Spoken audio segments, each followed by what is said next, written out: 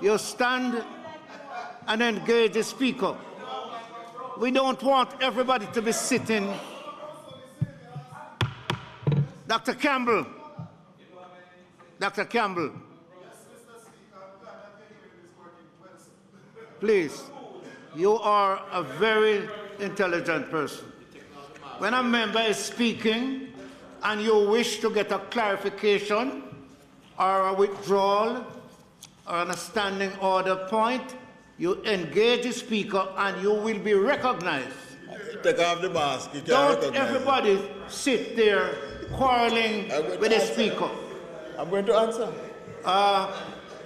Thank you very much, Mr. Minister. Oh. Dr. Guy. Thank you, Mr. Speaker. Dr. Guy, you're seeking a point of order. Point of order, sir. Please state your point of order. My point of order, Mr. Speaker, is that I'd like the Honourable Minister to indicate to the House if the Ministry of Finance takes this care package application on a constituency-wide basis. And how, no, cut out the geography. And he, if his information is correct, can he tell us the source of his information?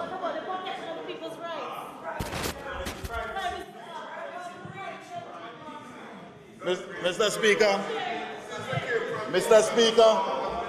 Speaker, a question has been asked, and I would love to answer the question. But if the member... No, but I want them to hear, I don't want them to repeat and ask it again. Mr. Speaker, the member from Central St. Mary asked a question. The member from Northwest St. Anne is interested. Mr. Speaker, let me tell you the source of my information. The member from Central St. Mary knows that I live in Central St. Mary. And the member from Central St. Mary knows that I know where he has established a call center for people to call in. The member from Northwest St. Anne,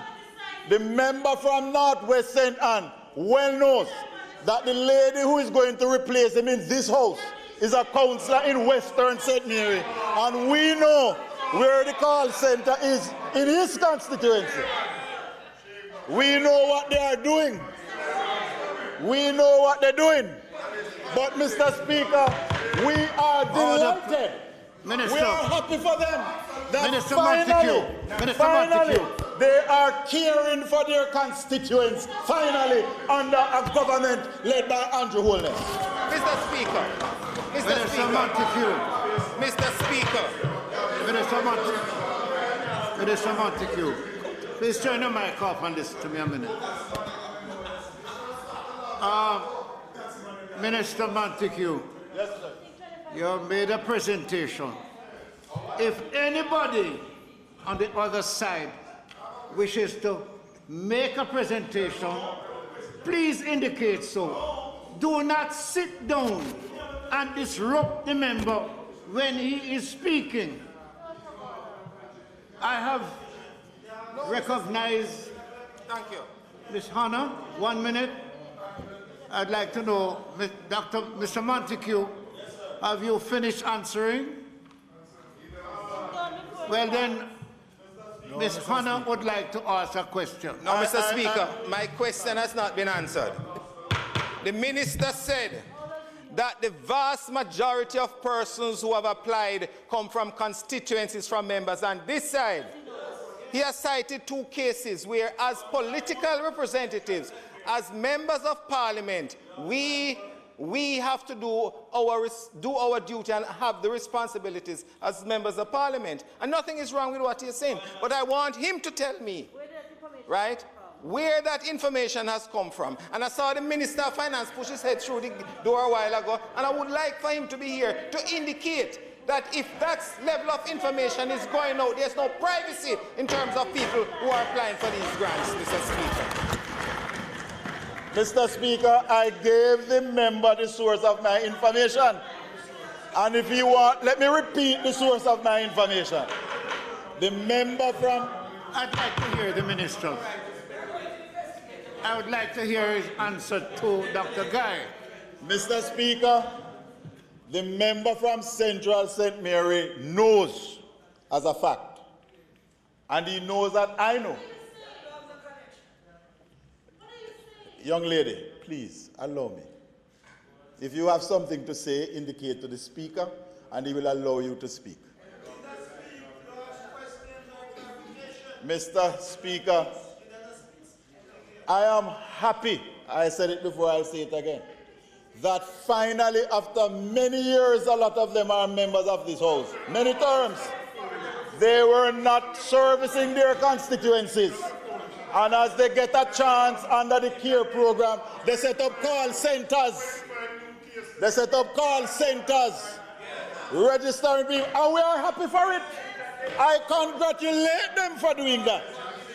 Because poor people knows no constituency boundary. And if they are doing it on behalf of the poor, we are happy.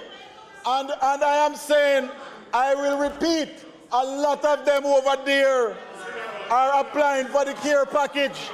And we are happy that they are doing it. We are pleased.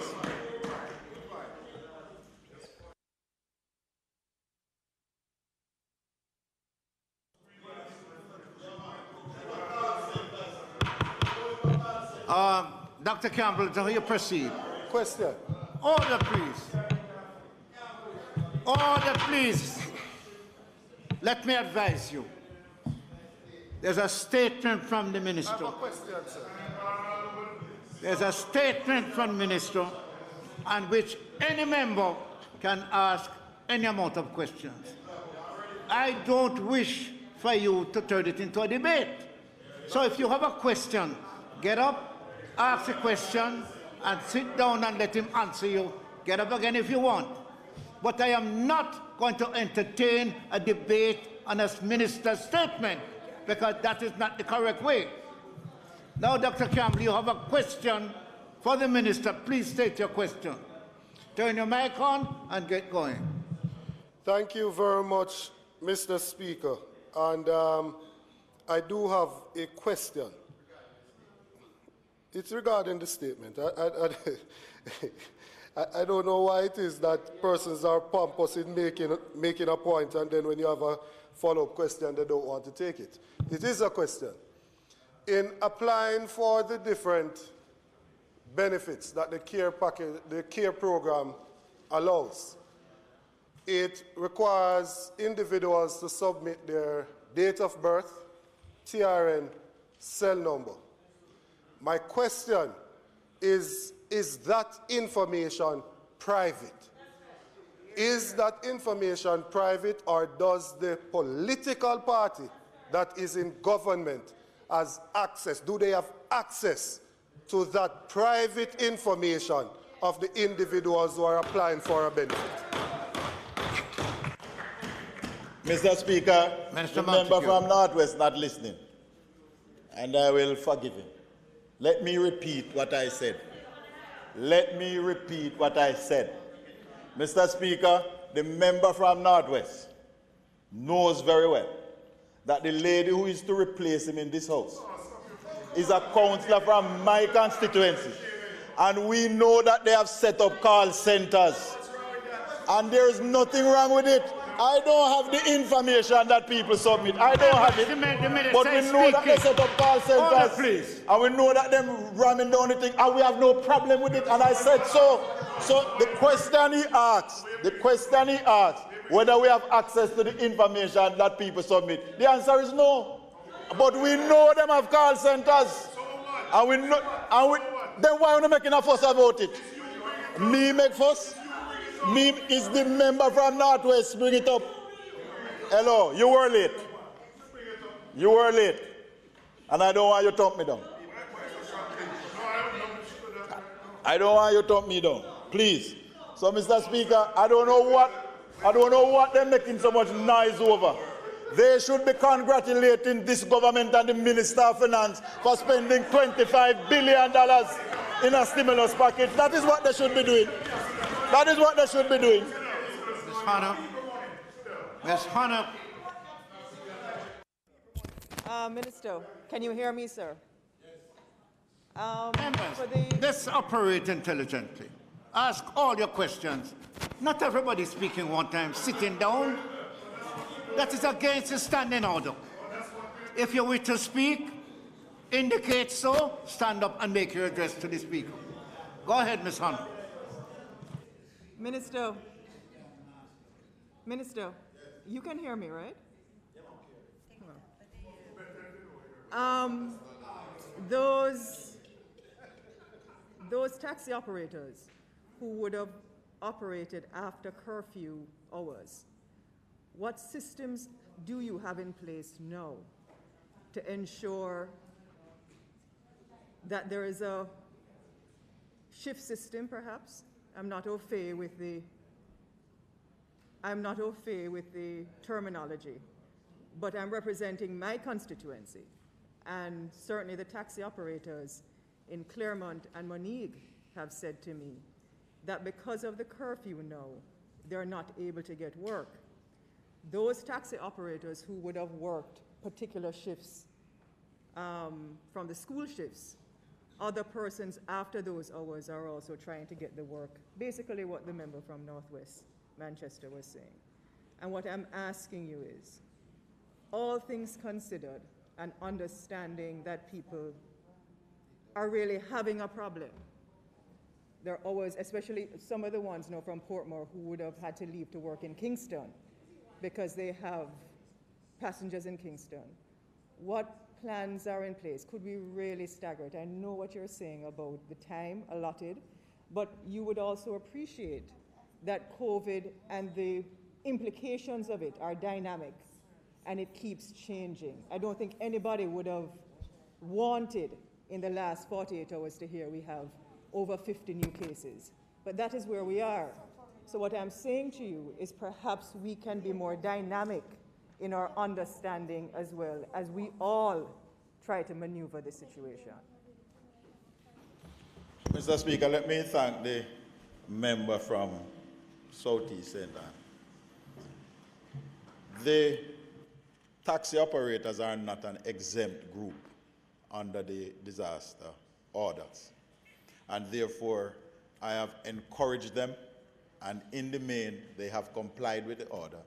And you don't find taxi and bus operators out once the curfew hours have started. And it is something that speaks to the kind of discipline that is now coming to that sector. Because a lot of persons have the taxi and bus sector as very indisciplined, and they have cooperated in large part. We understand that it is a difficult period for them, but it is equally a difficult period for all of us. And if they contract the COVID-19, it would be even much more difficult for their families. And what we are saying is that everybody has to pitch in, everybody is affected, and everybody has to take some bit of sacrifice going forward. And the extension of the time has been granted. We had a number of meetings with NCOTA and other associations. The spokesman has made a recommendation which I have committed to take and have some discussion and see how it can be accommodated, if at all. But I won't rule it out and I won't accept it, but I'll have to consult, as is my style, to consult rather than to confront. With regards to your people working on shift, unfortunately I could not support that because it would impact them with the curfew hours, and I would want them to be home and to be safe, because a lot of us are playing around with this virus and we're all both saying it can catch somebody else, it's not catching me. We must lock down the country but allow me. We just have to bite the bullet, understand that as a nation we are confronting something new and something different. Minister, I was not suggesting putting them on shifts. What I was suggesting is, given the exigencies of their being disciplined and all of them having to work now within the same hours when they never had to do that, understanding the dynamic nature of how this virus is changing our lives, that we still be more compliant in terms, because many of them, what they earn on that day is perhaps what they'll earn for the rest of the week. So all I'm saying is if you can really just be a little bit more lenient, especially because remember, in my constituency and many of the rural constituencies, a lot of the hills people rely on the taxi operators. That's what I'm saying. I will understand that, and as I said to the member from Northwest, we'll take the recommendations and we'll give them and then get back to you.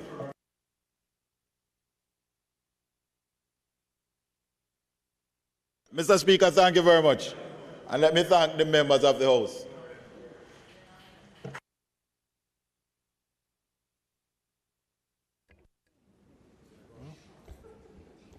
Through you, Mr. Speaker.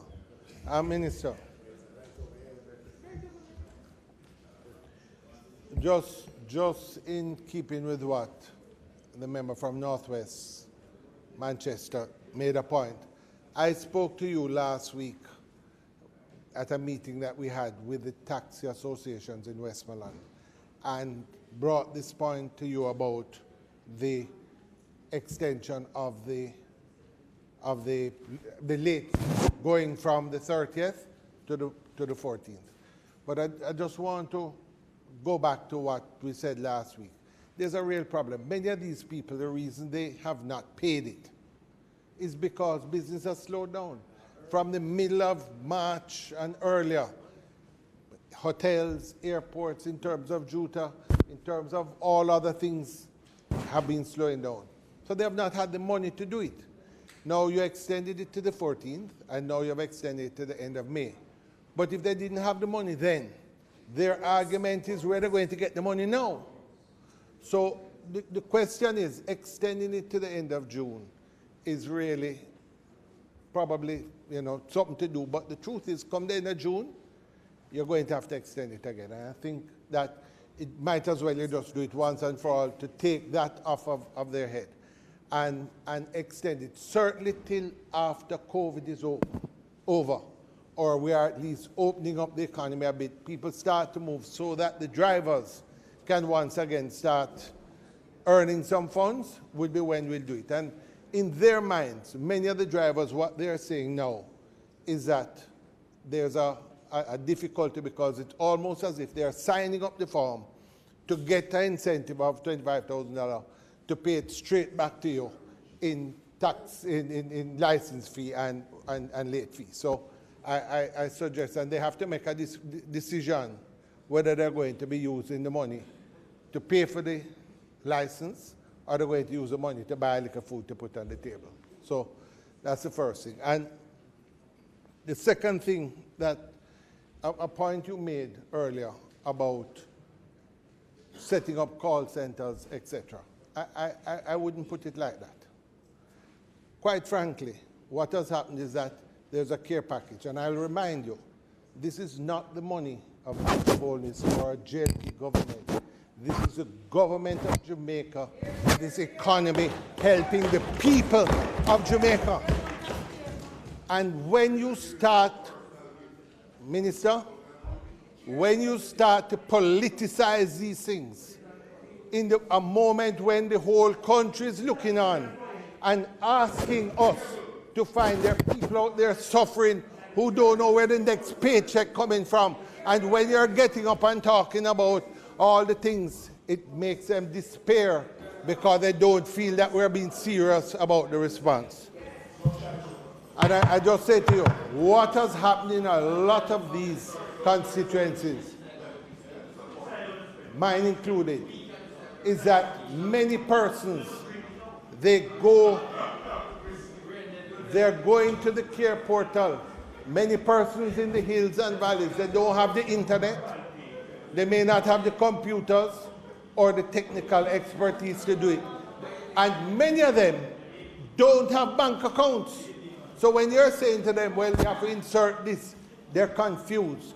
And if we as political representatives do not put in place persons to help them navigate this complex myriad that's put in place, what is going to happen You will get some that will get the assistance, but I promise you, those that are the most needy will be dropping through the net because they just don't know how to do it. So I would suggest to you, if it is that on this side, a lot of that work has started, then I suggest that you need to start it because this is about the people of Jamaica, Mr. Minister. Mr. McNeil, Mr. Speaker, I said before it's a historic day.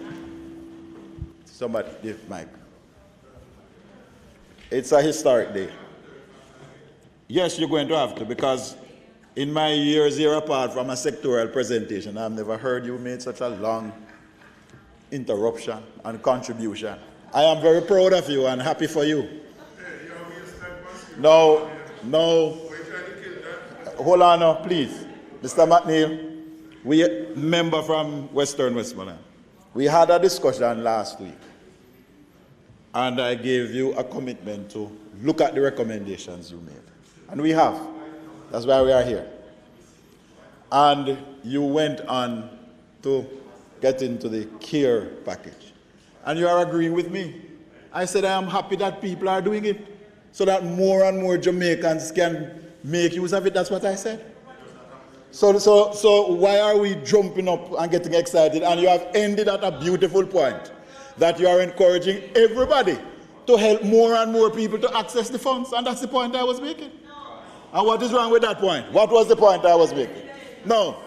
Mr. McNeil, member from Western Westmoreland, your other recommendation that you are making now in this historic exchange, we will take it on board and give it due consideration, and then I'll get back to you. Before we proceed further, I'm going to ask members to allow me to use the standing orders to run this House. A minister make a statement, and every member wants to have a debate on the statement, which is totally opposite to what the standing order is saying. I'm going to ask, Minister, I'm going to ask you to stick by your statement, answer question relevant to the statement, and don't tell me about what happened in Westmoreland or Trelawney. That is not in your statement. Proceeding from here, members who have a question relevant to the minister's statement, please do so now.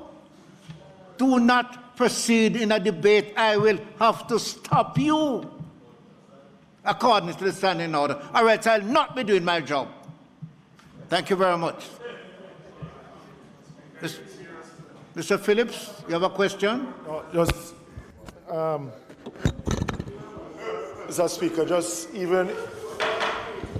Minister, even though just on the transport sector itself, and they're seeing what is happening over in Portmore, lockdown, reduced ridership, and you have asked for social distancing.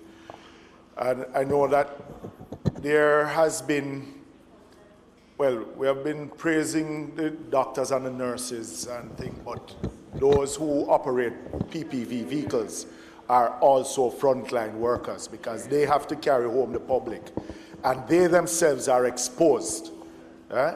So the JUTC itself is able to protect its drivers and its staff. The other operators, in some instances, you see some of them with face masks and some without. Will the ministry make it mandatory for those who are operating PPV vehicles to, one, be able to at least wear face masks, just as we are asking others to be responsible and wearing it, but also to protect themselves more, those. That's one. But secondly, where the staff of the JUTC is concerned, I'll ask a question: if we have any confirmed cases within the team at JUTC, if we do have any in quarantine, and two, what would it take for the Ministry of Health to do regular testing, especially of your drivers of the JUTC? Mr. Speaker, with regards to the wearing of masks by PPV licensed operators, we are guided by the Ministry of Health and Wellness, and we will abide by their guidelines. With regards to whether there is a case at the JUTC, I would have to check and get back to you on that matter. And whether the Ministry of Health and Wellness has the capacity to test, the short answer from my limited knowledge is yes, because I know they rolled out some mobile clinics. Whether they are testing or not, I would have to refer that to the Ministry of Health, because that would be not within my purview. And the last question you asked was about the JUTC and the protection of the staff, etc. The JUTC and Mobay Metro, we have moved to a program of sanitizing the buses and the depots, and we are now placing dispensers in the buses so that the public and the drivers can, and we are investigating a cage for the drivers, not only because we were in advance with the cage because of security reasons, even before COVID, because a number of our drivers were attacked while they are driving, so we're doing a safety cage.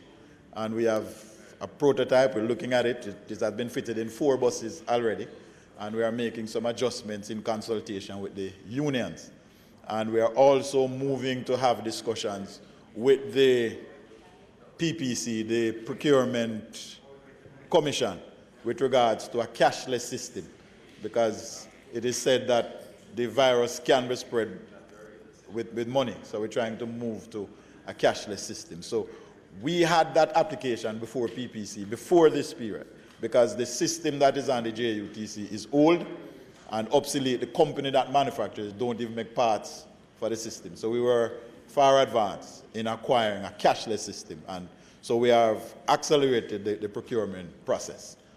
But with regards to the others, I commit that I'll get back to you with the other answers as soon as I can. I just want to make it clear, or to get it clear.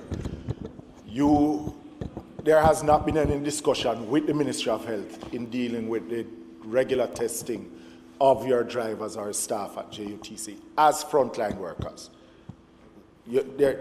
Has there been any discussion at all in getting to that point? And secondly, I mean, the issue, and you are saying to me that you have no knowledge of any of your workers being in quarantine or being confirmed positive at all. Because, I mean, as a minister, I would imagine that if something like that, you'll be one of the first to know. And are you saying that you have no knowledge of such?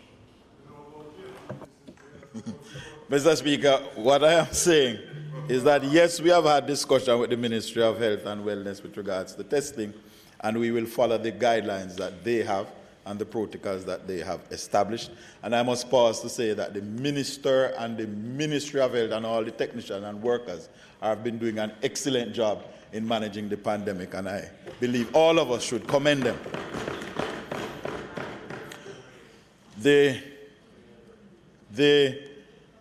I gave you a commitment to check and get back to you. I don't want to give you any rumors or any allegation. I want to give you facts.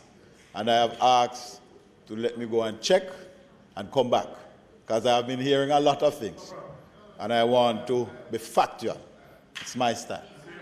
And that I want you to be, Minister. Because that I want you to be. Because we don't want to create a scare out there that none of us can control. Ms. Philibert, Mr. Speaker, I now invite you, or request of you, that you invite one of the darlings of Jamaica and the icon of the entertainment and cultural sector of this country to make a statement to this honorable House, the member from Central St. Catherine.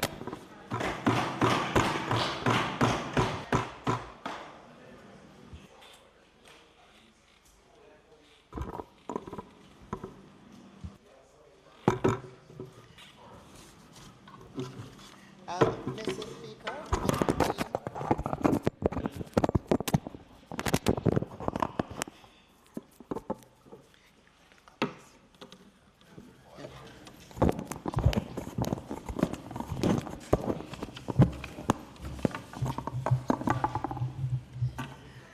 Mr. Speaker, I don't know if it's necessary to ask to be allowed to speak from a seat other than my own.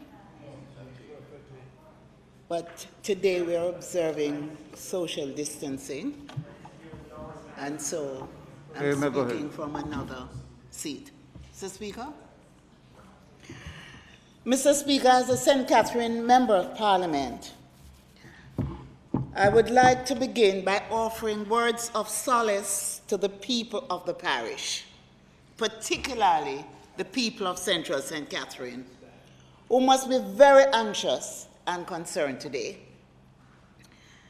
But I say to them, remain calm, follow the protocol, wash your hands with soap and water regularly, and call 888 One Love if you feel like you're having the flu.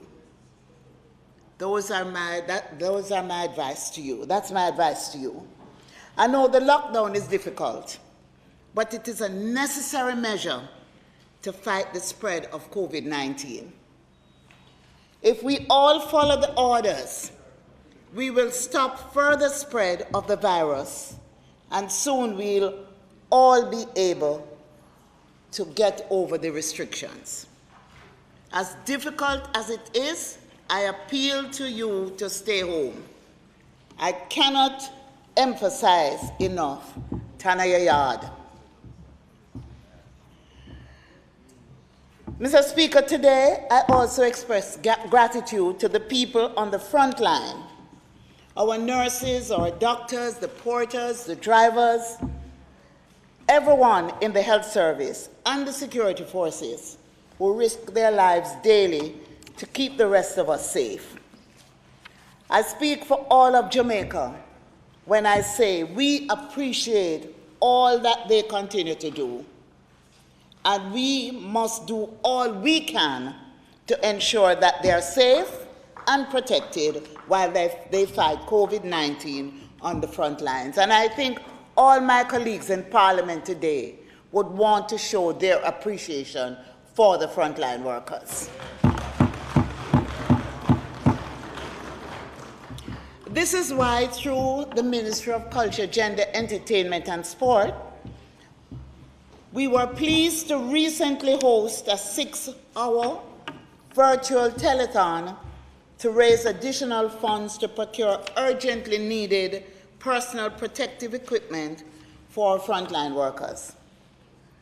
The idea of the telethon, Mr. Speaker, was born out of conversations with our ambassador to the United States, Sir Excellency Audrey Marks, our Consul General in New York, Alcyon Roach Wilson, and our Consul General in Miami, Oliver Mayer. They had received several inquiries from members of our diaspora who wanted an avenue to support Jamaica in the COVID-19 fight. They reached out after seeing how the virus had affected first world countries with stronger health systems than Jamaica. The Ministry of Tourism immediately came on board. The Ministry of Health and Wellness endorsed the initiative, and the Ministry of Foreign Affairs and Foreign Trade supported our efforts. As my colleague, Minister Senator Kamina Johnson-Smith will concur, the Ministry of Foreign Affairs and Foreign Trade teams have shared how inspired they have been by our global diaspora, because in times like this, when we all face the same enemy, it is easy to think every man for himself or every woman for herself. But here was a group of people, Mr. Speaker, who were distressed and experiencing pain and personal loss. But their loyalty and love for the country of their birth moved them to be concerned enough to start thinking of ways in which they could help Jamaica. Such was their display of dedication to our island. So Telethon Jamaica, Together We Stand, was born with the goal of directing the global goodwill and desire to support Jamaica into one major event. The inquiries about how to support Jamaica in this time came from members of the diaspora in various parts of the world: North America, United Kingdom and Europe, Asia, Africa, and it was under the leadership of the Global Jamaica Diaspora Council and the National Association of Jamaican and Supportive Organizations, NAJASO, a global alliance of diaspora leaders and friends of Jamaica was formed. And I was asked to chair the initiative and to produce the show. Mr. Speaker, the team and I reached out to the entertainment community, and the eager response was, how can we help? We all want to help. Again, Mr. Speaker, such dedication to our island home by our entertainers should be applauded. We established the main objectives of Telethon Jamaica. First, it would be a fundraising initiative towards equipping our frontline workers with the appropriate gear to fight COVID-19. Monies raised would go directly to a dedicated fund. Our aim was to raise as much as possible to support the need of $10.5 million, which is the itemized cost of additional personal protective equipment, testing kits, ventilators, and other equipment needed to strengthen our health system and ensure that our health professionals would be able to respond effectively to a rapid spike as we have seen in other countries. Telethon Jamaica took place on Easter Sunday, and it was a success. A fantastic show of unity, generosity, and the strength of human spirit. Mr. Speaker, I want to express gratitude to the Jamaicans at home and abroad, as well as friends of Jamaica who responded with great enthusiasm to this telethon. Thanks to their kind donations, we are now able to contribute over $50 million. To be exact, $50,261,000 after conversion of multiple currency contributions towards procuring the personal protective equipment for our frontline workers. We say a big thank you to everyone who was able to donate. We appreciate you. Donations are still coming in, Mr. Speaker, and so I know we have exceeded the figure I quoted earlier because we are still counting. But, Mr. Speaker, the telethon had another important objective. Each and every one, each and every community, each and every country, each and every region, the whole of humanity is in this fight against COVID-19. We're all in this thing together.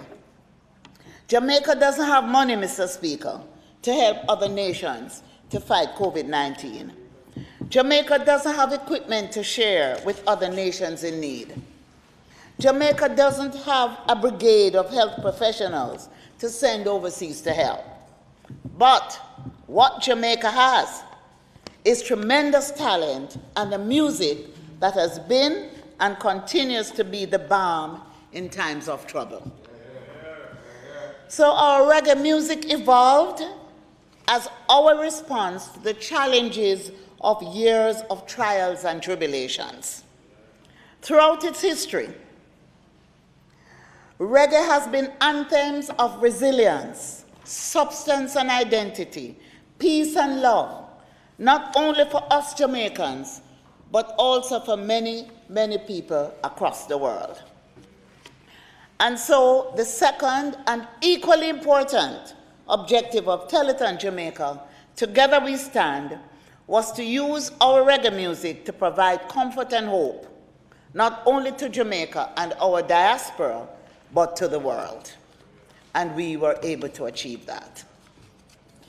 We have been heartened by the many messages from people around the world. Saudi Arabia, the continent of Africa, the continent of Asia, Latin and South America, from people who are hurting and worried about the coronavirus. They have said that they felt uplifted by the messages and songs of inspiration from the telethon. We're happy that our music brought comfort to people globally during this time. Mr. Speaker, we will continue to rotate the broadcast across the various regions of the world.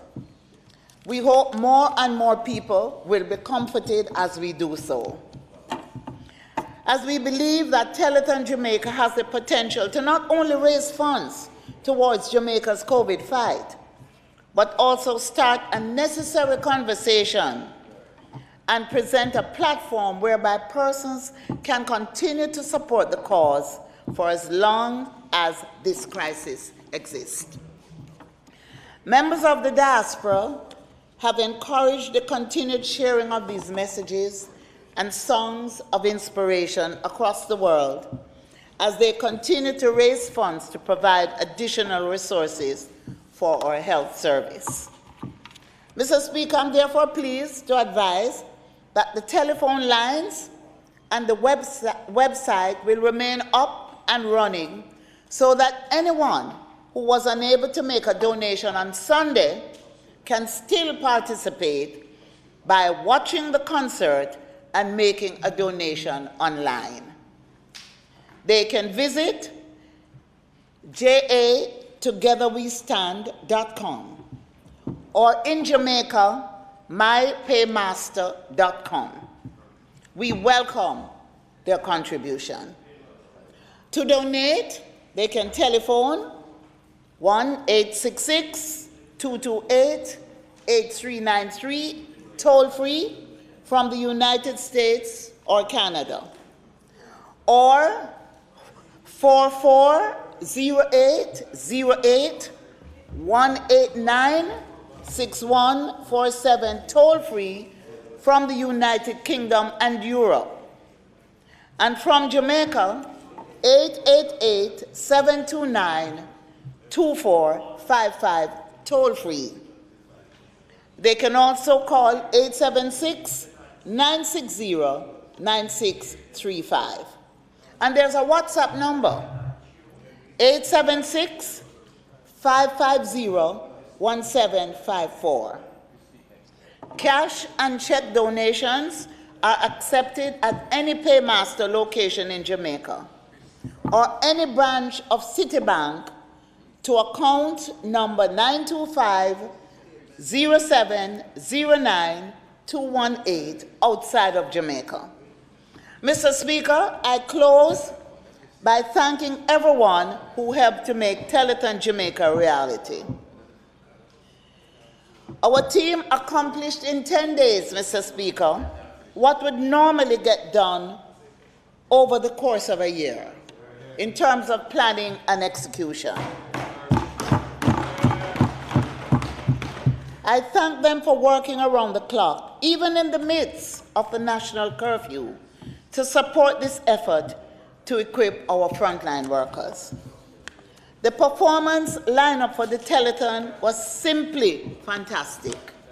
Some of the biggest names in entertainment and sports participated in and or endorsed Telethon Jamaica. So, Speaker, I thank them all. I thank their management teams for being part of this important initiative. We can always count on our entertainers and the creative community The lineup was star-studded.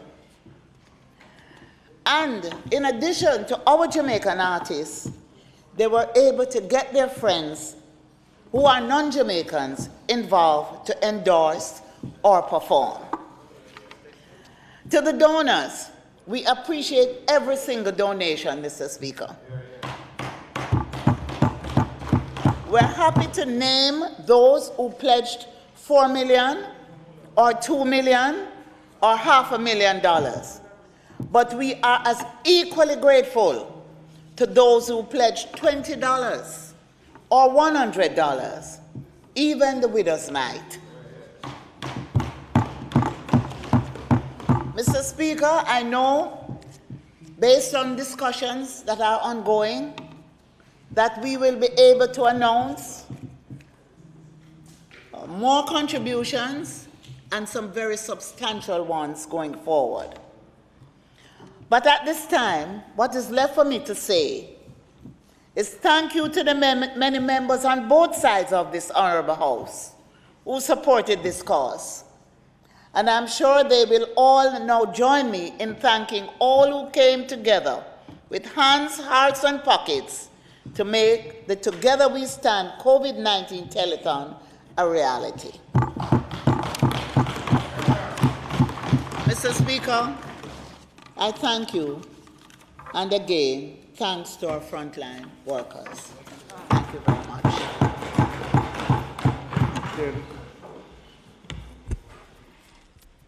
Thank you very much, Speaker.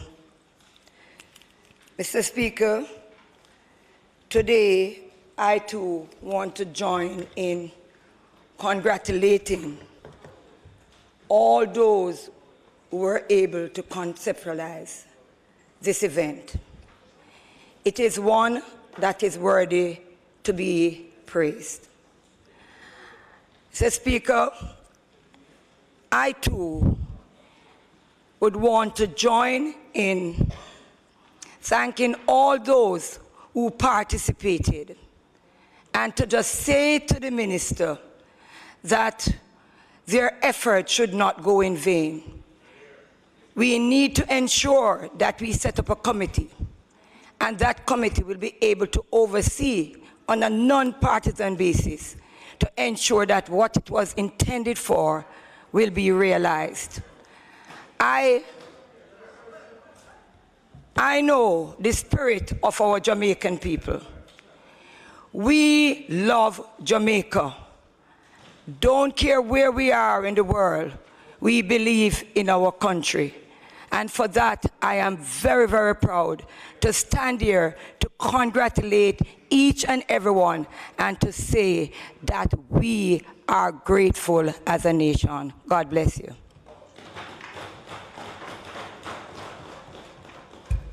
I think that was the nicest thing we have heard for a long time. Thank you very much, my friend from Eastern St. Catherine. It was not a nice and pleasant departure from the usual harassment. Thank you very much. Mr. Speaker, I noticed at least one member present here today that I know has come here to respond to the Minister of Health. And now I'm inviting you to request of the Minister that he makes his statement at this time.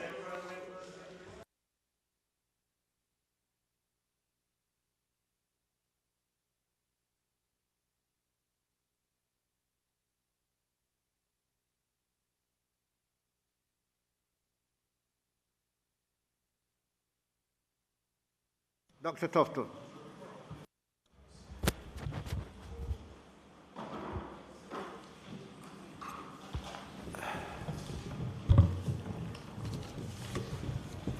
Mr. Speaker, permission to speak from a seat other than my own.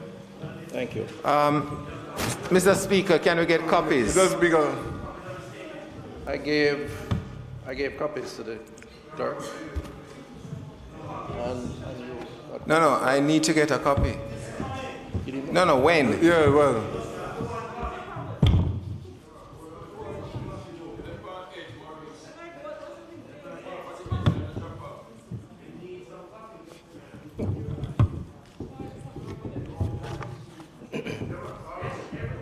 Mr. Speaker. Go ahead, Dr. Tufton. Mr. Speaker, I rise to update the Honourable House Please. and the people of Jamaica on the coronavirus disease 2019, COVID-2019, which was declared a global pandemic by the World Health Organization, WHO. Mr. Speaker, as of Wednesday, April 15, the National Surveillance Unit has advised that there are 125 confirmed cases of COVID-19 in Jamaica. The 20 additional confirmed cases include 5 males and 15 females, with ages ranging from 2 years to 43 years. Two of the cases are imported, the 2-year-old male from St. James, and the other a 43-year-old female from St. Catherine. The other 18 individuals, Mr. Speaker, are from St. Catherine and arise from an ongoing investigation of a BPO activity in that parish, Olivia. Mr. Speaker, this brings, in regards to this BPO facility, to 52 the number of confirmed cases working at this Olivia facility. Their ages range from 18 to 34 years. They include 41 females and 11 males. There are 47 individuals from St. Catherine, 3 from Kingston and St. Andrew, 1 from Clarendon, and 1 from Portland. There are now, Mr. Speaker, 33 imported cases of COVID-19. 34 cases are contacts of a confirmed case, and 6 are local transmission cases not epidemiologically linked, and 52 cases are under the Olivia investigation, the BPO facility.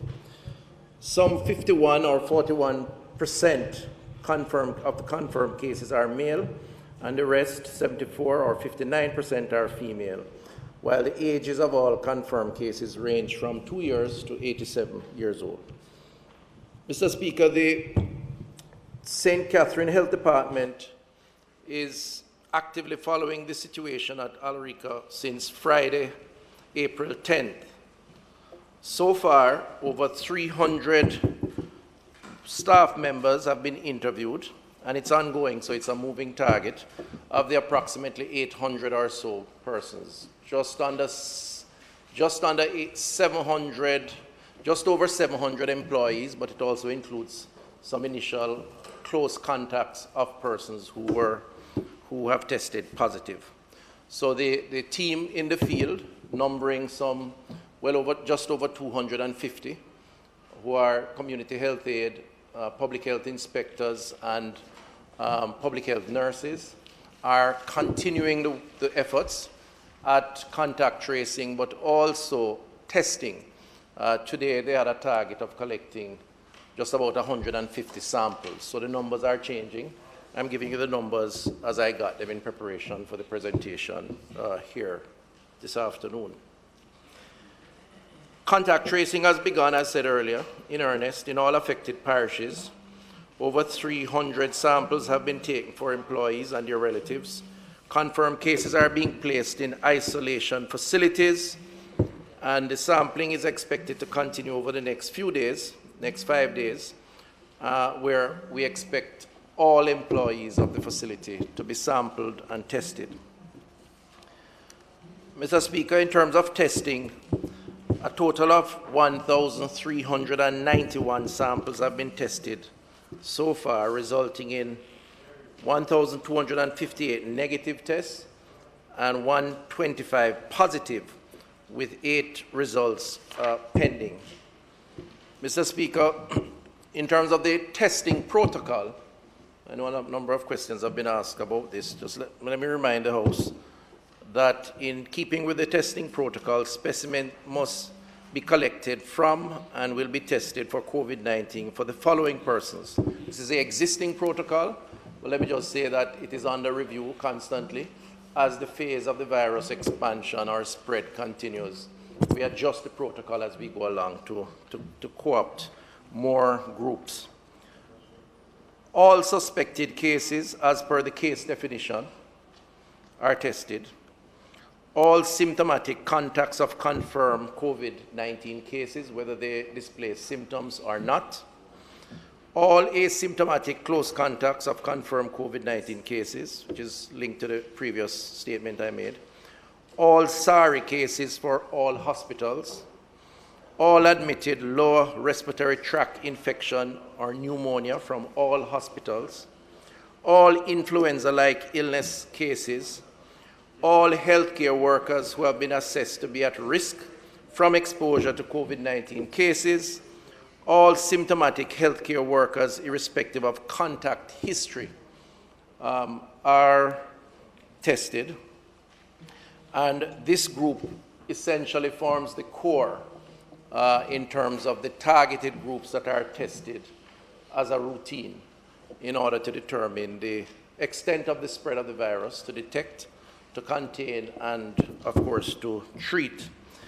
By Friday of this week, Mr. Speaker, we will add a second facility to do COVID-19 testing. This is at the National Public Health Lab, and this facility is now being installed. We expect that this will be able to do an additional 350 samples per 8-hour shift. So essentially, we will be in a position to more than double our testing capacity in terms of samples per day.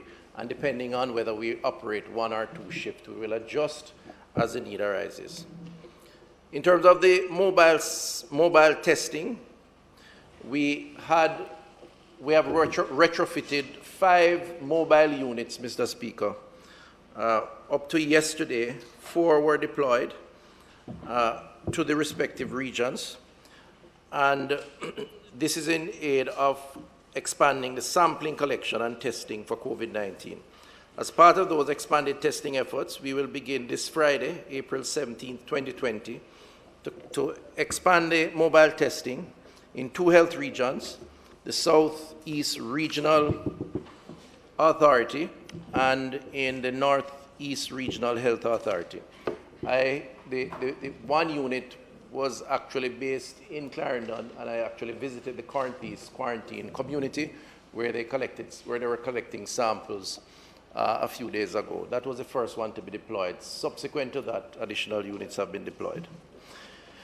The mobile units, Mr. Speaker, will enhance the sampling or collection of sampling. There is a protocol that guides whose sample will be collected. So we have trained the medtechs to up to 55 have volunteered to support or work with the mobile units.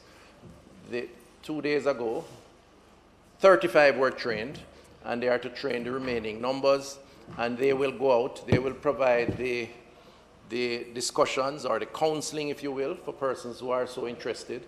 The samples will be collected, taken back into Kingston, and tested either at the National Influenza Lab or the National Public Health Lab.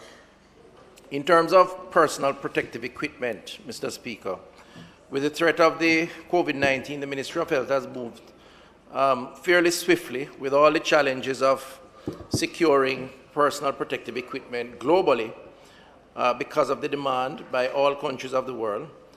We have moved to ensure that we have adequate equipment, personal protective equipment, and to date, orders valuing over $1 billion Jamaican dollars have been made.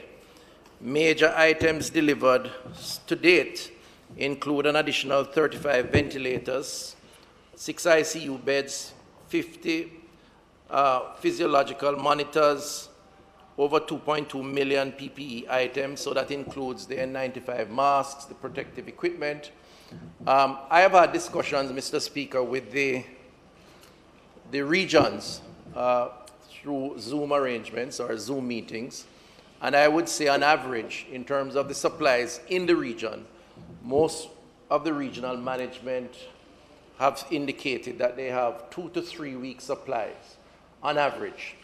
And the NHF, I have asked to manage the procurement arrangement, so they are the ones actually doing the contacts with the suppliers.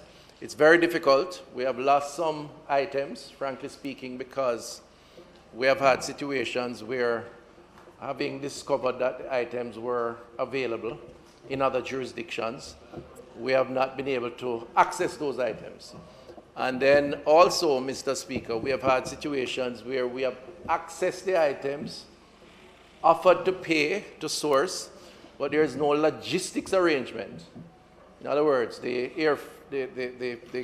logistics mode of moving the items from where they are to us have been very difficult. So it has been a very challenging situation, but I want to just thank the NHF and Mr. Anderson in particular and his team, because they have been able to leverage some of the existing arrangements that they have, relationships, to access some of the personal protective equipment. We have a few that we have to prioritize to add to access, but I think generally speaking, we have enough to take us through the system over the next few weeks while we await others to arrive. In terms of isolation and quarantine facilities, Mr. Speaker, the Ministry has established 3 types of spaces in regions, namely space for quarantining. This is for persons who are not positive, but we think are sufficiently connected and at risk to be placed in quarantine. And we have established facilities across the country, managed by the respective regions. Isolation in hospitals is the second, which is, of course, persons who are being treated and are therefore requiring medical attention, both from the clinicians but also from the equipment that supports that kind of treatment. And the third is the transition care facilities for recovering patients who are awaiting discharge. The protocol is to achieve 2 negative tests within a 48-hour period in order to discharge a patient or to deem a patient sufficiently cured or healed to be discharged. More often than not, well, all the time, these patients are not showing any symptoms, they have no difficulties, but they are positive. So what we do, we put them in a sort of convalescent type setting, and we have had to lease facilities to keep them in that halfway house, if you will, to transition them as they await the 2 negative tests to be fully discharged. And we have a number of those facilities across the country, which are different from the quarantine facilities and, of course, different from the isolation facilities. There are 2 national quarantine facilities in the Southeast Regional Health Authority, 1 in Western Region, but negotiations are taking place to add additional capacity. In terms of isolation facilities, Mr. Speaker, there are 22 hospitals with wards for COVID-19 patients, numbering approximately 232 COVID-19 beds ready for use, and up to this morning, there were 57 beds occupied, which means an additional 175 beds available. Essentially what we did, Mr. Speaker, is to ask the management of the regions and by extension the hospitals to literally create a COVID ward. Now that required transferring patients, discharging patients, moving around patients, but literally creating a facility in each hospital with the appropriate amenities to be used exclusively for COVID patients. And what I'm reporting here today are the number of beds that are now available. It's still an ongoing process. There are a number of hospitals that are expanding and further developing. I think members understand and should appreciate the limitations of our hospital infrastructure. So it's not an easy task, and it does mean some inconvenience for existing operations, but nevertheless, a necessary decision because of the challenges that we are having and we foresee. A further 41 beds, Mr. Speaker, are to be ready in Southern Region within 3 weeks, 10 to be available in Northeast Region as needed, and a further 3 to be ready in the Western Region. This means, Mr. Speaker, that a total of 54 additional isolation beds in fairly short order, 286 within the next 3 weeks.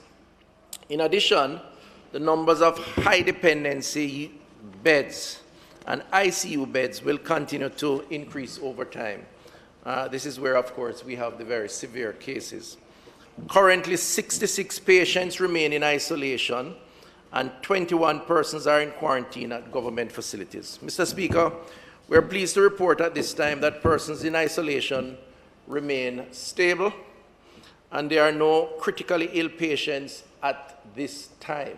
Of course, that can change, but happily, that's not the case now. There are 15 patients in our transition care facilities who remain stable as well and are awaiting discharge testing, which we do on a daily basis. We have discharged a number of patients already, Mr. Speaker. I think it's somewhere in the region of 90, about 19 or 20 patients who have gone through the process, treated, successfully had their 2 negative tests, and therefore released to their families. And I want to thank the public health workers again, Mr. Speaker, for the efforts that they continue to make at great cost. I mean, I'm now experiencing 24-hour shifts, meaning someone working from 5 to 5. It's amazing, and it shows that Jamaica is in fact resilient, and they are committed to the cause of service to their fellow men. Mr. Speaker, the persons in quarantine remain asymptomatic. The health department across the island are currently tracing approximately 432 close contacts of the confirmed cases. And, okay, here's the information about those recovered and released. 21 patients have actually have recovered and released. And we have had, of course, unfortunately, 5 deaths, the latest being yesterday, which is unfortunate, of course, Mr. Speaker. Mr. Speaker, the contact tracing, over 432 close contacts of the confirmed cases are taking place. But again, I say, members, don't hold me to the numbers, because this is such a fluid situation. It changes every day. For right now, when we announced, as I did an hour or 2 ago, the additional 20 cases, 18 of which from the call center, it immediately changed the dynamics, because every one of those positive cases meant that you have to visit their home, you have to determine the people they live with, and they become automatic quarantine individuals. Now, we have contacted all 800, them and their families, and asked them to home quarantine. And to the extent that they show symptoms, we have taken them into institutions. To the extent that they test positive, we have removed them to hospitals. But again, it's extremely fluid. And so it's hard to have hard and fast numbers in this kind of very rapidly changing scenario. In closing, Mr. Speaker, to allow my colleagues to raise issues or questions, let me again appeal to members of the public to remain calm. It's important. It's difficult not to. The world is in a state of panic, and all of us as Jamaicans can access sufficient information to see actions of panic taking place globally, and of course, to some extent, locally. It is not the right response to dealing with a crisis of this kind. And so we would like to urge our members of the public, all of us, to remain calm, however, to be concerned sufficiently to take the advice that is being given by the public health team. They know what they're doing. And indeed, I venture to say that our team, who are managing the process, who are on the front line, are managing in a manner that I am proud of as Minister of Health and as a Jamaican. Our contact tracing has accounted for a lot of the containment, because they go out, they interview, they temperature check, they record, they log, they assess, and they conclude based on information. And the history of our primary healthcare system, Mr. Speaker, has really distinguished our efforts in this COVID-19 threat from other countries that do not have as rigid and resilient a primary healthcare infrastructure at the community level. And I want to just say publicly, on your behalf, thanks to them for that. So I urge the public to listen to the precautions, listen to the advice given, that is out there. We have a very active public education campaign on mainstream media, social media, in the communities through the town criers that I know is taking place, and of course through us as political representatives who I know are in touch with our constituents. It's important that we manage that information flow, and I urge the public to continue to support. We will continue to do what is necessary, Mr. Speaker, to give the guidance that is required. I am prepared to say, given the nature of this crisis that we face, we won't always get it right, but we are committed to correcting it if it's not right and ensuring that we work together to solve this challenge which is threatening our life as we know it, as a country and as a community. Thank you, Mr. Speaker.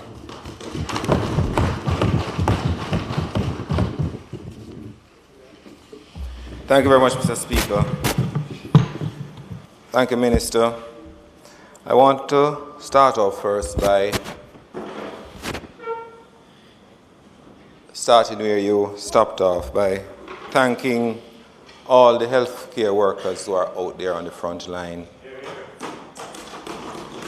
Thanking all the support staff, including the police and all the allied staff who go out to help in this fight, this whole country approach to fighting. And certainly, Minister, you know that from this side, that whereas we have differences sometimes in how it is done, we are committed to assisting the government of Jamaica, supporting the measures that we feel will redound to the benefit and the health of the people of Jamaica.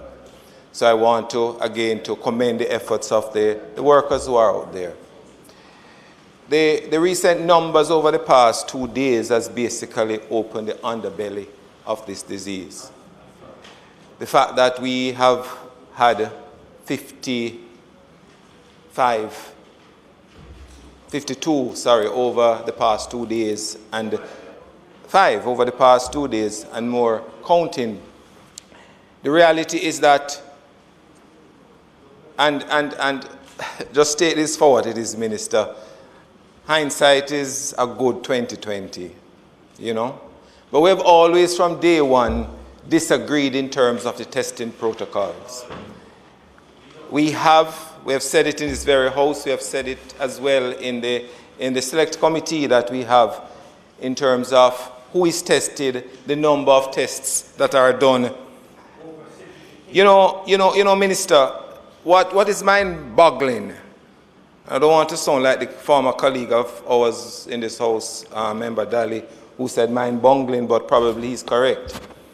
That from March 10th, when we diagnosed our first case, we have just done over 1,300 tests. Yet, Minister, the facilities at the National Influenza Laboratories were upgraded to do 1,260 tests per week, and that was like 2 weeks ago. Where we have differed as well is that it relates to not only the amount of tests, but who do you test? Who do you test? We see on page 2 of your statement, page 3, that you have expanded the numbers of persons who are being tested. And we do agree that the protocol changes almost every day. We would have preferred, however, that the protocol would have changed faster, earlier than now, when we see that the need is there to do all this testing. We spoke as well, and we disagreed with the advice given to you by your technocrats that you would only test those who are showing symptoms. And we suggested and implored the ministry to start looking elsewhere, because we have been au fait, and just as the ministry is, that the new scientific evidence, not only this week, but last week and the week before, was suggesting that and clearly indicating that there was spread by asymptomatic persons, irrespective of the fact that the numbers may be lower than those that are spread by symptomatic persons. But yet, we remained bound to a particular decision that we are not going to test those who were asymptomatic. And it's really unfortunate, but we are where we are now, and I've seen that you have included within the new protocol all asymptomatic persons of close contact of confirmed COVID cases. But we need to go to further, Minister. I would think that as part of what we are doing, we should also be testing all our frontline workers on a more frequent basis. I have made that recommendation at our select committee, and only this morning evidence is coming out of CDC in the States that 10 to 20% of the total number of COVID positive cases are among healthcare workers. So it is even more persuasive argument why we should be testing our frontline workers and testing them not necessarily because they work in the COVID care section of the hospitals or the health facilities, but all frontline workers. You indicated that within by Friday, the machinery, the new machine at the National Public Health Laboratory will be up, which will be giving us about 360 tests per 8-hour shift. But is it that the machine will be completely installed by Friday, or is it that it will be up and running by Friday? Is one of the questions that I would like for you to answer as well. Now, the matter, Minister, with the PPEs you mentioned in your statement and the sum spent on providing personal protective equipment. And though we have been advised, though we have been told by the heads of the Nurses Association of Jamaica and the Medical Doctors Association of Jamaica, and as you have indicated, the heads of the regional health authorities, that there is sufficient PPEs in there, we still have some concerns about the fact that there are still complaints coming from some of our frontline workers that there is inadequate PPEs. We may very well have them in storage. We may very well have them at the warehouse of the National Health Fund. And we have spoken to that before, Minister, you and I, and even in committee meetings, about ensuring that the supply chain works and that these people get them on a timely basis so that they don't run out and are there fretting, worrying that if tomorrow we don't get any, then we might not be able to see any of these patients. The other matters, Minister, refer to a complaint too coming from those who do the undertaking. And I got a call this morning from a funeral home director who has concerns, even though nationally it has been said that the funeral directors have been given the protocols. But his concern is that many of his members do not understand, one, have not been given one, do not understand, two, what has been done. And he cited a case that when Ebola was coming, we were all gathered together and explained X, Y, and Z. And he's wanting a similar thing to happen now, irrespective of the fact, Minister. Please allow me. Please allow me. The gentleman is a member of the not fringe group. No, he's not a member of the fringe group. Minister, Mr. Speaker, can you ask the undertaker over there who belongs to the fringe group to allow me to continue? Yes. So, Minister, even though you have said, and the CMO has said that the medical officers of health have given that information, I'm asking that that be also explained to those operators as well. And I want you to know that the person who called me belongs to the association and is not a fringe operator or somebody outside the system. Mr. Speaker, I have been asked also to ask you today in the question and answers by a colleague from the member from Central Westmoreland that since the George's Plain case has been found. Unfortunately, the man has died. The reality is that despite repeated promises from the health authorities, up to last night, no one, based on information that has come from the community, no one from public health has come into the community to do any contact tracing, to have a discussion with the relatives, or anything like that. Now, this seems, if it is true, quite cavalier in terms of the approach by the health authorities. And Minister, it is not a time. You mentioned about commending them earlier on, and I do want to commend them too, but I want for us to all understand that it takes a little more than what seemed to be happening in some cases. Minister, the matter of the Portland, which is the other hotbed, and I'm happy that you have indicated that one of the mobile units will be sent to the Northeast Regional Health Authority, because based on comments from the Chief Public Health Inspector for the parish, the over 1,000 persons that they are seeking is cause for concern within the parish, and there is inadequate testing capabilities there. We want to ensure that you can ramp that up. I would like to know, Minister, too, what is the level of testing that you have left at the National Influenza Laboratory? We were told a couple of weeks ago that you got 3,000 tests. We would like to know if those numbers have been beefed up, or are you waiting on the operation of this other equipment that you have to be installed at the National Public Health Laboratory? And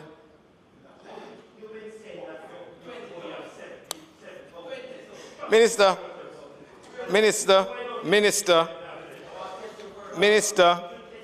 can I get some protection from the member from Northeast St. Andrew? Minister.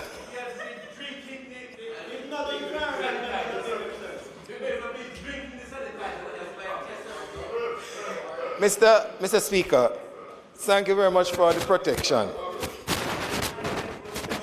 Minister, unfortunately, so far we have had 5 deaths of the numbers of our COVID-positive patients.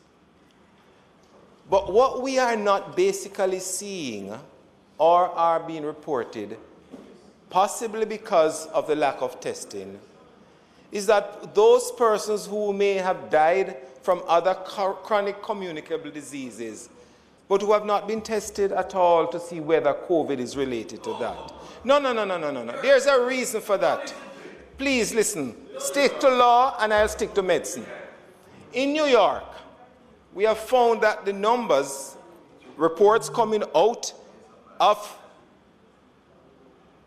that region, and you're ready to, that they have seen a almost 3-fold increase in the numbers of persons who are dying from cardiac arrest or heart attacks compared to the same period last year. And a lot of it is presumed to be due to COVID. There are, but you cannot dispute the facts, that there are statistically an increase, and whether that is so. And I'm saying all of this against the background that a couple of weeks ago, the leader of the opposition indicated that he had written to the Most Honorable Prime Minister indicating that the Cuban authorities were prepared to give us the interferon alpha 2 alpha B to treat as part of the armamentarium to treat COVID-positive cases. Have we entered upon the reference in trying to get that particular drug here to utilize in the treatment? You had indicated that just like when hydroxychloroquine was being mooted, that the Ministry of Health and your CMO said that Jamaica is attempting to be part of that international study. Now, there is sufficient evidence there, and it's something you could have your technocrats to look on to see whether that could be utilized in the treatment as well. I'm saying that against the background. Of use internationally, Two, the fact that we have had 5 persons who have died so far, and whether the use of this in these cases might have prevented the deaths. Might have. Medicine is not an exacting science, my dear, right? None has been approved by anyone, but we have tried to utilize some. Minister, those are my questions for now.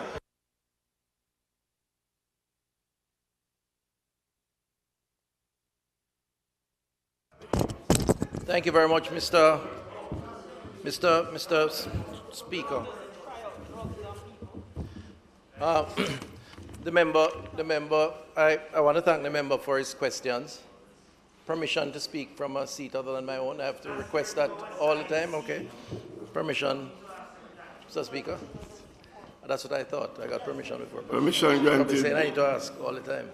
I didn't know that. Yeah, no. Mr. Speaker, let me thank the member for his comments and his questions, and to say that I think that the participation of the opposition in the Special Select Committee, which has met or has been meeting weekly since its appointment, is working well, and a number of the issues that have been raised by the member would have been raised at the committee level, and we have given a long discussion on it. But nevertheless, I look forward to convening that meeting again tomorrow, I think. And one of the things I'll do tomorrow, I've asked to be done for the agenda, is a discussion around testing. Because the reality is, Mr. Speaker, and he's correct, this is a novel virus, and everything about it is a learning experience. And there are certain characteristics or features of this virus and the attempt to deal with it globally that may dominate the media space, but not necessarily is recommended as good clinical practice. And one of the things that we try to do, Mr. Speaker, we try to be guided. The team that I take advice from, and I inquire around issues that I try to appreciate and understand, are guided on some fundamental principles that are influenced by the science of the response, which is a learning curve. So it comes out of PAHO, it comes out of WHO. I was in a Zoom meeting this morning with PAHO, looking at the experiences of other countries and so on. So testing and the approach to testing is still a hotly debated issue. And I want to start by saying that when you assess the response, it is important that you do not place your strategy on a singular approach. Testing in and of itself is not going to solve the COVID threat. It is important, but it's not the only feature, and we have to be careful that we don't rely solely. Let me finish. One of the reasons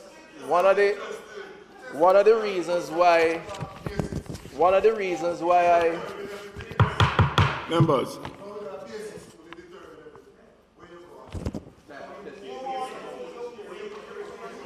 Thank you, Mr. Speaker. So I say to the member, we outline exactly how we approach testing, the protocol around testing. And I did say also that it is a moving target in that we adjust as we go along and as the need requires. So we outlined several protocols that guides who is tested. And it includes, member, testing asymptomatic persons. You gave an impression earlier that we were not. I'm saying we do test in asymptomatic persons. Secondly, it includes testing healthcare workers and workers on the front line. Any healthcare worker and worker on the front line dealing in any way, shape, or form with the COVID response are tested. In terms of the call center scenario, which is unfortunate that we have this number currently, the reality is that it is out of testing and confirmation of a positive case that led us to the call center. The call center was in fact assessed by the health team prior to all of this happening, as all call centers were, in Montague Bay, in St. Catherine, and other areas, where the health team went, did an inspection, made some recommendations, but the individual who was tested positive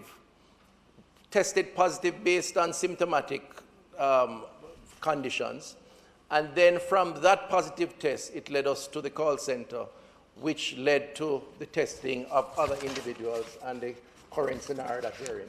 I would say, however, that the situation at the call center could not have been prevented by testing, to be totally frank. The call center and the management of the call center breached the protocol that was instituted by the government when the call centers were allowed to operate under the current condition. And I think the Honorable Prime Minister spoke to that at length, and also that the matter is going to be investigated and appropriate action taken. So, Mr. Speaker, I don't think testing would have solved that problem, but testing is helping to address the issue now that the issue has been brought to the fore. In terms of the machine as it relates to the public health lab, the machine is going to begin to do testing, I am told, this Friday, so this week. It will be ready and available for doing tests. The issues around funeral homes, there was a protocol that was established and circulated. So you raised the issue about a particular individual or funeral home complaining. We can easily solve it if you just pass the information to me. But just to be very clear, a protocol was in fact done, and that protocol was circulated through the respective associations. And there are more than one associations, by the way, so maybe you're talking to a member who is not as briefed on what has happened to date.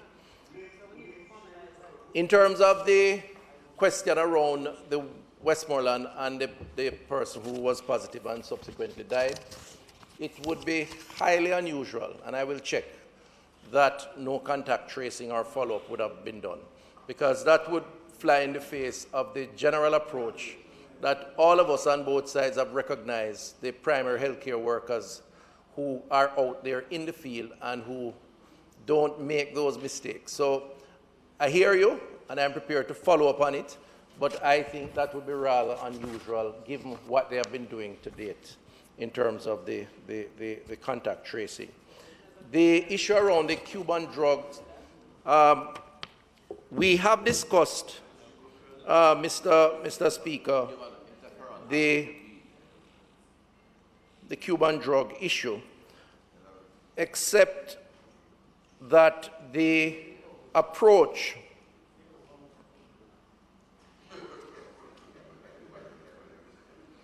I'm being told that the assessment and the technical discussions that have taken place around the drug, given that it is not approved globally, has been not to utilize the drug at this point in time. This is from the Chief Medical Officer.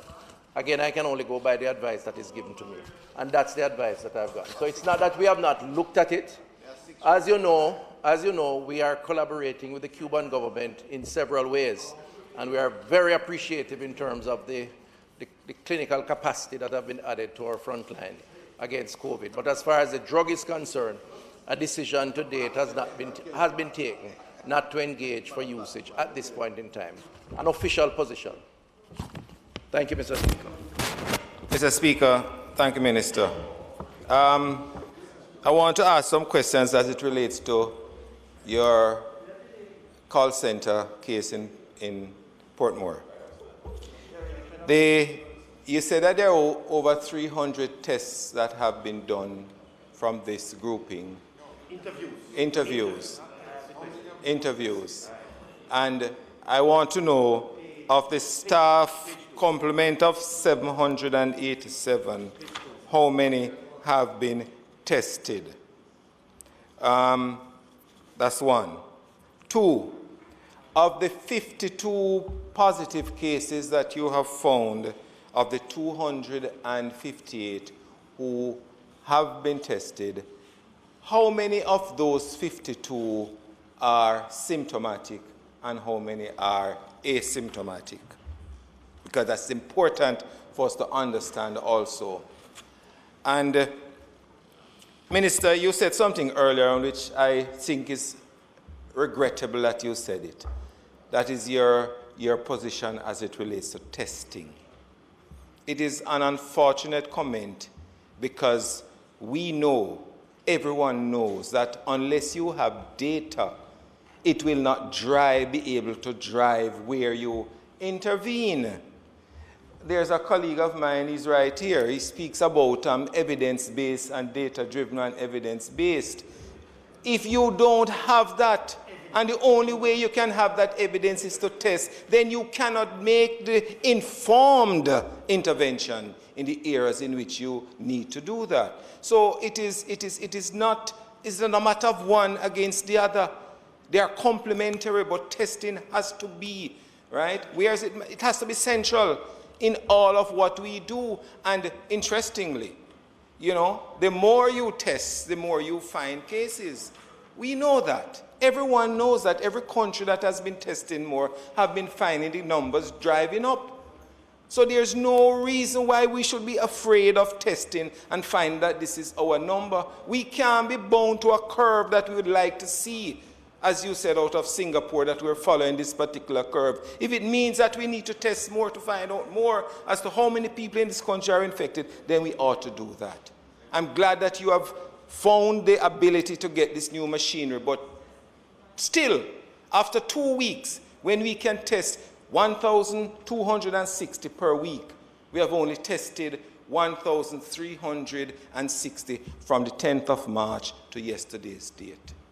We're not doing enough testing. And I find it a little challenging, really, Minister, to accept that part of the basis for not getting more testing is that, one, our healthcare workers are afraid to do some of the testing. Yes. That has been said at the committee, Harris. You weren't there, right? Two, that is one of the reasons. And two, that there are people who don't want to do the test. So if that is the case of people who don't want to do the test, why do you want to have this mobile healthcare unit going out there and offering tests to people who would fit a certain criteria, right? It doesn't follow. It don't maths out. So the truth is, Minister, my basic point is that we need to do more testing, and the testing will be able to drive where we do the intervention in terms of the contact tracing, in terms of those who need to be isolated, quarantined, or whatever. Thank you, Mr. Thank you, Mr. Speaker, and to the member. In terms of the first question around the numbers, you've said it in the second question that up to last evening there were 250 plus tests that were administered, or samples collected. Samples, because they have to go to the lab and then the test done. There is another 150, I'm told, to be collected today, and they intend to complete testing the entire staff complement over the next few days, plus the close contacts, so those that they live with at home and so on. So there'll be a lot more tests done. Ultimately, we intend to complete the entire process. We are also intending, and I've asked them to, well, we've agreed, that the other location of that facility, which is located in Halfway Tree, would also be visited, inspected, and I think some tests may have to be done there also, because there may have been some commingling of the workforce between the two locations. As it relates to symptomatic versus asymptomatic, I really would need to get that information. The initial positives were turned up because they had symptoms, and as a consequence were tested, and then from there, the first two, exactly.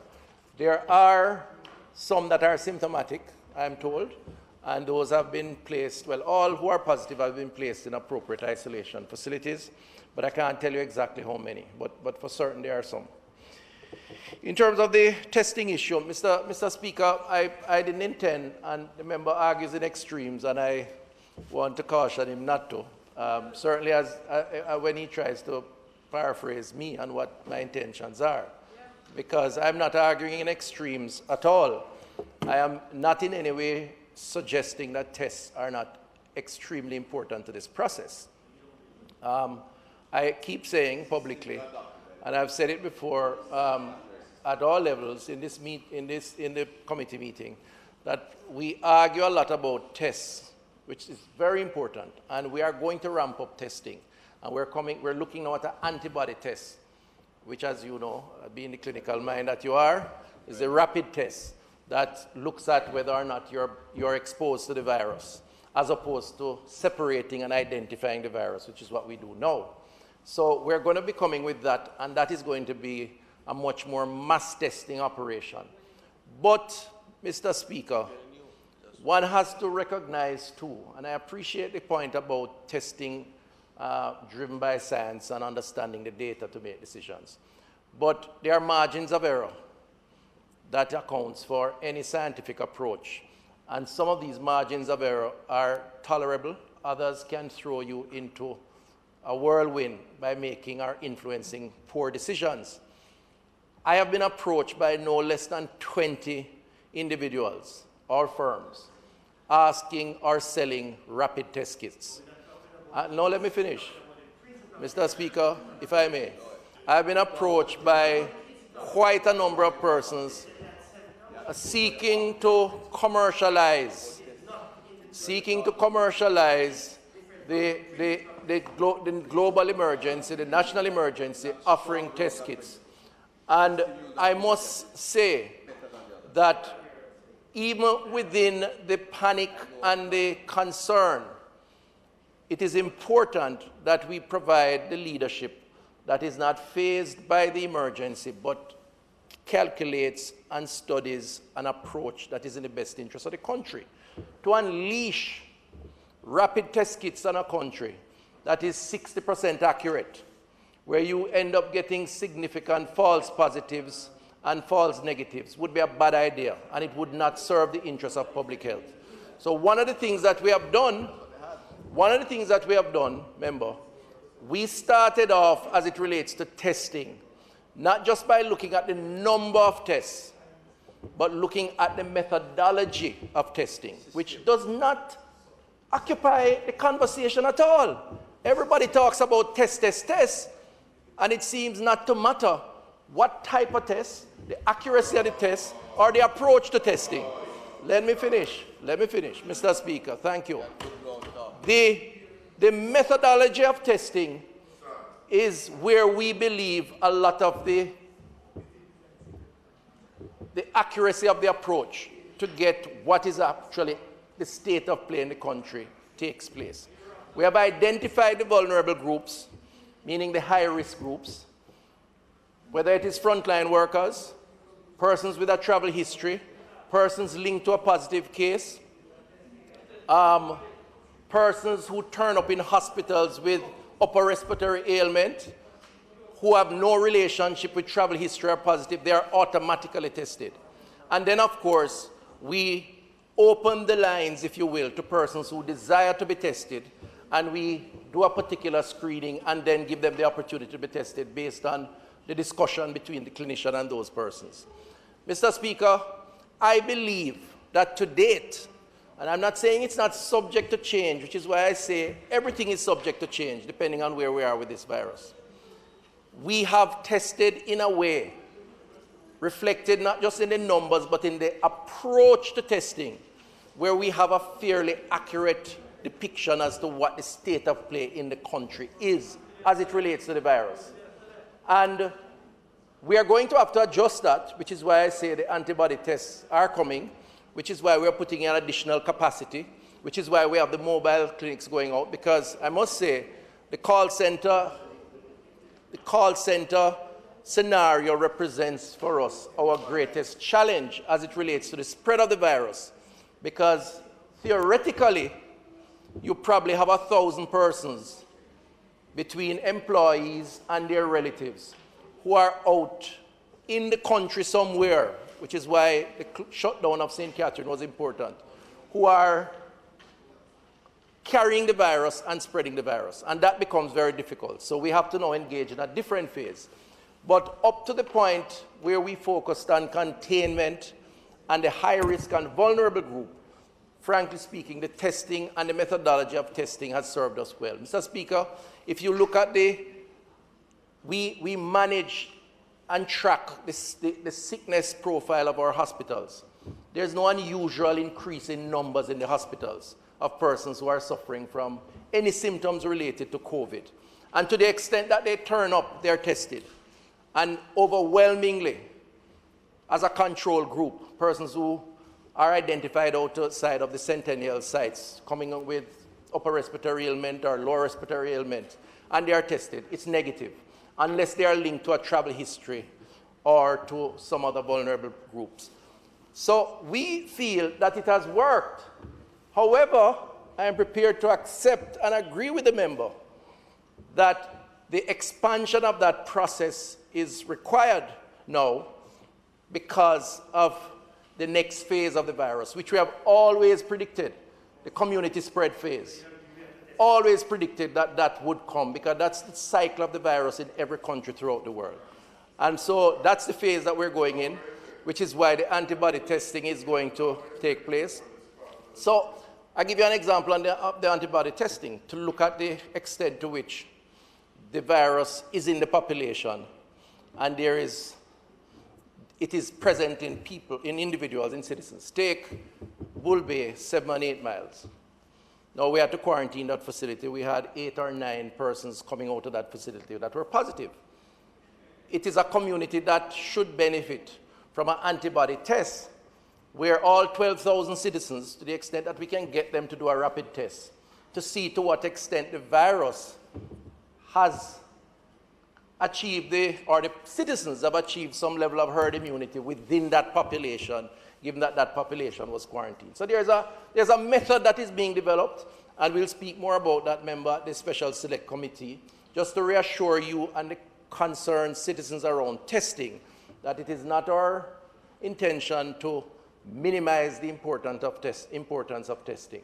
It's just that we have managed the process to this point and focused heavily on the vulnerable groups and the methodology of testing, guided by the authorities and the research, rather than engage in a panic response, as some countries have done, purchasing 5 tests per citizens. Now, that's their prerogative, but frankly speaking, that's not how you manage a crisis. It has to be a lot more studied and engage in a lot more methodology, and that's what we have done. Thank you, Mr. Speaker. Question of the numbers of tests, Minister, in terms of order, the viral lab. New orders, are there any? Right, so I've been told, but we had a meeting late last evening with a number of, we had a meeting to discuss the issue of testing. And I was told that by this weekend, we should have somewhere in the region of 20,000 equivalent kits, if you will, or materials for testing. We had some delays, I'll admit, because we had some supplies coming out of a particular country, and those supplies were blocked for the particular country, and by the country. The U.S., of course. You've heard the laws. You've heard the laws by the position thing. So we no, I'm not afraid, but I'm just saying. They have acted in their interest. We have to act in our interest. So in the meantime, in the meantime, Mr. Speaker, we have had to recalibrate our strategy in order to get from other sources, and that led to some delays. But we're getting ahead, and by the weekend into early next week, we do have enough now, but we will be bolstering the supplies over the next few days. Dr. Campbell was before. Very much. Minister, I have a few questions from some gaps that I'm seeing in the information presented here. The first thing, are you testing all of the patients that you have in quarantine? Testing all the patients that you have in quarantine? The persons that you have in quarantine? No, just a yes or no. Just a yes or no. No. See, my lady, relax. He said no. He said no. All right. All right. So follow my reasoning now. Mr. Minister, follow my reasoning now. The persons that you have in quarantine are the persons who came in contact with somebody who is positive. And that's why you quarantine them. So why would you quarantine them then? You have them either coming in contact with or they're coming from a country where it is thing there. But the persons who you have in state quarantine are the persons who have been in contact with somebody. Dr.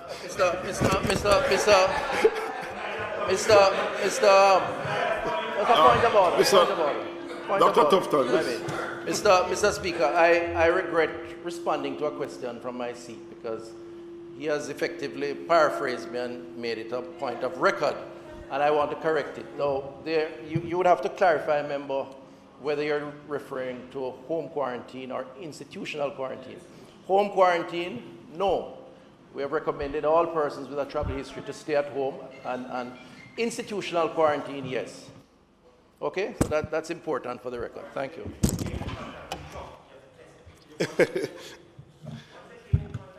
So, when you refer to these persons from the call center, the 800, is it? Quarantine orders have been served on over 800 persons. All 800 will be tested.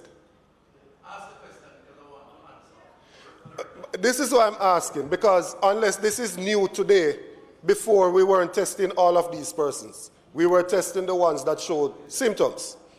Now, in the statement, it made reference to a transitional house, which is somebody who does not have symptoms but cannot be sent home until they have 2 negative tests. What is the difference between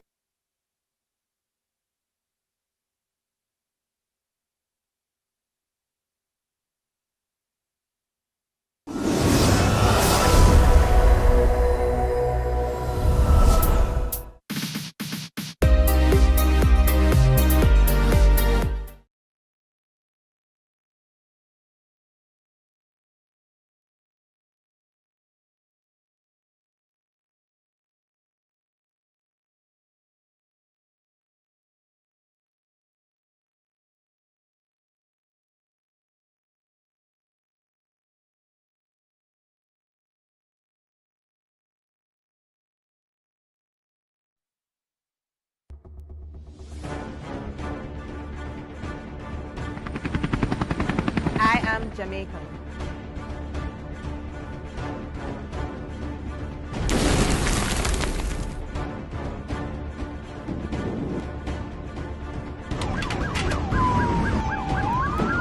I am JDF Coastguard. I am an infantry soldier.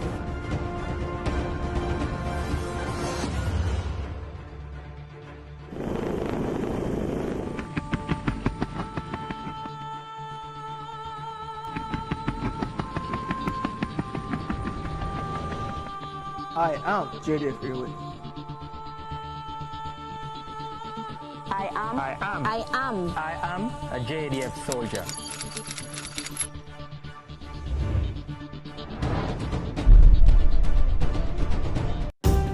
The corrupt are getting away too often. Help catch them now. Jamaicans must call 1-800-CORRUPT. Yes! Enforce the law. One law for all. If convicted and found guilty, lock them up. It's our money that's being wasted. Lock them up. Stop the corruption. Build integrity. A message from National Integrity Action.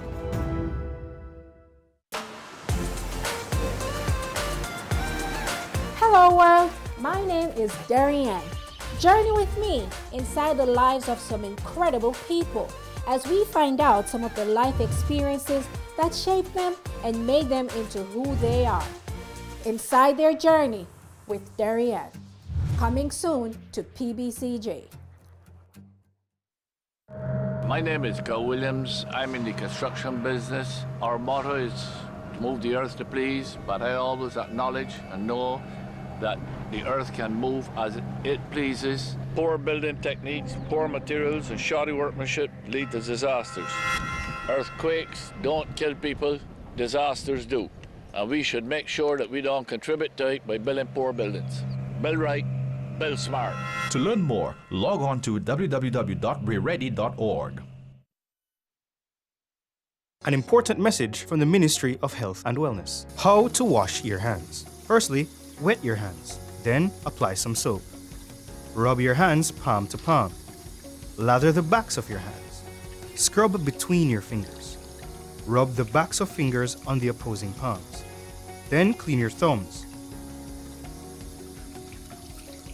Make sure to wash your fingernails and fingertips. Rinse your hands. Then dry with a single-use towel. Use this towel to turn off the faucet. And now your hands are clean. When to wash your hands? After coughing or sneezing, after taking public transportation, when caring for the sick, before, during, and after you prepare and eat food, after toilet use, when hands are visibly dirty, after handling animals or animal waste. An important message from the Ministry of Health and Wellness. We know times are hard, but can selling your vote really make a difference in your life? How many of them even remember you and your community? What you need is opportunity for yourself and for your children. Don't sell your vote. It is illegal. Respect your vote. Vote for opportunity. A message from USAID Comet 2, NIA, and partners.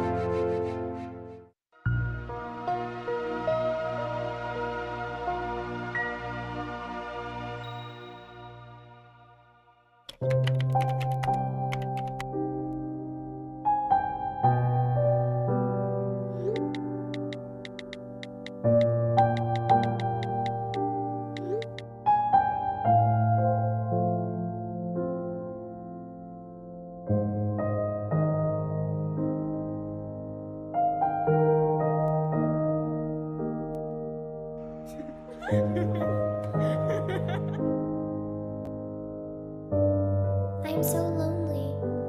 You're not afraid of the dark, are you? Don't be afraid. Come with me.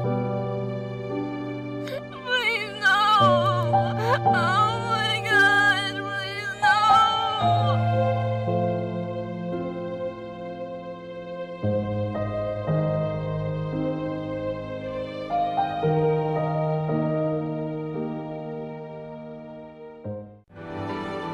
There's a long-distance relay that's still on. Many have taken it this far, each leg as important as the next, each challenge faced with determination. Now it's your turn to take the baton. People living with HIV and AIDS and those who are vulnerable need your commitment. It stands in the way of a better quality of life for all of us and our self-respect as a region. It stands in the way of victory in the fight to stop the spread of HIV. Reject stigma and discrimination. Get us to zero.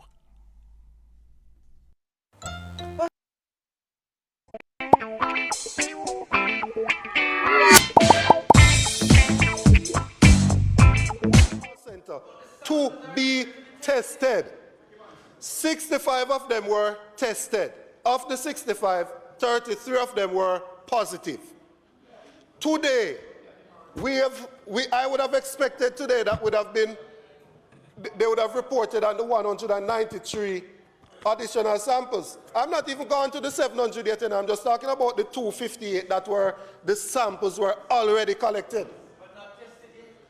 Then what is the reason for the waiting on what? Waiting on what? And where are these patients whilst they are waiting? What is wrong with you? Mr. Speaker, there is no rational reason why you would have taken 258 samples, tested yesterday 65 of them, and today the difference between the total test yesterday and total today is 101, whilst you had 193 samples outstanding from yesterday. Yes. A point of order. No. Please. A point of order. Yeah, it's deliberately trying to support. Yes, for today. It has just been reported to us that as the members started to speak, Dr. Dayton Campbell, member from Northwest St. Anne, that PBS, the public PBC, went off air, cut the feed. I would like to know what has happened.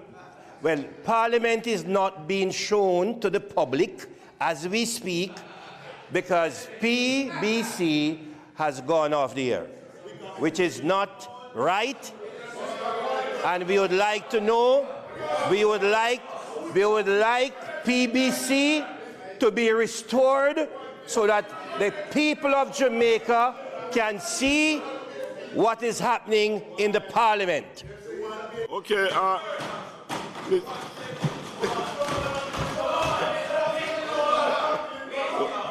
no, that's fine.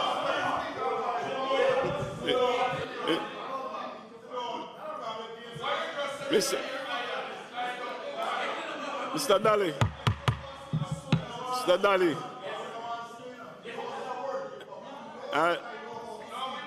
I've been advised that there's some technical problem. There are some technical problems and the Marshal is working on it. Yes. Mr. Speaker. Yes, Mr. Campbell, Dr. Campbell. Okay. Because the truth is, Mr. Speaker, as Senator Knight would say, if I am not allowed to speak here, then I will speak elsewhere. So, whatever the case, I'll still get out my point.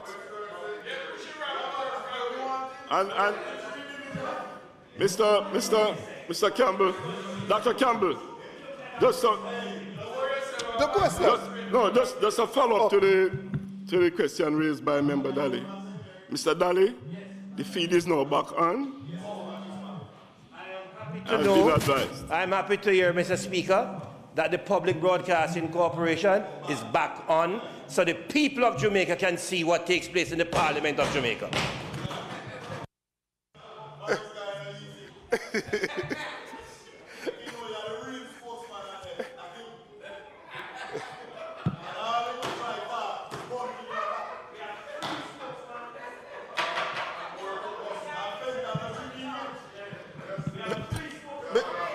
Mr. Campbell, could you give me a minute, please?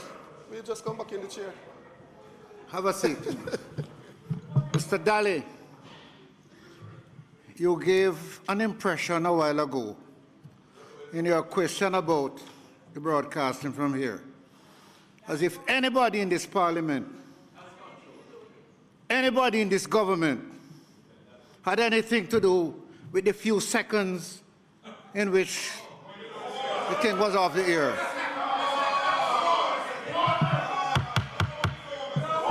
You did not allow it to come back. I was there. So I want to make it clear that you did not do anything to bring it back. So there's a commentary breaking. Next thing, Dr. Campbell, I understand you're asking some questions based on the statement by the minister. You have been on it a few minutes now. Could you now give your question? Questions and not debate. Go ahead. Mr.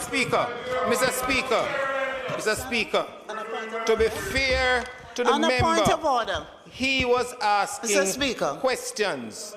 He was not having a debate with the Honourable Minister. He was asking questions.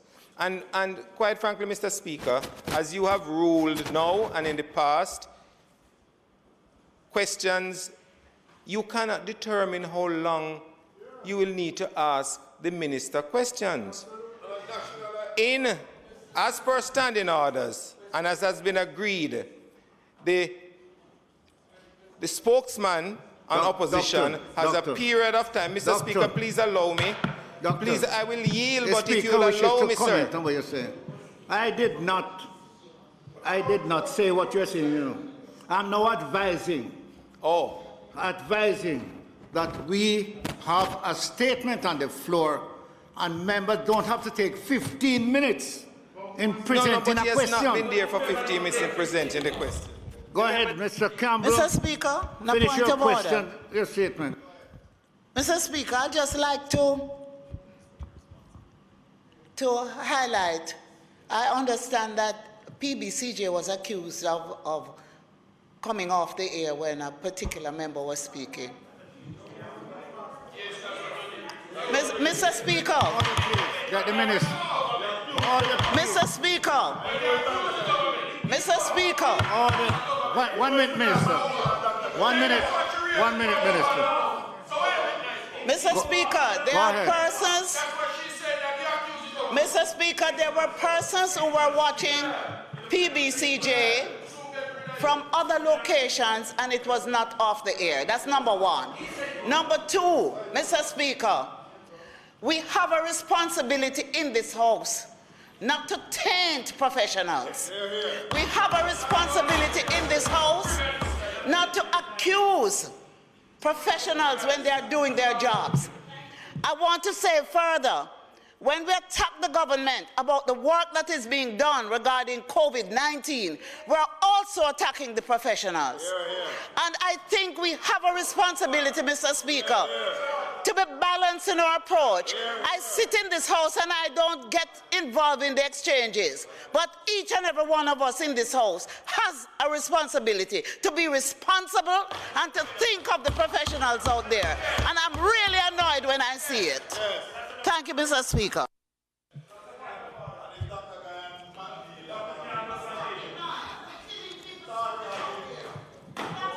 Order, please. Go ahead, Dr. Campbell.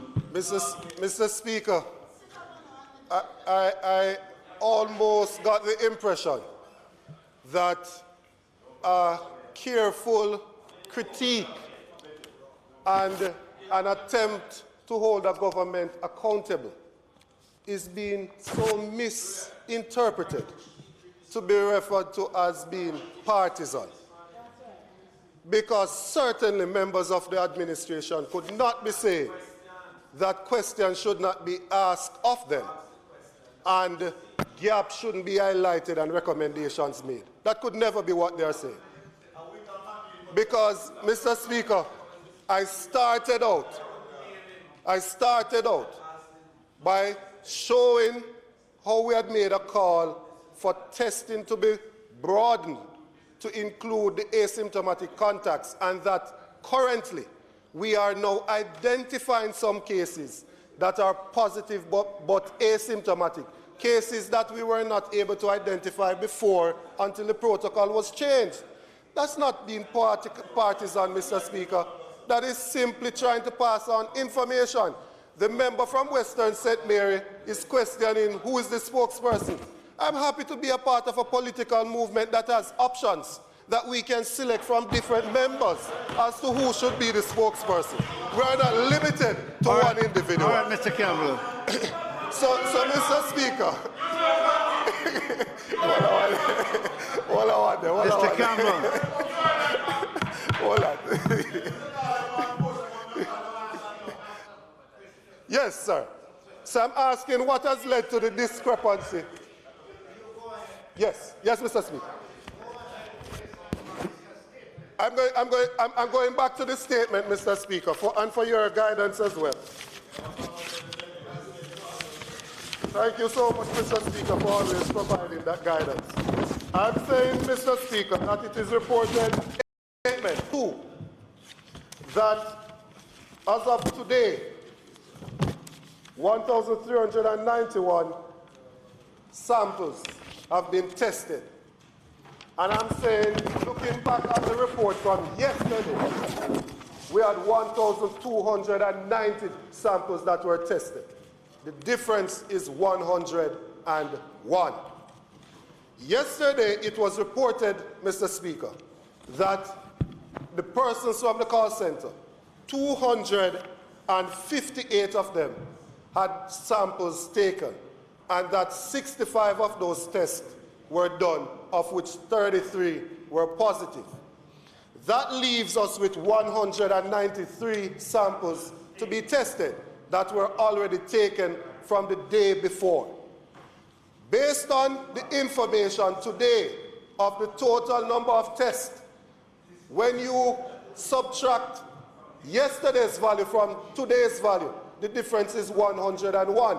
However, from just the call center alone, we are awaiting the results of 193, and we only have 8 results pending. I am merely asking, Mr. Speaker, what accounts for the discrepancy in the numbers? Okay.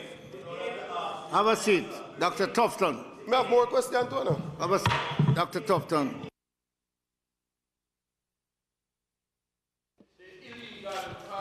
Mr. Speaker, members, I would like to hear, others would like to hear. Please quiet while the member makes his Mr. answer. Speaker, I have a theory for the drop in the PBS coverage. Maybe if we shouted less, then the frequency wouldn't be disturbed. But as it relates to his questions, the first point around the asymptomatic testing, you know, remember your colleague, the opposition spokesperson, spoke to the fact that the science has evolved and the issues around asymptomatic versus symptomatic is a discussion that has evolved also. When the virus had just started, the position was very clear as it relates to symptomatic versus asymptomatic. I'm letting you know, because we have the clinicians who track the information and the discussion. So yes, in the initial stages and the early initial stages, the issue was around testing persons who were symptomatic, quarantining persons if they had the travel history because the virus had to be imported, and their contacts, managing them for 14 days, and then applying a test based on symptoms. And then if no symptoms, after the 14 days, they'll be released. And frankly speaking, we were not unique in that regard. It was being done in most countries, if not all countries throughout the world. The science subsequently, however, has evolved where they say now that, I think they say 20% or so, don't quote me on it, a percentage of patients could be asymptomatic right through, but still be positive. And we have evolved with that science and have started to do testing for asymptomatic patients, as I've outlined in the statement. So if you see this, I know you're now saying you're glad we have now started too, but we have been guided by the science, and it is a science that has led us, the conclusion of the scientists researching the issue have led us to move towards asymptomatic tests. Now, I'm not sure what the point is as it relates to testing, because we are testing persons who are asymptomatic. Are you saying that we should test the entire population? Okay, well, I just want to be clear because the protocol, as it now stands, allows for testing of all institutionally quarantined persons. Exactly. It allows now with the mobile testing units to test anybody who is interested and who feel that they need to be tested. They can now go to these facilities. So the argument and discussion around testing asymptomatic versus symptomatic has become redundant because we have engaged that process. So let us work together now to champion that cause. And just to say that we are guided by what the research says, because let me say something to you. If you panic in an emergency scenario and start to apply a panic response to testing, you're going to create more confusion than you solve the problem. That's the point I was trying to make. And we are at a stage now where we are doing exactly what needs to be done, and you are going to see more testing done over time. Simple, straightforward response. And if you want to share the credit of that, then fine, we'll share it because we have to work together. And it's important that we display a unified front, which is why we have the select committee, the special select committee. As it relates to the numbers around testing, member, Mr. Speaker, I must tell you that there are many reasons that could be the case, but I am prepared to check and to get back to you on it because I don't know. It could be because there's always a difference between sampling and testing. We collect a lot more samples than we test because the samples are collected around the country. They are taken to a central point to be tested. The logistics of moving those samples sometimes takes time. So even though a report may come in about how many samples collected, it depends on how it's calculated. So what I'm saying, member, I started off by making it clear that these numbers are a moving target. And there are many variables that go into how many are tested at a particular point in time. And there's a difference between the sampling and the testing, the collection of samples.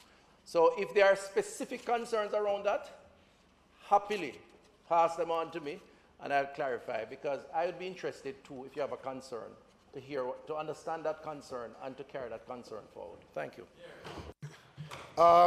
Mr. Minister, thank you.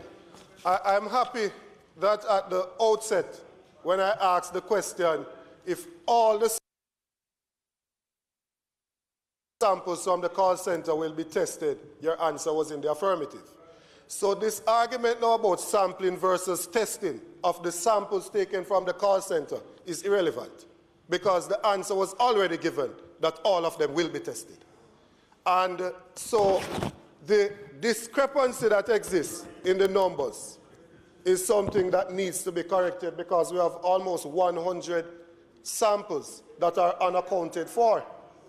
Now, these persons may not understand it, and therefore they may see it as being trivial. These 100 persons, if they are not tested, where are they? They're home. No. They haven't been placed in any quarantine. They're home, probably home quarantine, but they're home.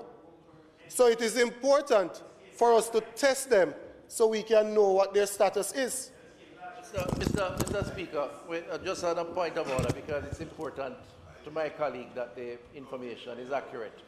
To the extent that we collect samples from individuals is the extent to which the clinical team provides appropriate instructions around what these individuals should do between the sample that is collected and the results of the test.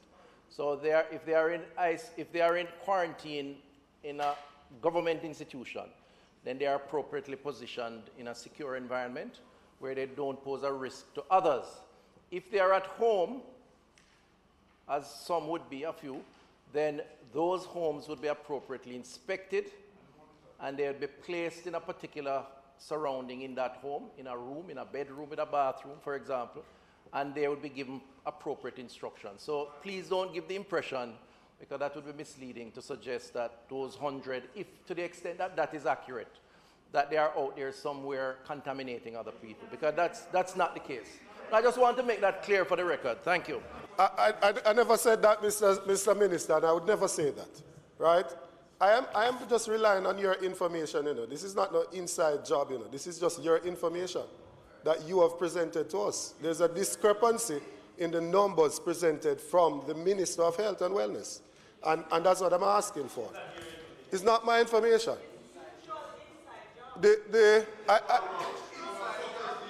I'll soon get to the inside job. Dr. Campbell. Soon get to the inside job. Dr. Campbell. Yes, Mr. Speaker. We have about 7 or 8 members of the opposition who have a question. They're not complaining, We're not Mr. going to be Speaker. able to have you for half an hour. Therefore, could you ask a last question so that Dr. McNeil and others can come for me? We have to. I have to use the authority invested in me to control this side. I have to use the authority invested in me to ask your my question and questions. get the answer so that the other people can. Mr. Speaker. Put up with a debate. Ask your question, get the answers, and let the other people ask the questions. If you would stop attempting to be a clairvoyant, Mr. Speaker. Dr. Campbell, please. You waste more time with your intervention than the question. The spokesman spoke on it already. You asked questions. I'm asking questions. Go ahead, please. Mr. Minister, it has been said that the information has changed. From day one, Mr. Speaker, it was said that 80% of the cases are either going to be mild or asymptomatic. That is there as a matter of record. That has always been the position. The very first press conference that was held by the opposition in relation to COVID, the former CMO went through it at length about asymptomatic and the ability for them to spread the disease condition. So that is just not true that that part of the information has changed. Now, hold on, please. Dr. Campbell, when I'm going to ask you to let me read for you Mr. Speaker, the standing orders about questions. You cannot be asking a question and answer it. Just let me ask the question. Do not ask a question and answer it. If you know the answer, don't ask it. Sir, Mr. Speaker. May I ask the member to yield? I cannot seek to advise a member as to how to ask a question. But by way of example, member, if you simply rose and said, the initial pronouncement was that 80% would be asymptomatic or whatever, extended. Is that still the case? That's a question. That's a question. So pose your questions in the form of a question. Pose what you want in the form of a question. Then it cannot be objected to, and it does not engender an argument. Is it the case today as was announced previously? Order.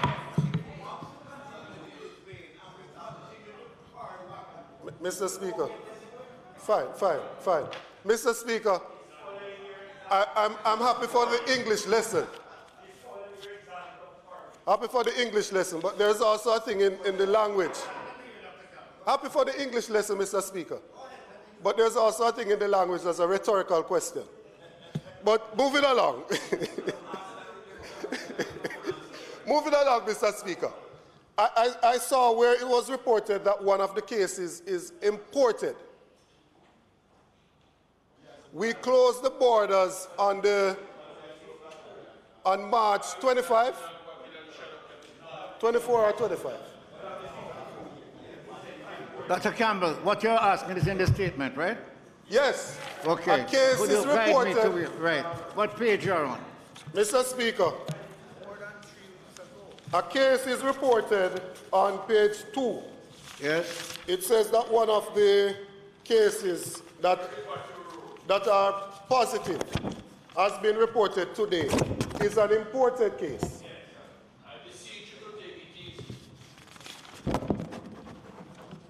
Two, as a matter of fact, this is page 1.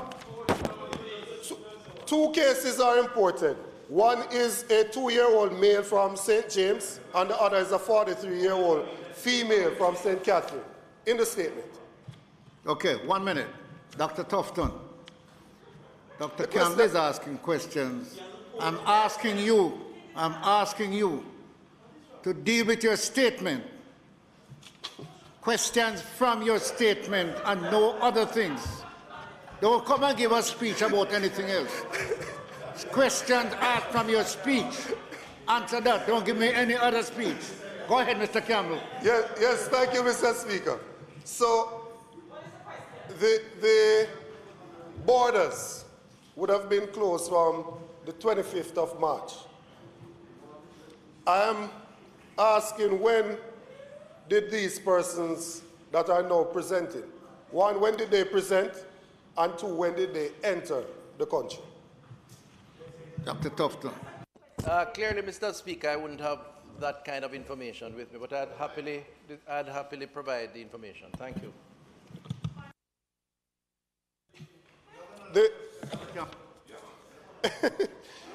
Mr. Speaker.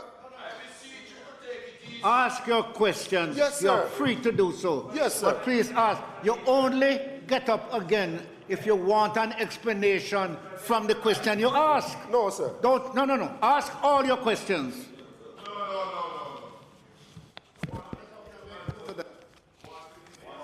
Do we have, I'll ask them, not a problem. Do we have, no, I'll write them down and see if they're answered. Do we have any of the positive cases that are isolated at home? And the reason why I'm asking, just wait a second, member, wait a second. We reported 125 positive cases. 66 are in isolation. Yes? 21 recoveries. 5 deaths, which gives us 92. So I'm just asking, is it that the others are isolated at home, or are these persons in your transitional house? Yeah. And the final question, Mr. Speaker.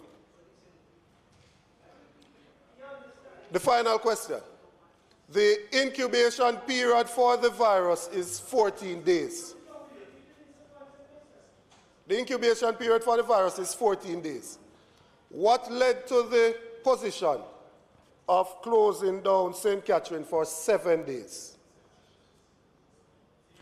Bearing in mind that the incubation period is actually 14 days. So when you quarantined Bull Bay, when you quarantined Corn Peace and all of those areas, it was at least 14 days to begin with. So I'm trying to find out what has led to this position now, to only close it for 7 days. No, I'm asking a question. Not request. Yes.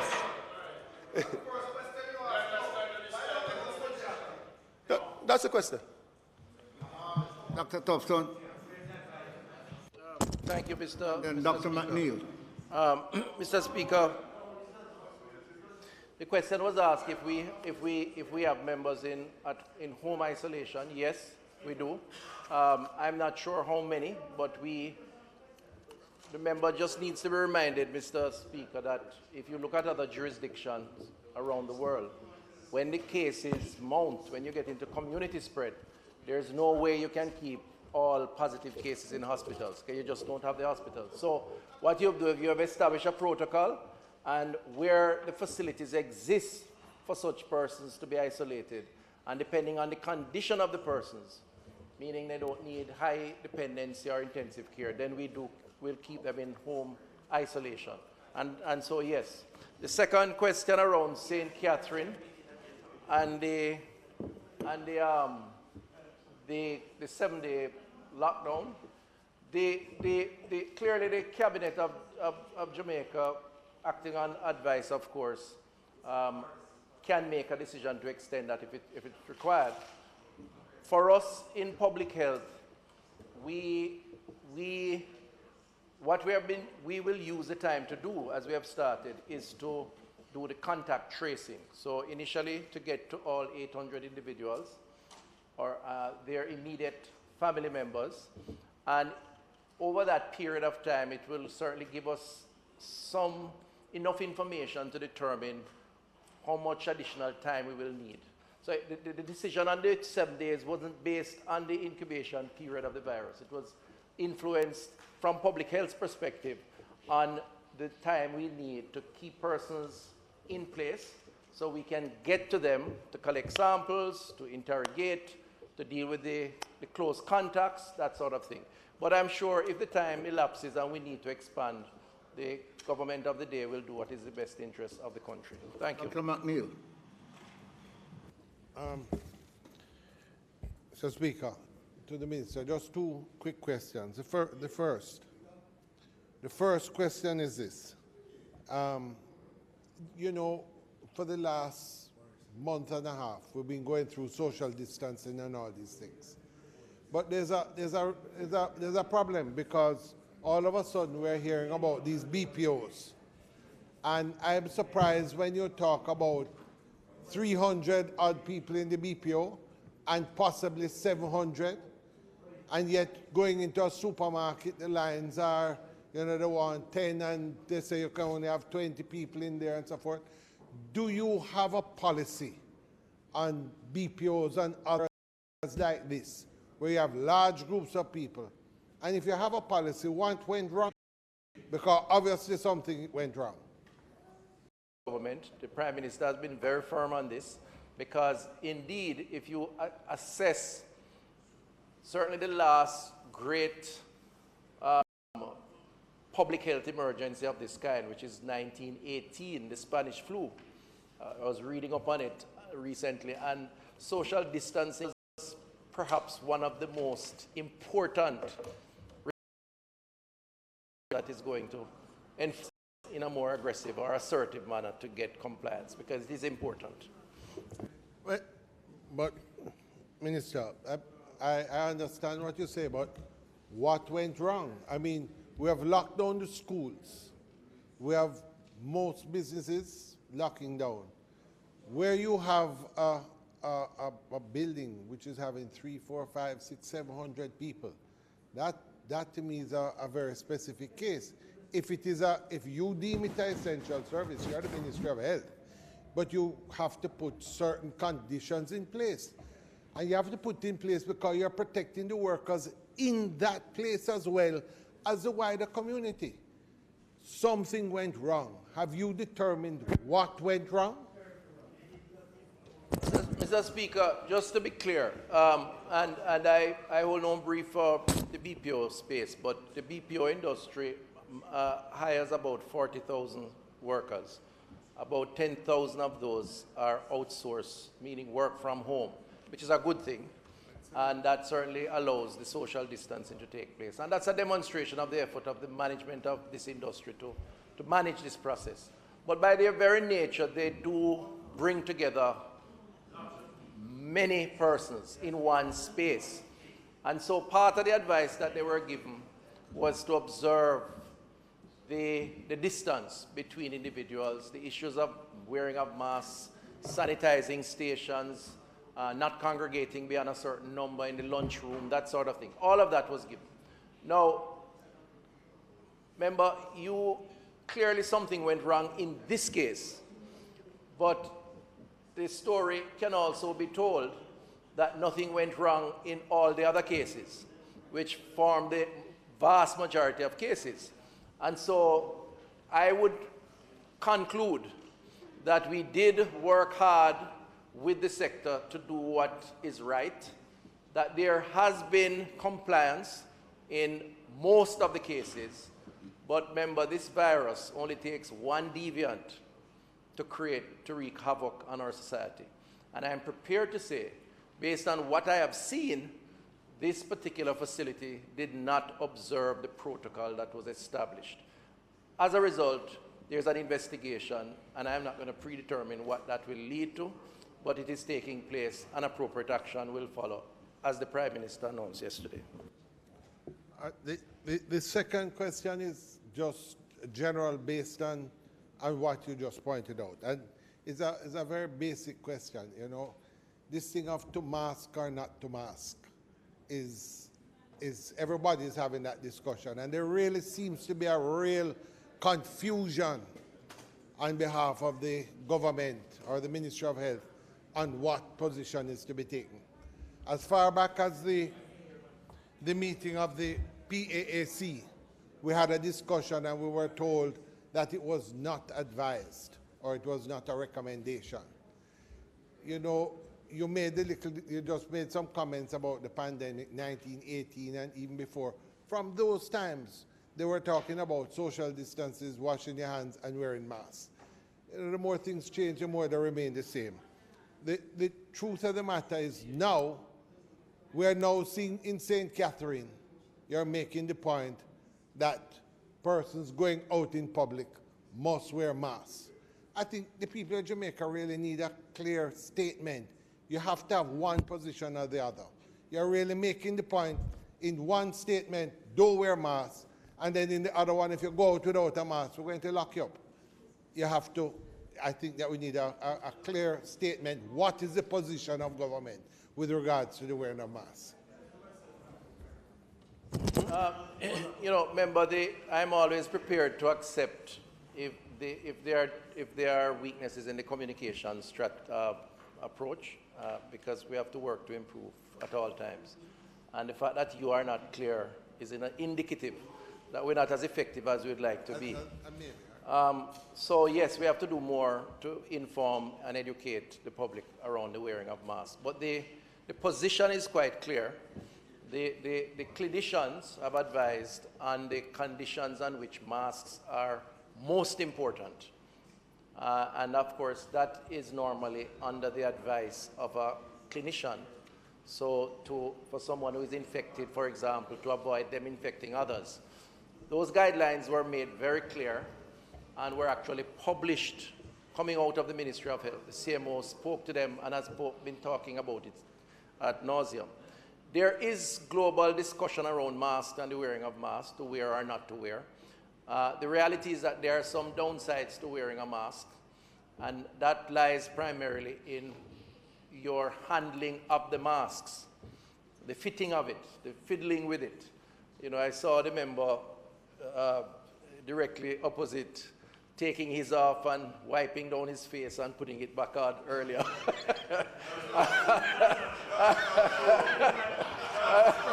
And remember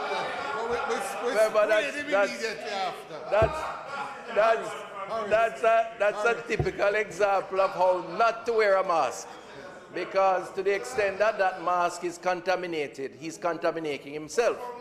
So what we conclude on, though, as a government, the Prime Minister has spoken to it, is that there are benefits to wearing a mask.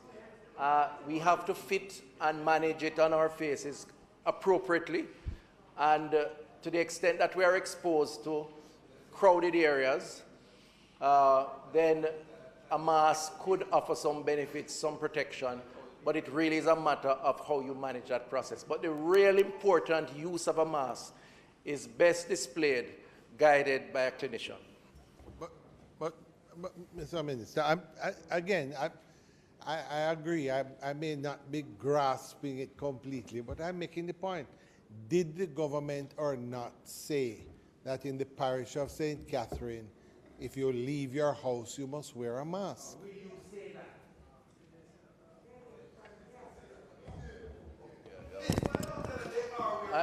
I believe that was said, yes. But then it means that that whole explanation before really doesn't really obtain. And look, I think the point I'm making, definitely you're going to need clarity. And I think even in the ministry, you have to, maybe there are two different points of view. But I just want to say something. Just from where I sit, there are other benefits to masks. There's an argument about teaching persons how to wear it, yes. But number one, the mask gives a sense of security. Number two, when people are walking with masks, it reminds them that we are in a process and they're more prone to do social distancing. And thirdly, you make the point of those who may be contaminated, spreading it. So those persons who are potential should wear masks. The problem you have when community spread starts to grow is that you're in danger of going out with persons who have it, who don't have on masks. When you tell everybody to wear masks, you're cutting down transmission. I'm afraid, and I said this back from a month ago, I believe that it is better to be safe than sorry, and this may be something that will come back to haunt you. And I think to be on the safe side, you need to have a position, and I believe we should be working towards wearing masks in Jamaica. Remember, we're not saying anything differently. I mean, we do have a position, as I've said. We have said wear masks. We have, however, said we ensure that in terms of the fitting of the mask, then you have to do it properly. So what I'm prepared to accept, because our position is similar, is that we need to do more in promoting the proper use of a mask, because that sense of security could also be a false sense of security if it's not properly used, and that could create problems also. So thank you. Mr. Speaker, a couple of questions to the Minister. First, do you have confidence in the ability of the Ministry of Health or the Government of Jamaica to effectively monitor the call centers? And I ask that against the background that the call center in question got a clean bill of health from the Ministry of Health, not probably a couple of weeks ago, and then ran into these problems. So that's the first question. The second question I would ask you is, when did the government of Jamaica recognize that there was a problem with this specific call center? I know the Prime Minister spoke to an investigation and potential criminal charges, but I will tell you, way before criminal charges, the government of Jamaica has options. For example, this same call center, Alarica, was suspended by the government of Guatemala a month ago because it failed to adhere to conditions laid out by the government in relation to COVID. So the issue is not just about holding people criminally liable. For example, all of these companies are issued with licenses by the government to operate in special free zones, etc. The government has leverage. So the question is, when did we find out and what did we do? And then I asked the question because Alarica took the option to close. The question is, are you satisfied that every other call center operating in Jamaica is adhering to the guidelines imposed by the government? And what is your capacity to determine if they are not? Because it's clear that self-reporting and allowing companies the option to indicate is not good enough because of what has come out of this particular case. So what are we doing in terms of our own monitoring from our perspective as a government, as the protector of our people, to ensure that these centers comply with the conditions that have been laid down by the ministry, and what sanctions, because we have sanctions we can take beyond referring them to the police to shut them down if they don't comply, revoke licenses that they have, permits that they have to do so.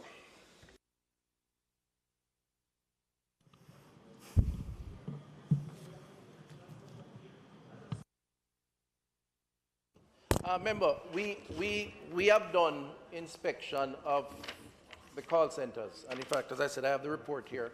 And this is all of them. And this is the Alarica report that we have here. And yes, when the health team went and did their inspections, there were many things that they felt were being done correctly. But they also made recommendations to do some additional things. Can I say in absolute terms that we have, all of them are complying? Obviously not. That would be promising what I can't guarantee. We will have to, I think, continue to do inspections and in some instances surprise inspections, because that is part of the enforcement of the process.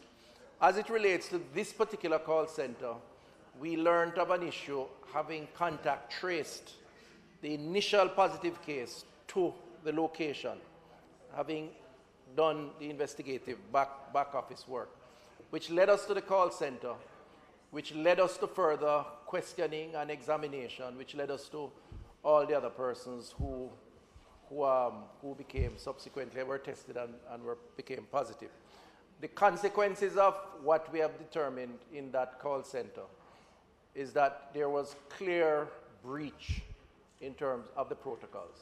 And the call center did not have a choice as to whether to remain open or not. The government took the decision that they had to close, having had all of these persons coming forward and the symptoms that were being displayed and so on.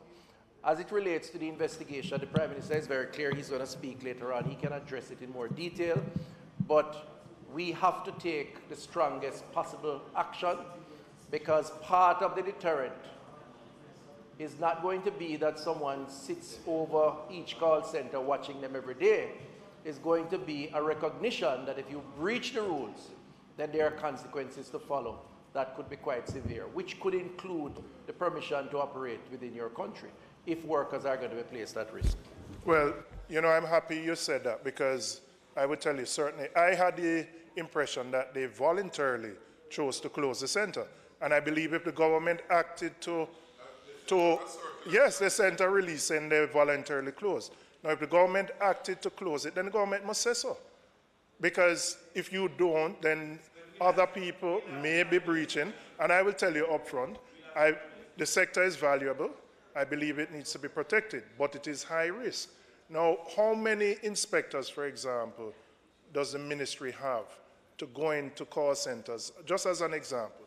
And I raise it because employees were making reports in the media, they were reaching out for the last 2 weeks, indicate very afraid because they don't want to lose their jobs, but there were certainly warning signs that there were issues, not just in this one, there may be others. And I don't believe a sector must suffer because you have one bad apple. But you have to have the rigor, you have to have the capacity to inspect, and where you find breaches, you can allow somebody to say them voluntarily close. Indicate that you have locked them down, if that is the case.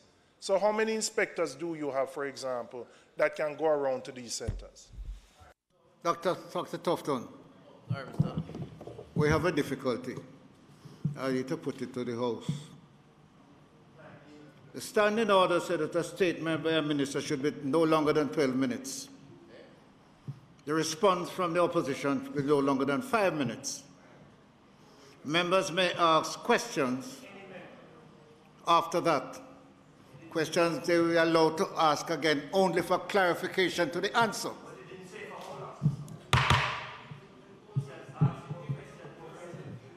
We have been here almost 2 hours on statement by one minister.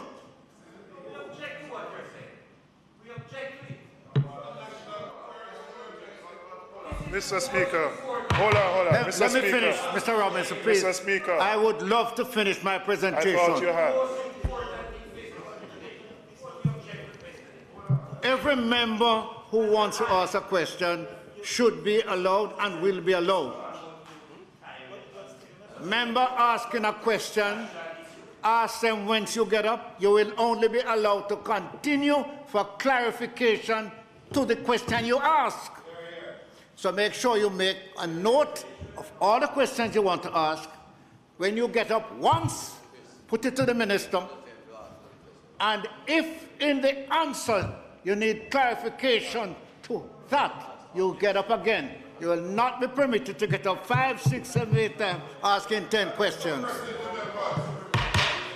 Mr. Speaker. Mr. Robinson, I'm going to allow you to finish Mr. Speaker, asking your question, and then we go to Dr. Ferguson. And I have to comment on what you said. Because, Mr. Speaker, the world has never seen a pandemic such as this. The world has never seen. Jamaica as a country has never been through something like this. I am here on behalf of the residents of Southeast St. Andrew with an obligation to ask questions. We meet once a week. There is no more pressing issue in Jamaica than this issue. So to try and limit members and how many questions, I have asked some very pertinent questions that I would like answers to, and there are other members with similar pertinent questions. Mr. Robinson, if you make a note, I said to all members who want to ask it, make a note of the questions you want to ask. But that's what we're doing. So why are you trying to Once stifle? you get up, you ask a question. But why are you trying to stifle? If when the minister answers you need clarification, you get up again. You're not going to get up and ask 40 questions. You are not the spokesman for that. I don't need to be the spokesman. I've been sent here by the residents of Southeast St. Andrew. I don't need to be a spokesperson. Mr. Robinson, ask a question, please. Don't do that.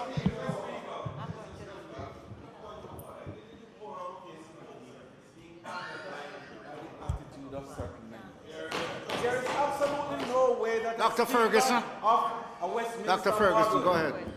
House should be spoken to in the way and manner that the members are currently doing, particularly member of South East St. Andrews. And Mr. Speaker, I take exceptions to that, and I believe that this House stands in a better position if the Speaker sometimes name members and ask the Marshal to do his duty. Dr. Ferguson. You need to. And get your own. It's not ask. Order, please. Ask the question. You weren't asking, you were making speeches. I was asking the minister question. You were making speeches. Go ahead, Dr. Ferguson. You were making speeches. Mr. Speaker. You were making speeches. You must ask questions. There are questions now. Listen to questions. Minister, Mr. please. Speaker.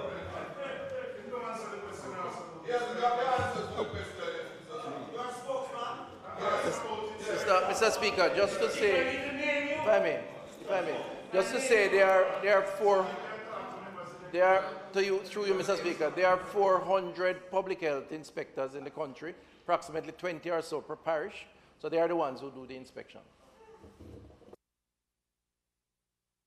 Mr. Speaker, two quick questions.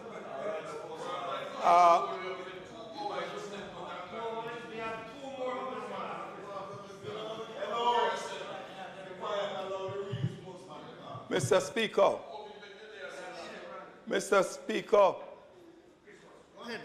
to the Minister, I just want to know if there is any specific strategy that is in place as it relates to the two parishes, Hanover and St. Thomas, that to date, I don't know what has taken place today, have shown no signs as it relates to COVID-19. But I can tell you that since the shutdown in St. Catherine, Portmore in particular, yesterday, there has been a number of persons moving into St. Thomas. I guess they are moving all over. But certainly I know I've had several, I don't know whether the member from Western St. Thomas is experiencing the same thing. But I can show you comments coming to me. The member is on his feet.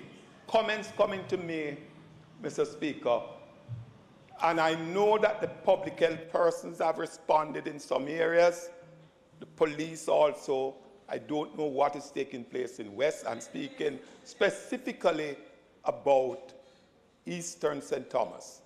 So I'm asking if there's any strategy relative to these two parishes in the management of the COVID-19. That's one.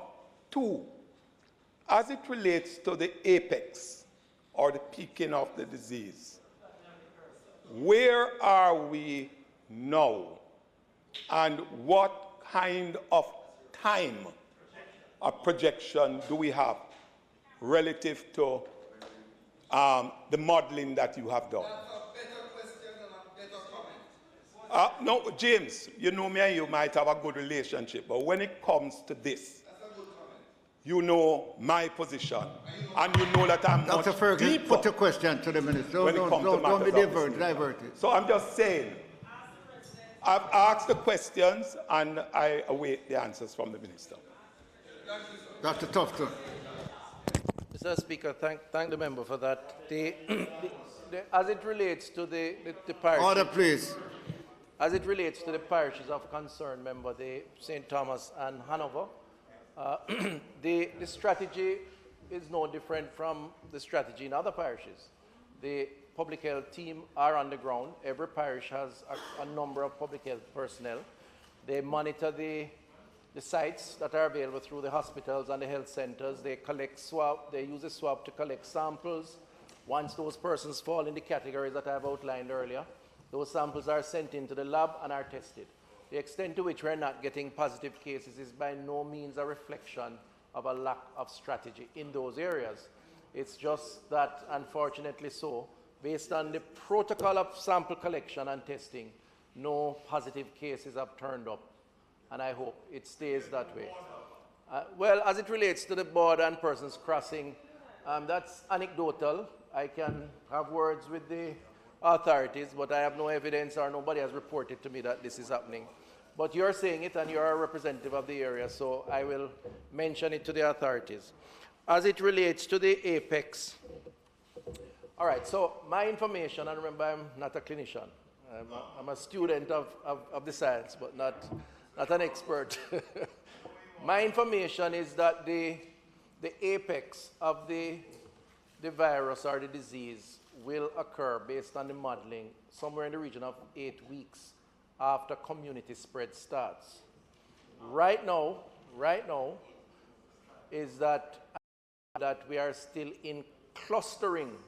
So the WHO categorizes phases of the virus, where you have the clustering being a second phase just prior to community spread, where you trace the apex case to some sort of imported case, and then there are associated cases linked to that apex case.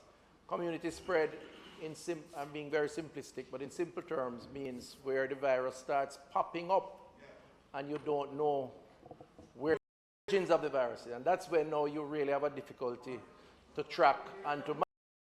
Now, the call center, sufficiently breached and breached. We have sufficiently reached the point of academics about the science that all countries have agreed that testing is the way to go. In fact, Jamaica is the only country that feels that testing is not a part of the main strategy. At first, the minister said we are oversimplifying. We don't want to create mass hysteria and panic. Then secondly, the CMO said the healthcare workers are scared to take the samples. And thirdly, the CMO said we are short of samples. That's why we are not having all of these things. We were short, not enough samples coming in. Said so in the Special Select Committee. 3 very clear points made. Nobody is telling the minister, and it is in public now, that Jamaica, or you as the minister, the CMO and all your technical team, ought to buy substandard testing kits. Nobody is saying that. Nobody is saying that you have to buy testing kits that are 60% accurate. So to put it out there as if you're being asked by any other sector to buy these substandard kits, it's incorrect. I want to ask you my first question. I have 4. How many samples of individuals, and you can just send that to them so they can tell you, that you now have at the lab for testing, not the call center workers alone? How many samples in total do you have now? Because you collect samples every day from around Jamaica. How many do you have now for testing? My second question, is the thermal scanner, I asked it in the Special Select Committee, is the thermal scanner at the airport working? And has it been monitored? Reason being, if it was working and being monitored, you should not be telling Jamaica that you can't find 5,000 people who came through the airport, because they would have picked up high temperature or fever through the thermal scanner. They would have been isolated or pushed over to the health team at the airport. All right. I said, if you order, please. Mr. Daddy, yes. Go with your question. Yes. Don't give us the answer. Yes. Please. Yes. You have the question, yes. let the minister do the answer. Yes. because members might not understand. If the thermal scanner is working and I pass through the scanner and I have a body temperature, the health team at the airport would have taken me aside and continue further testing. Okay. There ought to have been health team at the airports. I said at the time. Okay. No. Mr. Speaker, how many test kits do we have today? Today is what, the 15th? 15th of April in Jamaica. How many test kits do we have? There's one facility that can do tests now, the lab at the university. What is the capacity that we have as we speak? My other question, 4 questions. Are you prepared to engage public labs in other parts of Jamaica, certified, trained public labs to carry out testing? Private labs, sorry. Private labs, pardon me, private labs. Last question. What is the present situation? This is 4. What is the present situation with the arena being prepared as a quarantine facility? Thank you.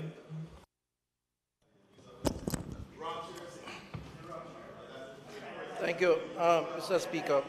Dr. Tufton, questions relevant to your presentation. Right. So, Mr. Speaker, just for the record again, we're not trivializing testing, and we do believe that testing is up. I am, Mr. Speaker. You're not hearing? I'm right here in front of the mic. Both. Mic. Yeah. All right. So, Mr. Speaker, we are not trivializing testing at all. And the member, just to be clear on that, in fact, the last 4 weeks, testing has doubled each week for the last 4 weeks. So it is moving in a direction where you will see a lot more testing being done. And I explained it earlier. Depending on the phase and what we're doing, you'll see a lot more testing. So I don't need to detain us on that. I just want to clarify, though, this idea of clinicians being fearful of collecting samples is being overplayed. I know it was said in the meeting, the Special Select Committee, but I think we do a disservice to the public health team in the field who are out there each day tiling, working hard, collecting samples, sending those samples in. And I dare say, if there is any fear, it's a fear that we all share as a society about the unknown of this virus.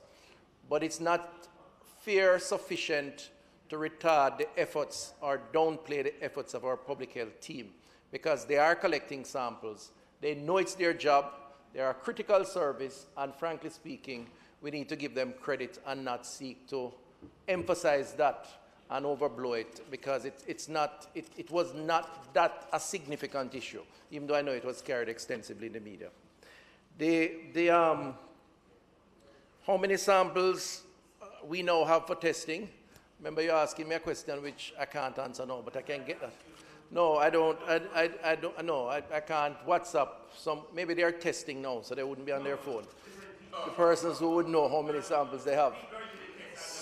But I did say that over the next week we should have enough samples to be comfortable for a period of time. The samples are used every day, every hour of the day, so it's hard to give you a precise number. But we certainly have enough samples to do work. The third question is the issue of the scanners and whether they work. Remember, I must say, and I say it with due respect to you and your experience as a former minister, that there's no logic to connecting the 5,000 who came in with the fact as to whether or not the scanners at the airport work.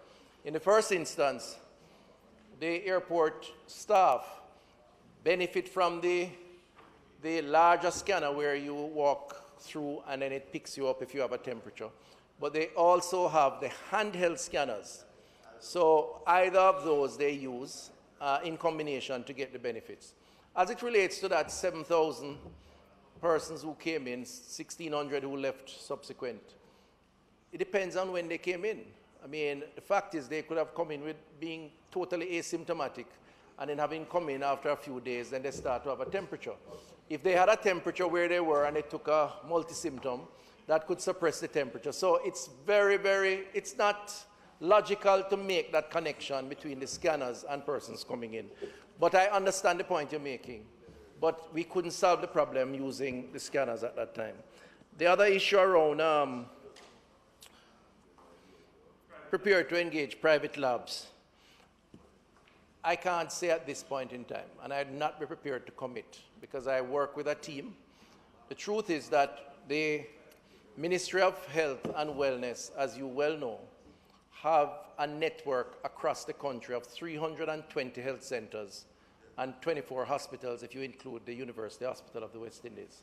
So we are sufficiently distributed with appropriate arrangements to provide testing if we get to that stage. In fact, it's being done now. The extent to which you introduce a private lab to provide testing may be necessary, and would have to be governed under a protocol, because one of the things that we have to do is centrally collect the data around testing and the results of those testing. Otherwise, you can't craft policy unless you know what's happening across the board. You can't have different people doing different things. Otherwise, you won't have the full grasp of the problem. So I am not saying yes, I'm not saying no. What I'm saying now is that the outlets that we have are sufficient to the extent that the clinical team discuss and advise that it may be worthwhile for private labs. Then I would have no difficulty because we have very good private labs in Jamaica. Mr. Jackson. Mr. Jackson. We're moving ahead with the hospital. The JDF is supervising the work. So I believe that the permanent secretary and the JDF are in discussions, but that will begin hopefully soon. Thank you, Mr. Speaker. Minister, regarding the call centers in Portmore, as has come to light, the call center, one in question now, has not been adhering to whatever the protocols were laid down by the Ministry of Health. The question was asked earlier on regarding the monitoring, because the truth is, Minister, I have had words coming questioning whether or not the protocols were being adhered to, which is the spacing, the sanitizing, and the general hygiene practices which is required. It is clear from the evidence now that there have been breaches. And what is most important is how continuous that monitoring exercise is. In that one, and there are others in Portmore. Second point, Minister, the information I have from persons, in fact, while being here this afternoon, I've been getting calls from persons who work at Alarica, who interface with other, I won't call the name, but I'll provide it to you, call center in Portmore. In fact, specifically what they told me, you have workers in this one who are boyfriend and girlfriend to others in the other, and there is a lot of intermingling taking place in the other call center in Portmore. We don't want what has happened in Alarica to happen elsewhere. We're going to multiply the problem. So the question is, what supervision, what monitoring is being done in the others, not just in Portmore, but elsewhere in Jamaica? Because as the medical doctors in Portmore point out to me, there is something specific about the call centers. Structurally, they are close to each other. That's a feature of them. And by that fact, they are most vulnerable. And what I think you or the Prime Minister said it in this House, these are hotspots. Hotspots because they have a high potential for this to happen. And we have the worst situation happening in one such hotspot. Third question, Minister. What has been unraveled at Alarica must have been brewing over some period. Has the ministry gotten any reports? I mentioned at the first comments about the information or feedback I have been getting. Did the ministry receive any report of non-adherence by Alarica or any other call center in Portmore in St. Catherine? And if so, when? And follow up to that question is, had the ministry, the medical officer of health for St. Catherine made any recommendation for the closure of any of the call centers in Portmore? Thank you, Mr. Speaker, and thank you, member. There's no doubt that the breaches at Alarica have placed us in a situation where we're going to have to be a lot more vigilant as it relates to the call center operation and the measures that are put in place to deal with the virus. And the Prime Minister has been very clear. In fact, he and I had a meeting, a Zoom meeting, with the call center owners and operators a few days ago, where he made it very clear, prior to making it publicly clear, that the call centers had to comply or else. And the or else meant very extreme measures, including shutting them down. The value, of course, of maintaining the call centers lie in the nature of the work. Some of them are involved in essential services, and at this time it's needed. But beyond that, of course, they are major employers of labor, and you have to balance some of those concerns with the public health issues. But we're not going to jeopardize the health and wellness of our citizens. Ultimately, that has to trump all other considerations. So to the extent that you have a deviant in the midst, then the strongest actions have to be taken. And to the extent that we learn from those experiences, then we have to put additional measures in place.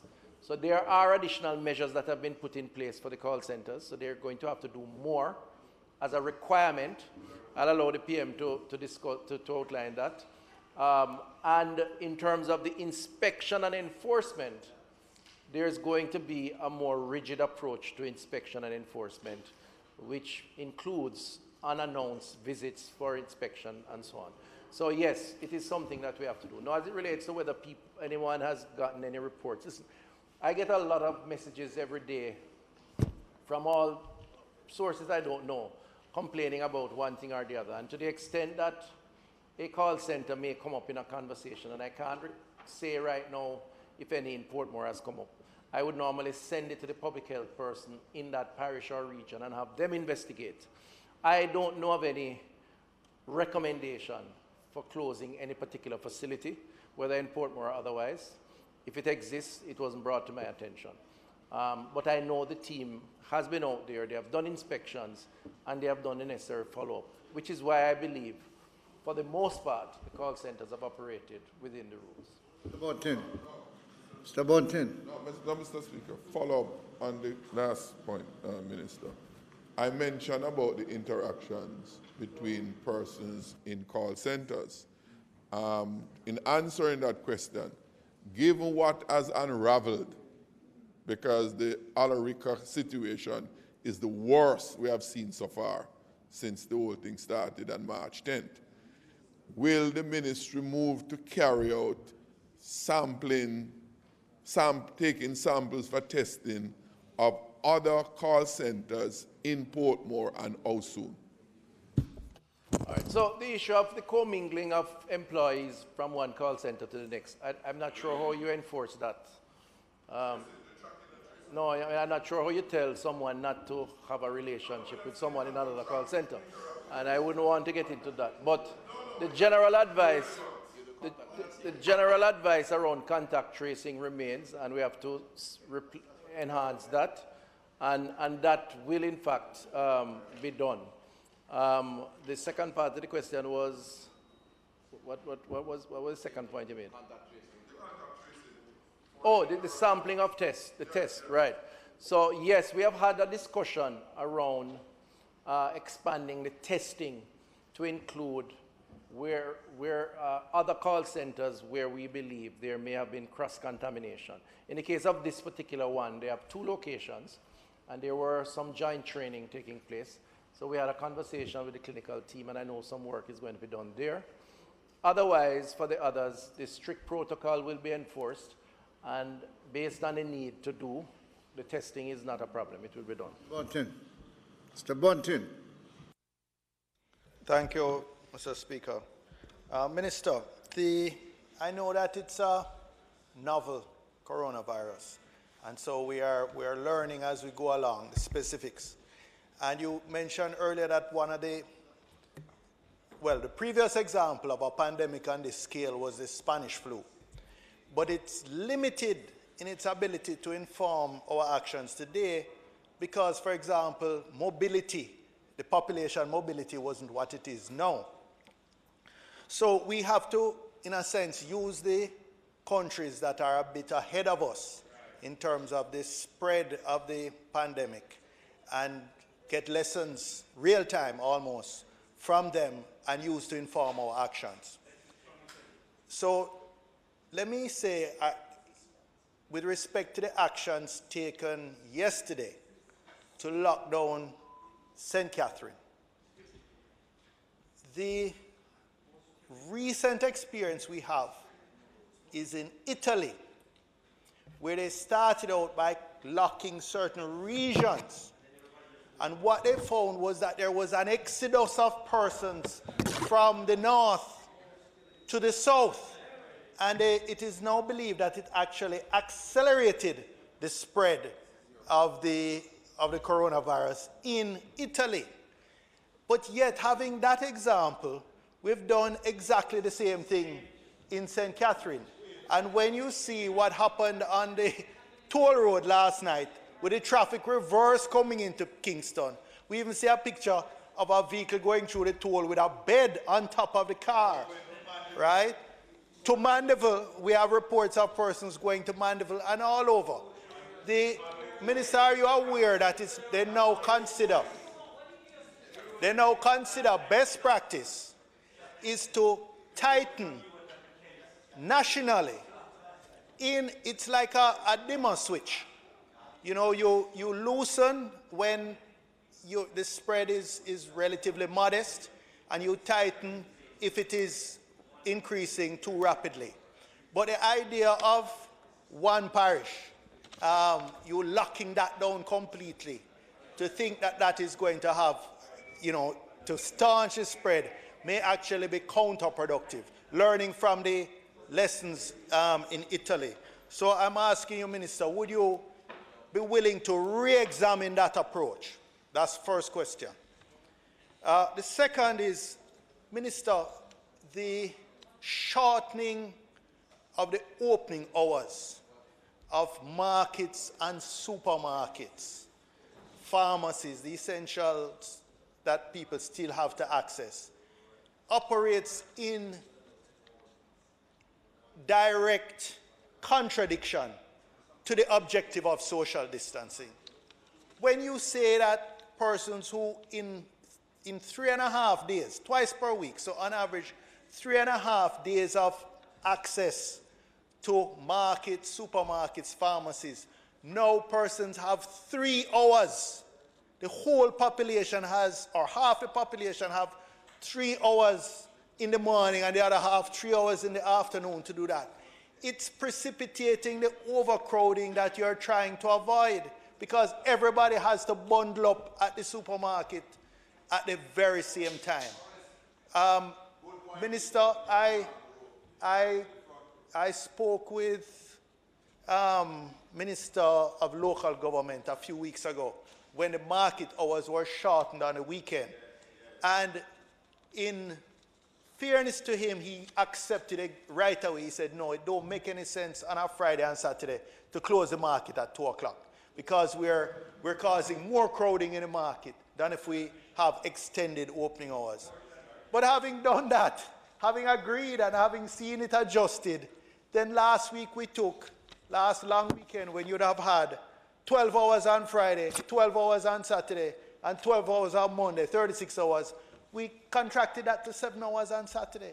And we had the same overcrowding in the town centers across Jamaica, which is contrary to the objective. And we all agree with the objective of the social distancing. But we have to, yes, there's crowd in Portmore today. Look, go on social media and you'll see some of the crowds. People are lining up almost on top of each other to get into the supermarkets.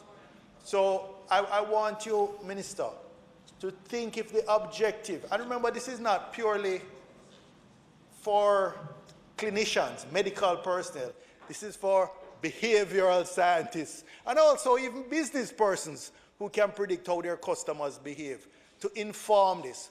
But my own view, and talking to a whole lot of business persons, is that extending the hours would actually reduce the overcrowding and serve your interests of social distance. Dr. Tufton. And the truth is, you know, we know about home delivery and all that, but it's not at the stage yet where that is serving a substantial percentage of the population. And the final question, Mr. Minister, there's a lot of academic work that is being done now, and I've seen a couple of the studies myself, that is looking at, is the approach that the first world countries are taking, the USA, the Europes, in terms of the heavy lockdowns, the complete lockdowns for an extended period of time, are those same approaches the best in developing countries? Our populations don't have, generally speaking, the same cushion that persons have. I know you must be, all of us must be experiencing the many calls of persons who have been, persons who worked in entertainment, persons who worked in bars and clubs, persons who have gone maybe now, persons in the self-employed persons in the so-called gig economy. They don't have the buffer. 3 weeks is a long time.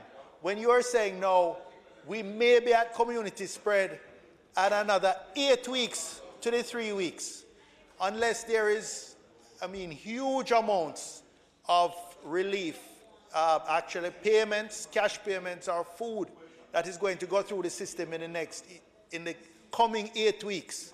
It's going to be virtually impossible to sustain the lockdown. And I take your point about the call centers, for example. Minister Clark spoke about a $10 billion cushion, a $10 billion relief package. 30,000 call center workers, even forgetting the 10,000 that work from home, the 30,000, if we say they earn on average $75,000 a month, you'll see it's over $2 billion per month in those salaries. So we have to look at really operating in a sort of, one article called it the hammer and the dance. So Minister, can you say what is the projection in terms of lockdown? How tight or how loose? What are the triggers that are going to determine further tightening or further loosening? Thank you. Dr. Tufton, please deal with matters in your presentation. Mr. Speaker, thank the member for his usual thoughtful comments and suggestions. The first point on the lessons from the 1918 Spanish flu, I agree, times have changed, but times have changed in a way that has enhanced our ability, for example, to communicate. So we now have a lot more access to communication to tell people what are the right things to do. And we have to use those that to our advantage. So that accompanying other measures can make the response easier if persons are willing to comply and recognize the challenges of the system. Now, you, in a way, I interpreted it that way. You may not have meant it. But I think you contradict yourself, member, with your question around shutting down one subset of the greater population as opposed to the entire population, but then saying that the new studies are showing that if you shut down the entire, then developing countries have issues, vulnerable groups and short earning cycles and the possibility of persons literally having needs that can't be met because of the shutdown. So, in other words, the government is very sensitive to what you have exactly said, that you can't to shut down totally, as some countries are doing. You have to solve the issues around the most vulnerable groups, and those are the socioeconomic vulnerabilities. So persons who earn every day to live every day. And that's why the Minister of Finance has made his announcement. He can comment on that. That's why I believe we have chosen to shut parts for containment as opposed to the whole, unless we absolutely believe that we have to do it. And that is in recognition of the very issues that you have raised. So you're correct. There are vulnerabilities that are unique to us that we have to account for in the restrictions that are applied. But if we have to apply them and we gradually increase the application, we at least prepare ourselves and the country for those eventualities with alternative management programs. In the case of St. Catherine, the difference I would say between what may have happened way back when and what we have chosen to do in terms of a parish as opposed to the country is that we announced the restriction effective the next morning, very early, in the context of a restriction that was going to take place at 9 p.m. that night. In other words, the propensity to move and relocate was quite limited because the Prime Minister made the announcement 7 o'clock. There was a 2-hour gap to 9 when there was a curfew, and then the shutdown would start 5 the next morning. So I'm not suggesting that some persons weren't able to move out. There is no evidence to suggest that that has happened, by the way, even though I have seen the pictures on social media, but I believe, the point I'm making is that I believe that there was some thought placed in the decision around the timing in recognition of that potential weakness, but also thought placed in the need to restrict a part rather than the whole in recognition of the very points that you raised around trying to ensure that persons had the opportunity to survive. And the Prime Minister made a number of associated announcements related to that in recognition of that. Now, in terms of the timing of shopping, again, the qualitative distinction there, and it's subject to review because I think we're learning as we go along, as I've said, is that we shorten the shopping period, but we also coded with in alphabetical order who should shop when. Now we can argue over the enforcement of that and whether it was complied with, but the first 4 or 5 hours we said persons with surnames from A to Z to M, and then from N to Z. Now, I think we may have to review it, because if it's not working, then we have to review it. But there was an attempt in recognition of that possibility to deal with that. Fagan. Mr. Fagan. Clarifying point. Member, please. No, you said we could have a clarifying question. Mr. Martin, let us explain something to you. We are on the first item. It's 30 minutes after 7. One item for the day. The standing order asked me to do something. Mr. Bunting, please, give somebody an opportunity. Mr. Speaker, you said we could ask the questions and then based on the answer, ask a clarifying question. Okay, you have a further question. Yes. Yeah. Yeah, Minister, you phrase your response as if my suggestion was in terms of the options are lockdown or don't lockdown.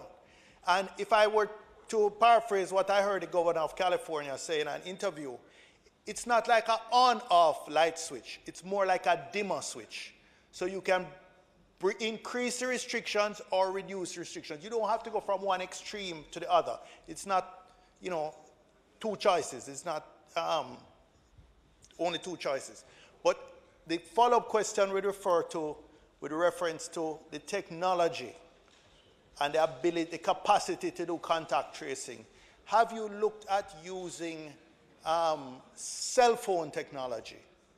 Because many countries in Asia, and I'm not talking the ones that impose it unilaterally, but many countries now have apps, phone apps, that people voluntarily sign up on, and it helps with that, both the social distancing and the contact tracing, that your staff could be much more efficient in seeing the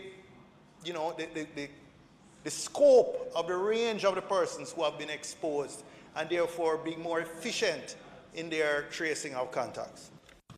Speaker, quickly, the answer to that is yes. Tufton. But just to indicate that we also, your operative word there is persons volunteering. And given our experience with our attempts to introduce the most game-changing technological advancement in our country under NIDS, which was stalled by the courts, we're very careful. We're very careful to do it the right way. So yes, we are exploring, seriously, we are exploring the use of cell technology. But we have to do it the correct way. Mr. Fagan. Mr. Speaker, Members, Mr. Speaker, I have to use the discretion given to me in the standing order. We have only done one item for nearly 4 hours, and the standing order gave me certain authority. So I'm going to ask Mr. Fagan to ask his question. I'm going to ask the other member to ask a question. I have a point of order. I'm speaking, member, please. I thought you were finished. Please, sir. No, don't shout at me. I'm not shouting. I'm trying to let you hear. I have a point of order. Okay, so I'm glad you're here. I have a point of order. So I'm going to ask it, please. I have a point of order. Simple. I have a point of order. Go ahead, sir. You don't know what my point of order is. I have to be allowed. No, but you would have at least allowed the speaker to finish. No, but I... Okay, I will wait until you're finished. I'll raise my point of order. I was saying, as I have tried to point out, we have 2 other members who want to ask some questions. And we have been at the question all day. I'm going to ask Mr. Tufton to await the 2 questions, and you will make an answer to them. Go ahead, sir. Point of order. Mr. Speaker. Another question? Mr. Speaker, members. This is the most urgent and most important issue that has faced our country maybe in the last 100 years. In my lifetime, maybe you have seen something worse than this. I have never, nobody in this house. And you are complaining, Mr. Speaker, about the amount of time we are taking to discuss the matter of COVID-19 and the challenges Are you questioning the authority of the speaker? Yes. I am saying could I just say so? You are telling the House. Mr. Daly, I have not finished my point of order. Bring it in a resolution. I have not finished my point of order. You are telling the House. The House leader has allowed us to question. Mr. Daly, that we are taking 2 hours on this matter. You're a seasoned member of Parliament. What else is more important than this? Nothing. Okay, we'll allow the members to ask questions. Mr. Fagan, ask your question. Mr. Speaker, check one. Mr. Hilton will ask his question. And we'll make one answer. Go ahead, Mr. Mr. Fagan. Mr. Speaker. Mr. Daly. Mr. Speaker. You're better. Show you to the minister, sir.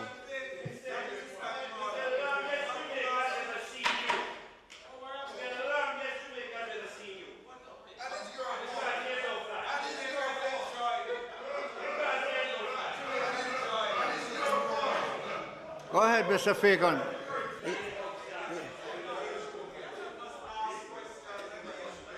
Mr. Speaker,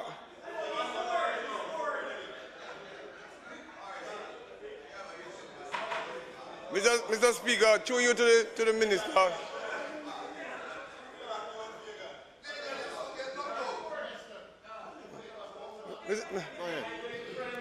Mr. Speaker, welcome Prime Minister. 20 minutes after 7, so we have some time to go. Mr. Speaker, I was taken by surprise. Mr. Speaker, I was taken by surprise yesterday. In fact, we were, a member from South and myself, were to meet, and out of like something just happened, and you hear that the St. Catherine is now under quarantine. And I mean, Mr. Speaker, it cannot be that stakeholders, members of parliament, I mean, could not just be, I mean, the logistics, what I see happening in Portmore today, and what happened last night with people, exodus of persons just coming out of Portmore. I mean, Mr. Speaker, I'm going to, but please, Mr. Minister, I know the power that has been vested on you based on the law that you are using in this particular situation. But please let us, as Mr. Fagan, as MPs, let us stop. Mr. Fagan, let me disturb you. Mr. Speaker, Mr. Fagan, Mr. Speaker, I'm going to just ask a minute. two questions. I have Just three a questions. minute. I have three questions, Mr. Just Speaker. a minute. Minister Semudo, it is now 7:20. For us to continue, you need a resolution. Mr. Speaker, the time being 7:21, I ask that the House be permitted to sit beyond 7:30 to complete the business of the day. Those in favour? Those against? As of it. Mr. Speaker, Mr. Fagan, complete your question. Mr. Speaker, I'd like then Mr. Ascot will ask his one of the question. questions had And to then do the with minister why will the question, answer without a presentation. Mr. Speaker, Mr. Speaker, one of the questions had to do with whether or not why is the government not considering engaging the doctors, the private doctors in this particular? I can see in Portmore where it is, we can anticipate that there's going to be a spread. But he has answered in a way to suggest that the public institutions are capable. I'd like for the minister to reconsider that decision, because our doctors are already, we have already engaged our doctors, the representatives there, and they are willing to work with the ministry as much as possible. Please seek a way to collaborate with these doctors and see if we can find a way with the testing, because certainly you are not going to be able to deal with this sample collection as much as possible with these 5 mobile units and with the 2 health centers that you have in St. Catherine. Mr. Speaker, so I want you in Portmore. So reconsider that, Mr. Speaker. What the question now, Mr. Speaker, is the quarantine centers. Is there any consideration of establishing quarantine centers in Portmore? I mean, given what is happening over there. And the second question I'd like to ask, I see in the news that 62 Jamaicans, the deportees they are called, will be coming to Jamaica, will be in Jamaica by next week. Tuesday, can you say what arrangement is being made to accept these persons? He may not be the minister, but in terms of the health, and some of these persons might very well end up in Portmore. I want to find out whether or not what arrangement is being made to accept these people. We don't know that those Jamaicans who are on the ship cannot come, but these deportees are coming. Tell us why, what is the situation when they come? And maybe in the same breath you might want to tell us what arrangement is being made now to accept those who are on the ship to come back to Jamaica. Mr. Ascott.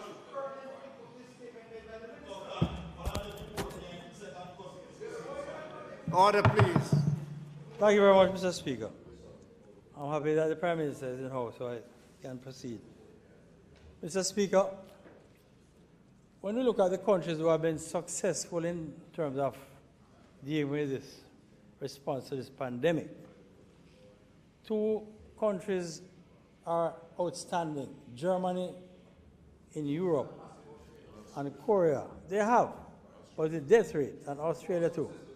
And part of the thing that the scientists are saying is the level of testing.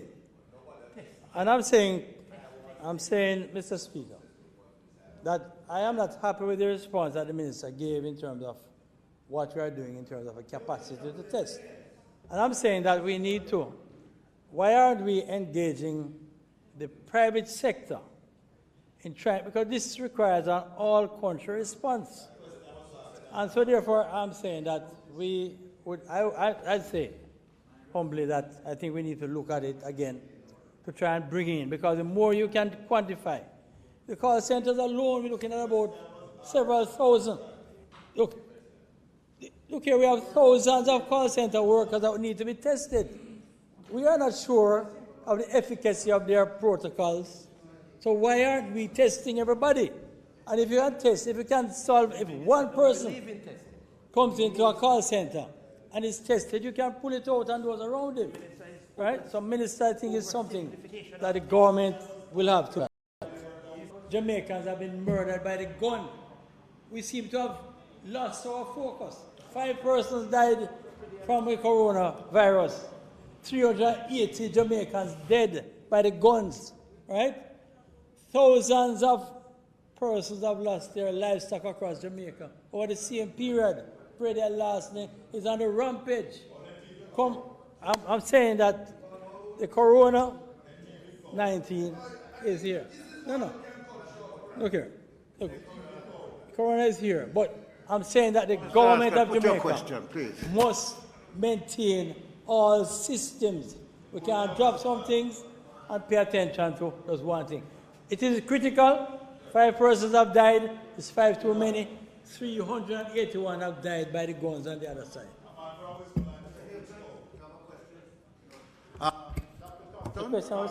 This concludes the questioning. Will you make your answer to them, please? Mr. Speaker, I will endeavor to be brief.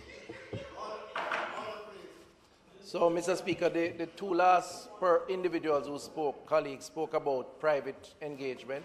I just want to reassure the House and the country that we are collaborating with multiple stakeholders in the private sector. As it relates to, I have an advisory committee that consists of many private sector players as part of the joint effort. In addition to that, as it relates to private doctors, the ministry has announced a public-private partnership to outsource patients, hypertensive and diabetic patients, to private practitioners to cut down on the crowding in hospitals. We just gave one given by the minister. Mr. Jackson, please. Just as a follow-up question. Minister, okay, could you get, Mr. Jackson, 1 minute. I'm going to allow you to, Mr. Semudo, we have another statement from the Prime Minister to make a statement. Mr. Jackson is going to conclude. Get the Prime Minister, please, so we can proceed. Minister, regarding the private medical practitioners, I met with a group of them over the opening hours so that the residents can access those for routine and emergency situation, because they are the main providers of medical services in Portmore. Mr. Speaker, I think that's a very good point raised by the member. As far as I know, medical practitioners are part of the essential service. So I will check with the Honourable Prime Minister and the team to see.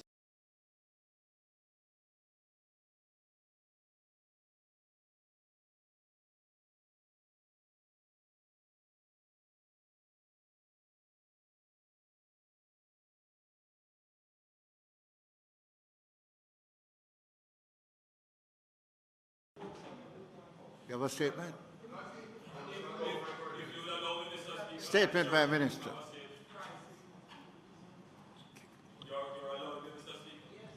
Yes, on a point of order, Mr. Speaker, on a point of order.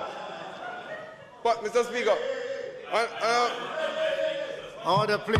Point of order, Mr. Speaker.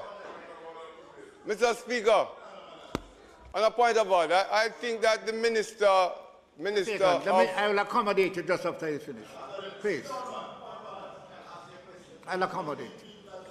Go ahead, Prime Minister.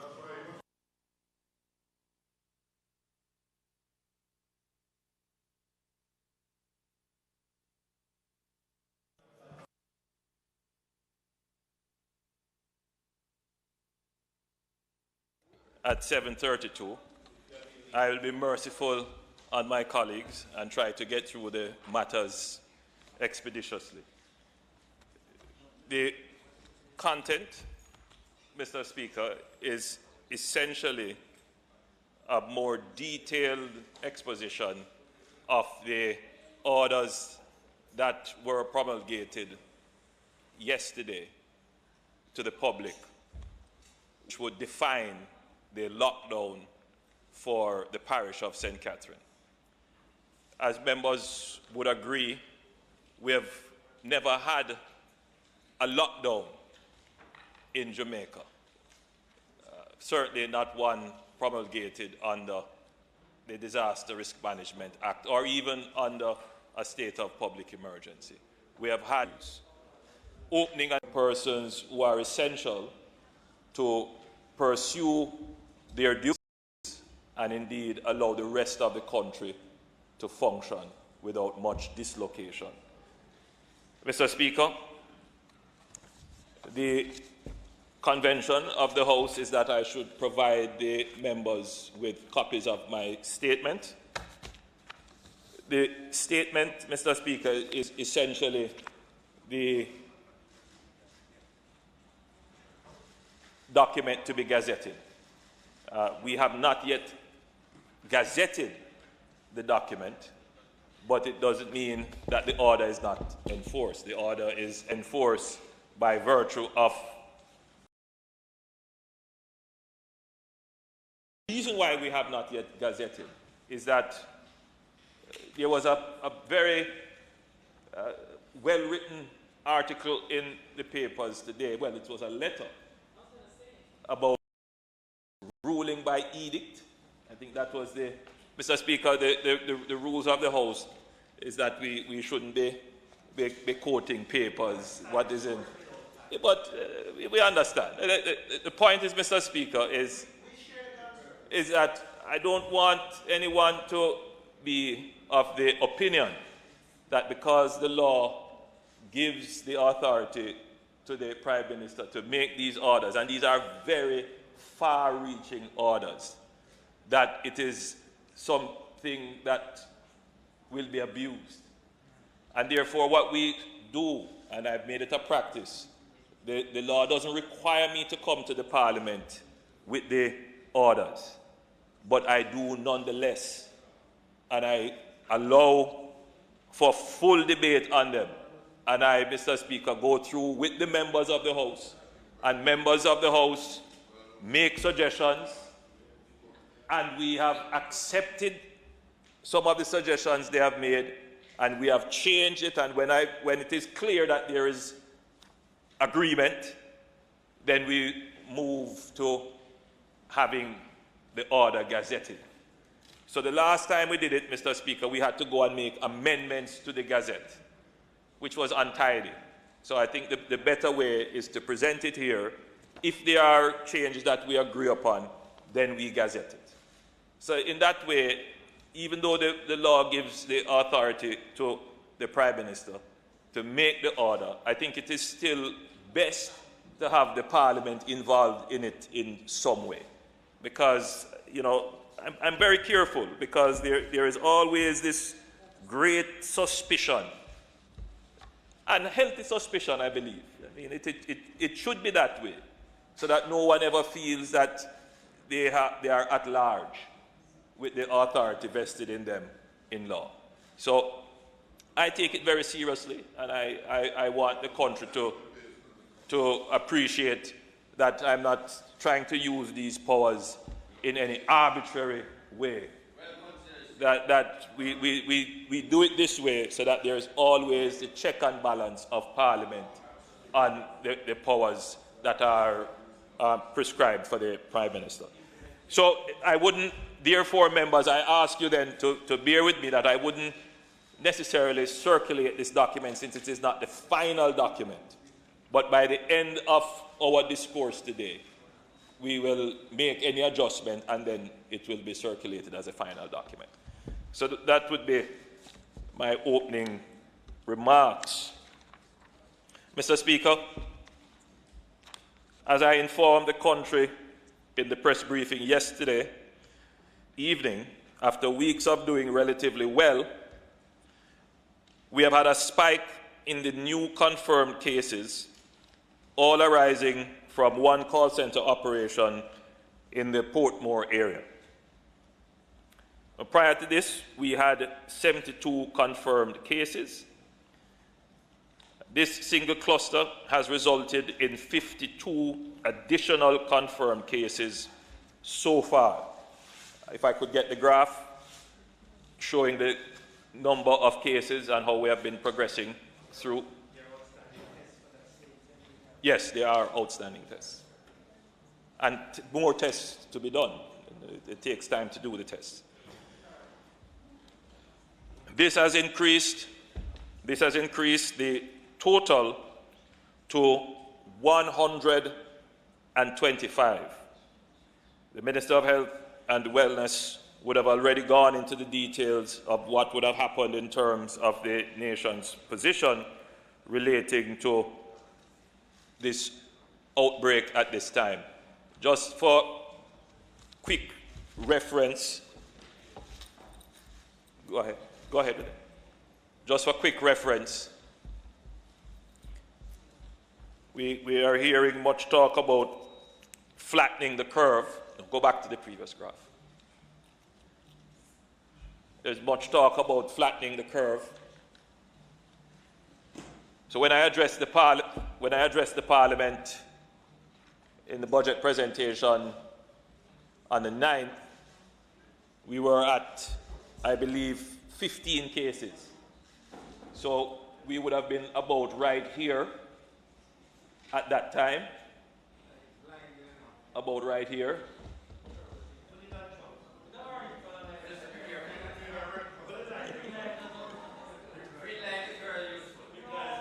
We have lasted for 35 days, which is quite an achievement compared to the other countries in the Caribbean. Relatively low. And I'm going to address the no testing because I too have had my concerns. This is not something that any rational person looking on would say that. But we are now at week number 5.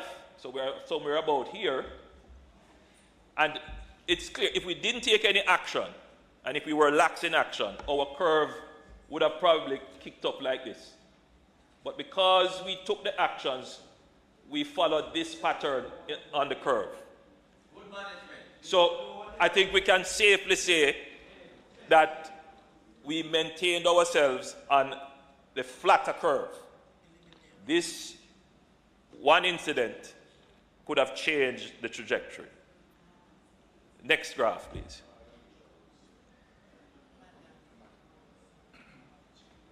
Next.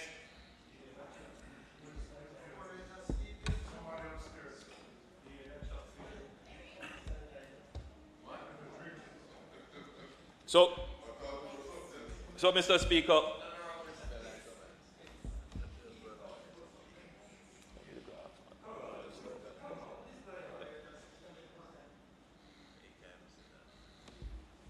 so this is where we started, the 10th of March, and as we progressed, at an average of about 2 to 3 per day, which really matched a linear pathway.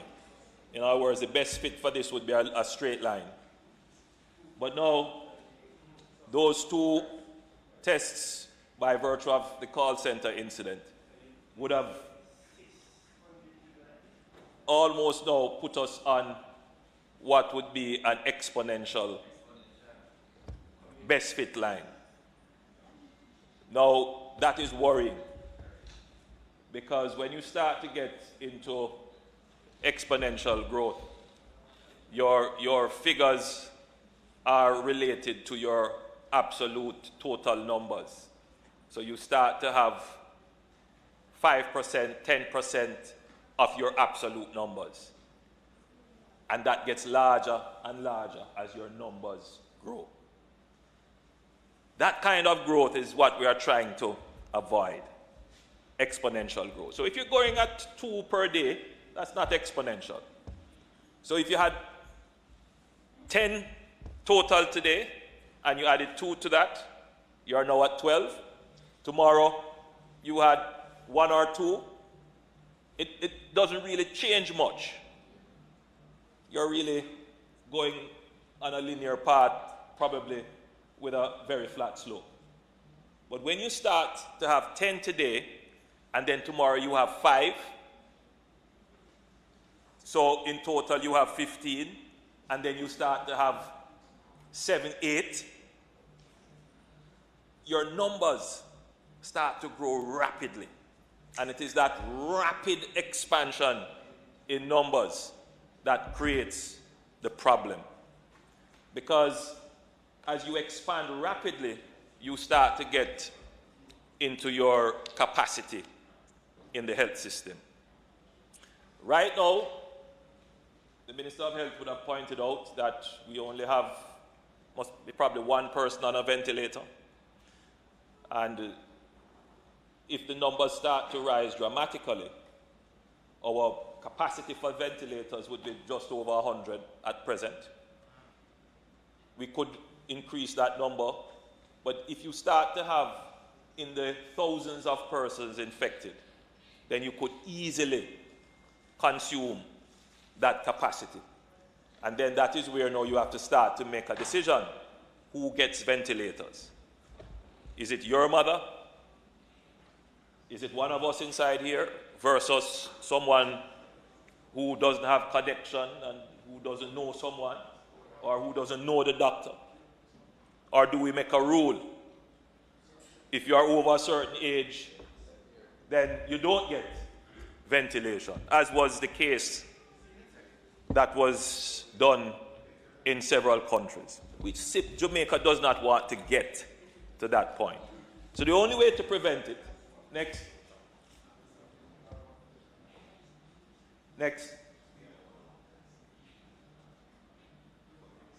This graph shows testing, and there's a lot of questions about testing. You will see that we have increased dramatically our testing. So the blue line shows the number of tests done daily.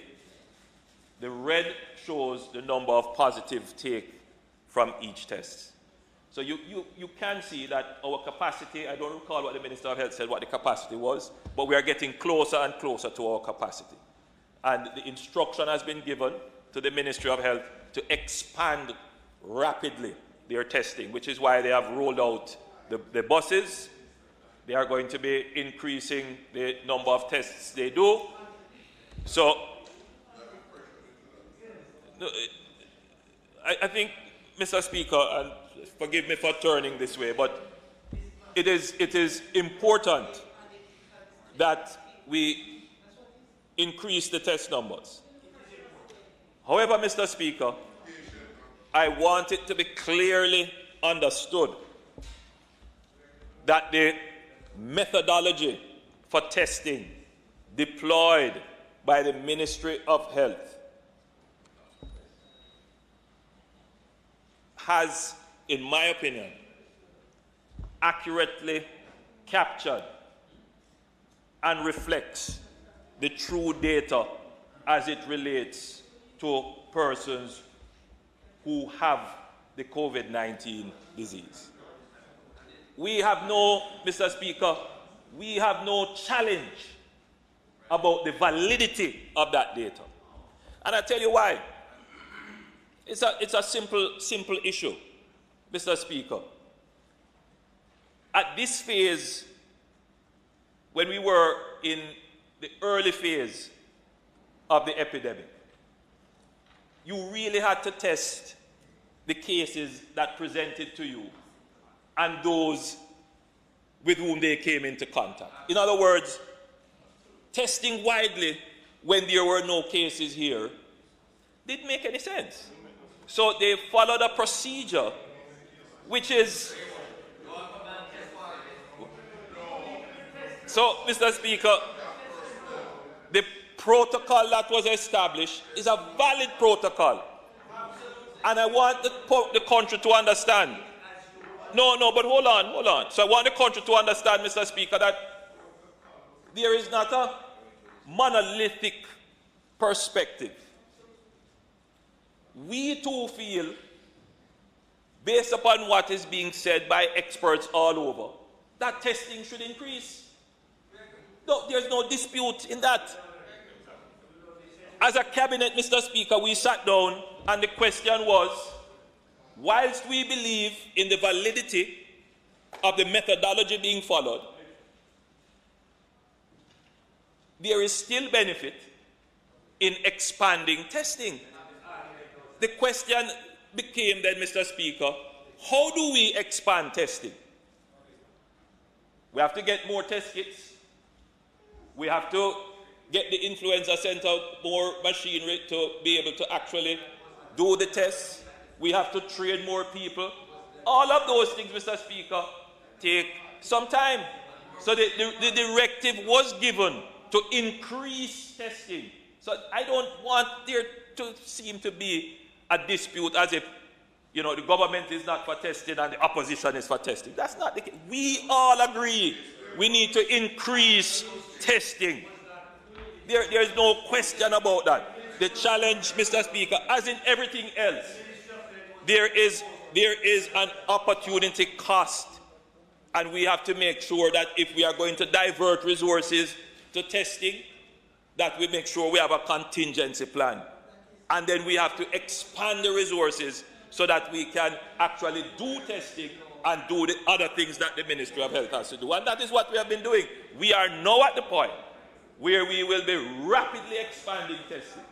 When the question was raised, and the doctors in the room, the medical professionals in the room will appreciate what I'm saying, because there are those who keep saying our numbers are low because we don't test.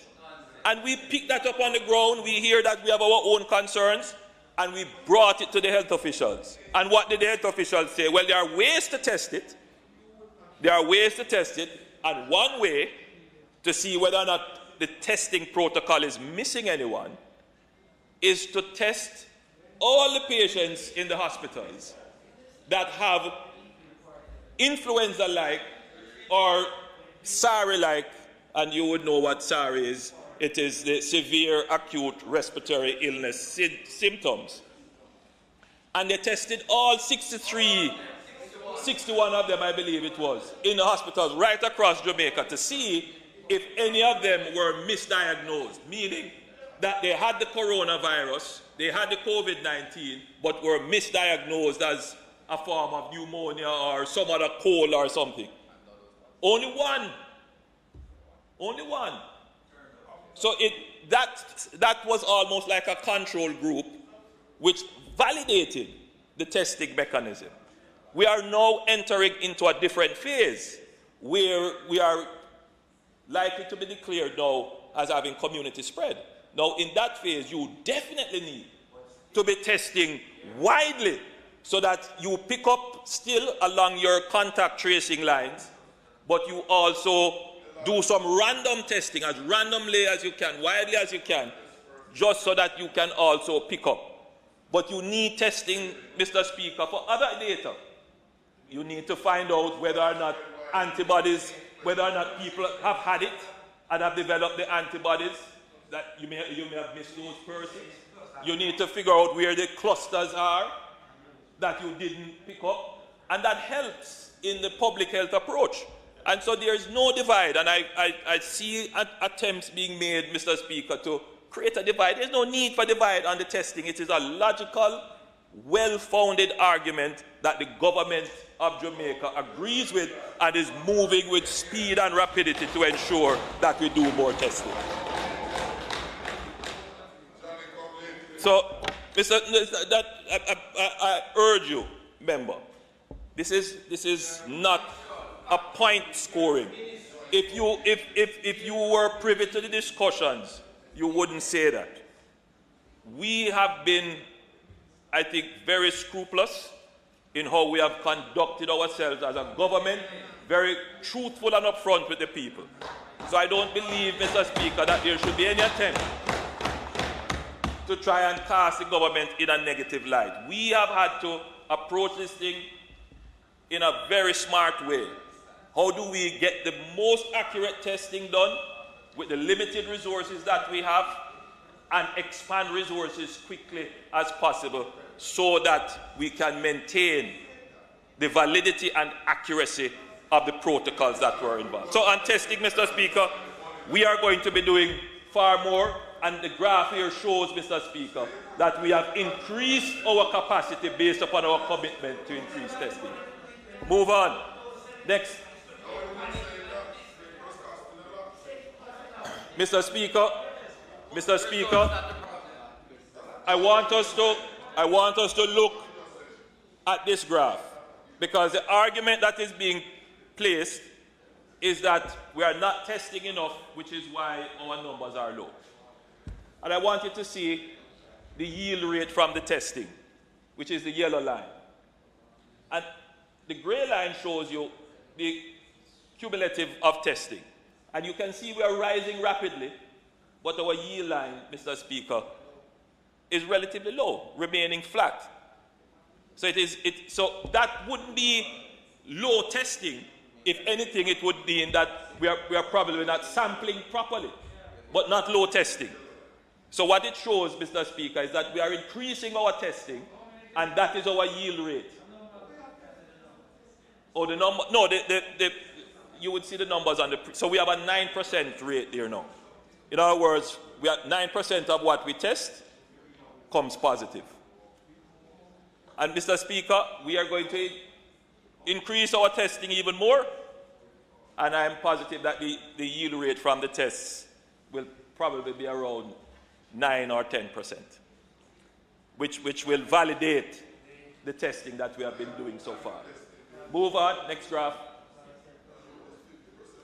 I just wanted to point out, Mr. Speaker, that this is what the rest of the region is doing. It's a sample of the region. Panama has 3,574 cases, 36 days since their first case. Barbados has 73 cases, and it's 30 days since their first case. But they have tested more persons, including, we are the third lowest in the region in terms of testing. And we recognize that, and we are going to increase our testing rapidly, even though I don't expect it to change. Yes, and as I said, members, there is no difference. There is no difference. One thing you will see, members, is that we make our decisions based upon data. So when we look at the data and we see where we are versus where other countries are with testing, we work comfortably with that, and that is why we gave the directive, increase testing. But look at where Jamaica is relative to everyone else in the region. Now that might be viewed as success. Others might be saying, well, it's because of testing. We want to know if it is because of testing. So we want to validate that result. And that result, Jamaica, is the aqua blue line there. No, down. 125 cases, and we are 37 days. Trinidad, you see that little kick up in the line here? That's the call center. Trinidad is at 113 cases, and they are at 34 days in the outbreak. Costa Rica is 618 cases. They are 39 days in the outbreak. Jamaica, of this selective group, is the lowest.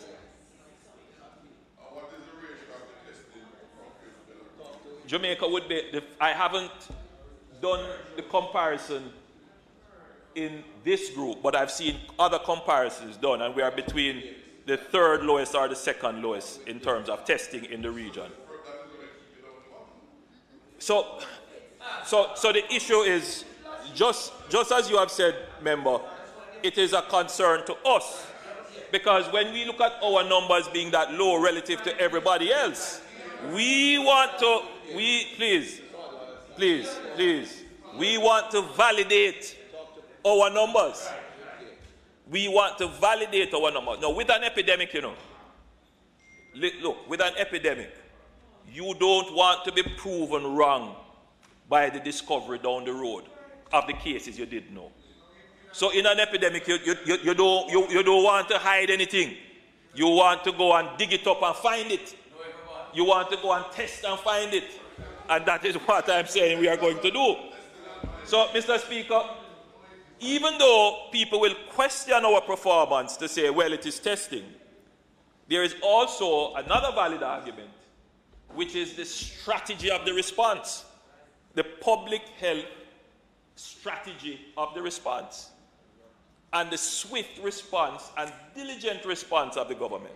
There is no question about that. So if you look at the measures that Jamaica has put in place, they have been effective.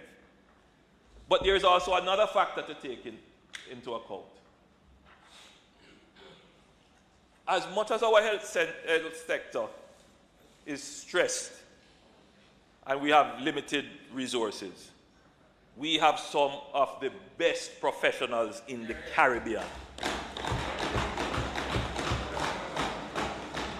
So I'm very careful, Mr. Speaker, when I bring together some of the eminent voices on epidemiology and public health.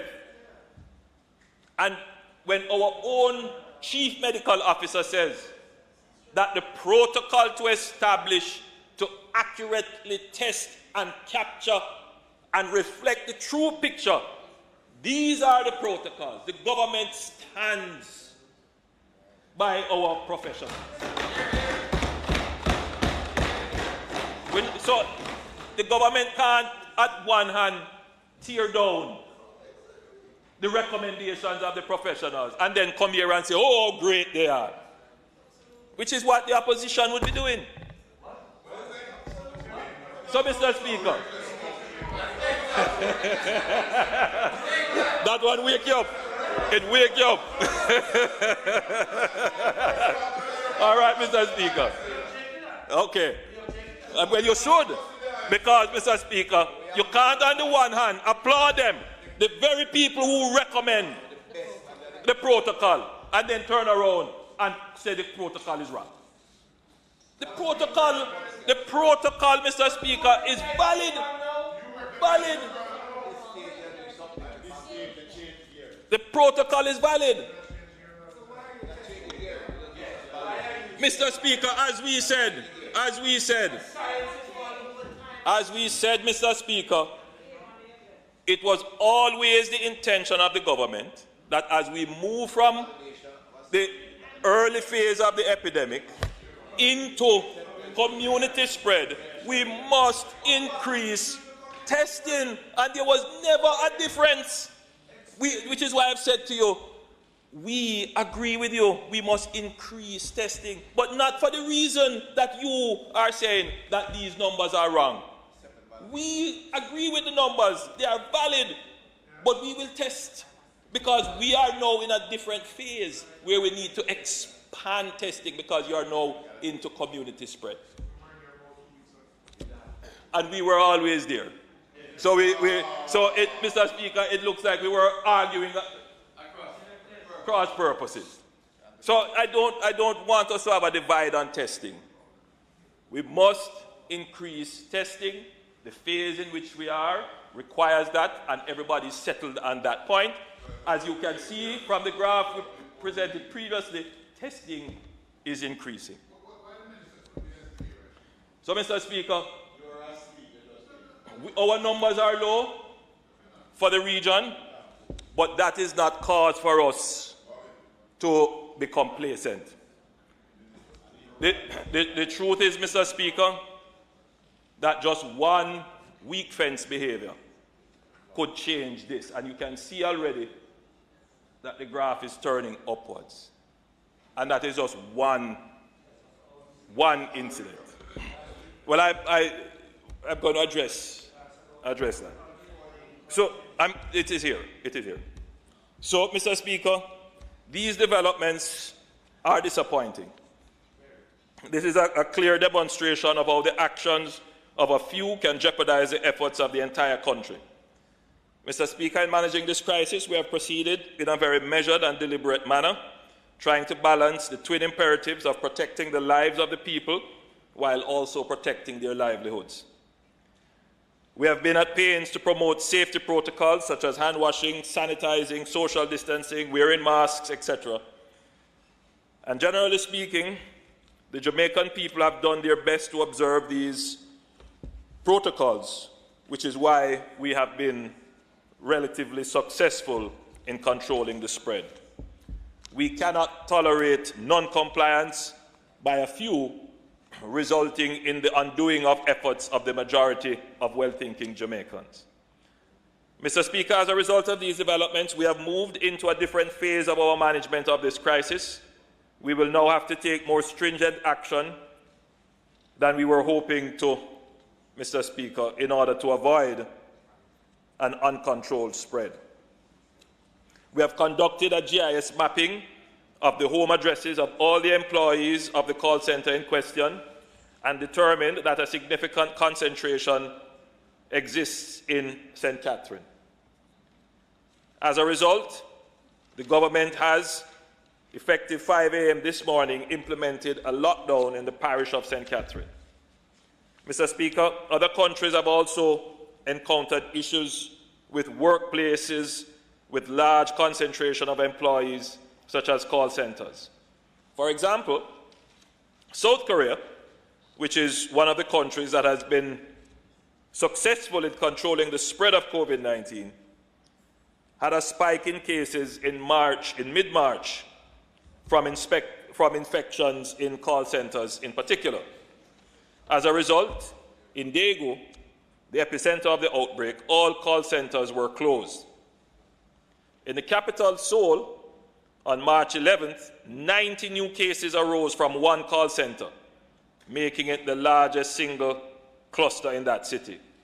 As a result, stringent screening and surveillance protocols were implemented, not only for call centers, but for all offices and workplaces with large concentrations of employees.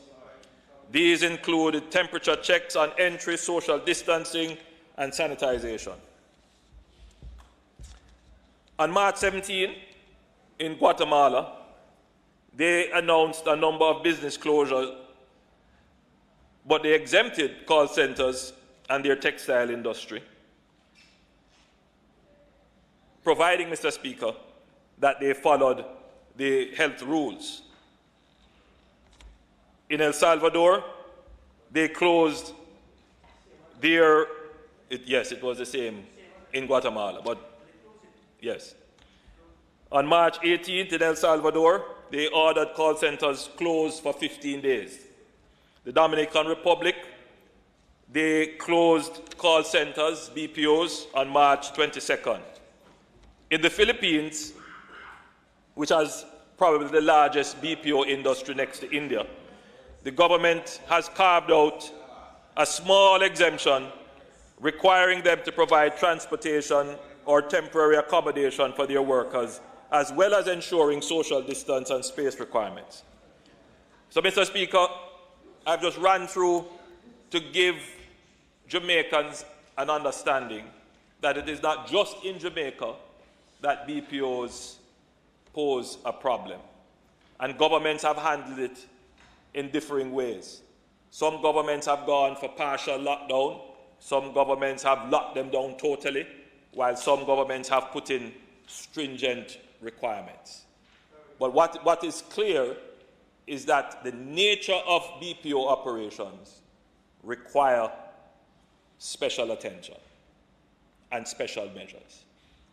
Mr. Speaker, the BPO sector in Jamaica employs approximately 40,000 persons and is the fastest growing industry in terms of employment.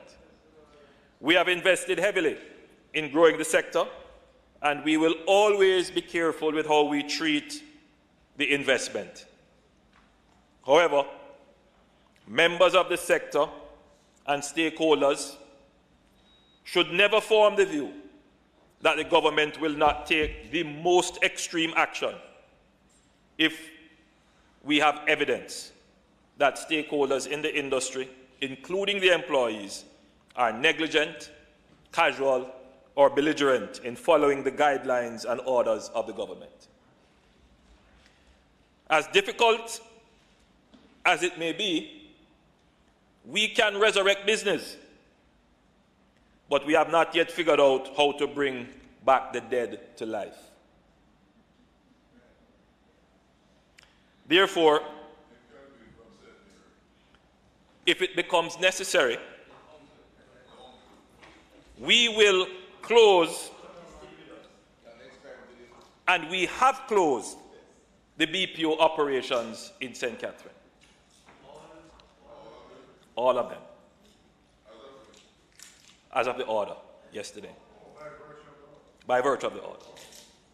We are aware that some BPO operators, in fact the majority of BPO operators in St. Catherine, have implemented guidelines, many of them their own guidelines, many of them the guidelines of the BPO Association, and many of them have followed the guidelines and regulations of the Ministry of Health.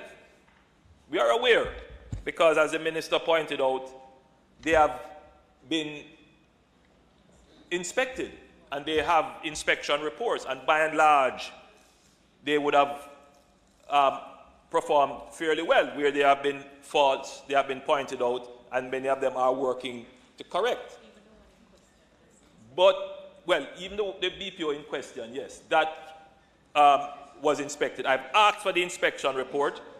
I have not yet had a chance to review that inspection report, but as I have said already, that inspection report and other activities will form part of an investigation, because we need to understand what went wrong in the management of that facility.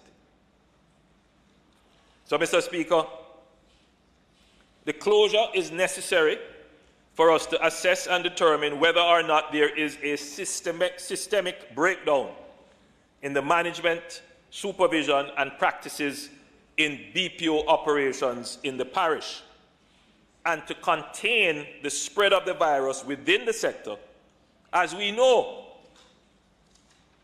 that staff are circulated to branches. So you could have an outbreak in a branch in St. Catherine, and some members leave, go to Mandeville, come to Kingston, they train together, they might exchange them on accounts. So it is quite possible that if there is poor management in one branch, it could affect a branch that has good management, or a branch outside of the parish. So you really need to stop the movement so you can truly assess what is happening in the parish. And that is one of the main reasons why we have put a stop. Here I would like to emphasize that all employees at the affected call center have been placed under 14 days quarantine. We have received reports that some employees are trying to seek employment elsewhere. We have gotten one report of an employee coming from the affected BPO trying to get employment in Hanover. Yes. So, Mr. Speaker, no, it's not as a result of that. Remember, they live all over. Yes, so there are some living in St. Catherine, some in Kingston and St. Andrew, some in Clarendon. So they might be trying to get employment elsewhere.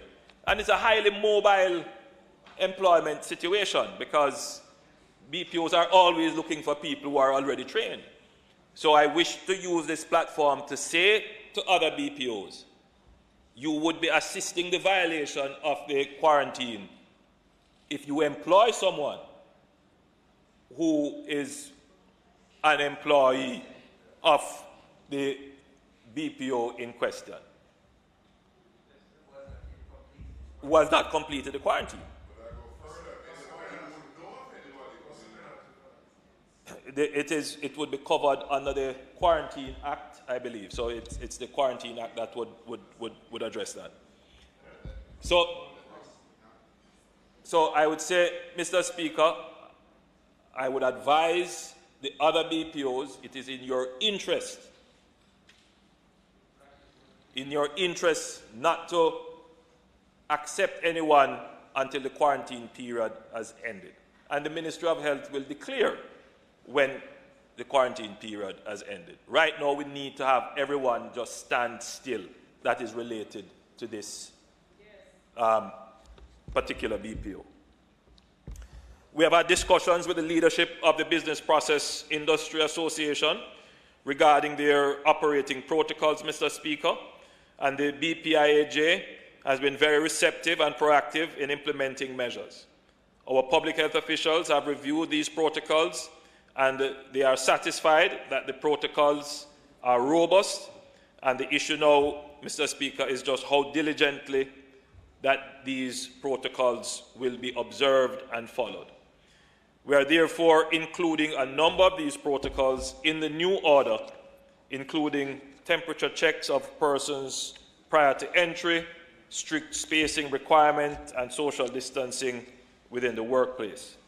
This is to ensure that BPOs, Mr. Speaker, these new protocols will have the force of law.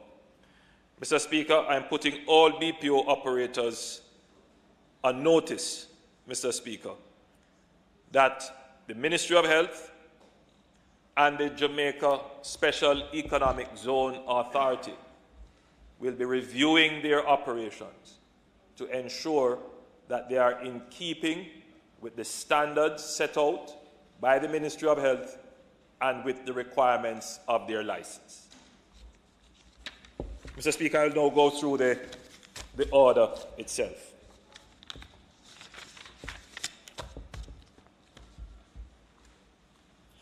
In the exercise of powers conferred on the Prime Minister by Section 26(2) of the Disaster Risk Management Act, and every other power thereunto enabling the following order is hereby made. 1.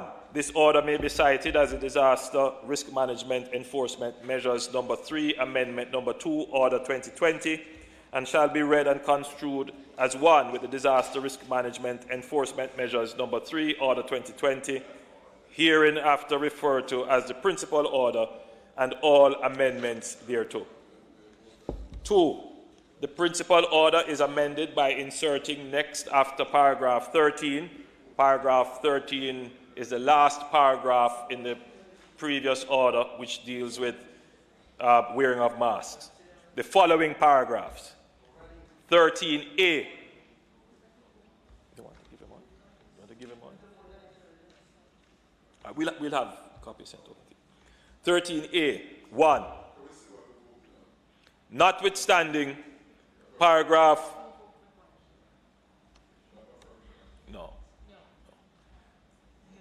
notwithstanding paragraphs 6, 7, 8, 9, 11, 12, and 13 of this order, which had outlined the specific measures, this paragraph shall apply during the period beginning 5 a.m. on the 15th day of April 2020 and ending at 5 a.m. on the 22nd day of April 2020 in respect of the entire area of the parish of St. Catherine. So this paragraph defines the shutdown period. 5 a.m. on the 15th, which was this morning, to 5 a.m. on the 22nd day of April. Now, subject to paragraph 3, and this is the paragraph which deals with exemptions, so subject to the exemptions, during the period specified for the lockdown, each person who is in the parish of St. Catherine shall remain at an abode or place of residence, which includes the yard, as we call it in Jamaica, your premises, in St. Catherine, except as follows. A, for the purpose of food, medicine, or the essentials of life, the person may travel to the closest practicable location within the parish where the food, medicine, or other essentials of life can be obtained, and then immediately return to the abode or place of residence. And in the case of a person who has attained the age of 65 years or more, or who is pregnant, or who has a disability, all such travel and return shall begin and be completed, A, between the hours of 8 a.m. and 10 a.m. on Wednesday, the 15th day of April 2020, and B, between the hours of 8 a.m. and 10 a.m. on Saturday, the 18th day of April 2020. In the case of a person who does not fall within subparagraph 1, that is, a person who is elderly, pregnant, or has a disability,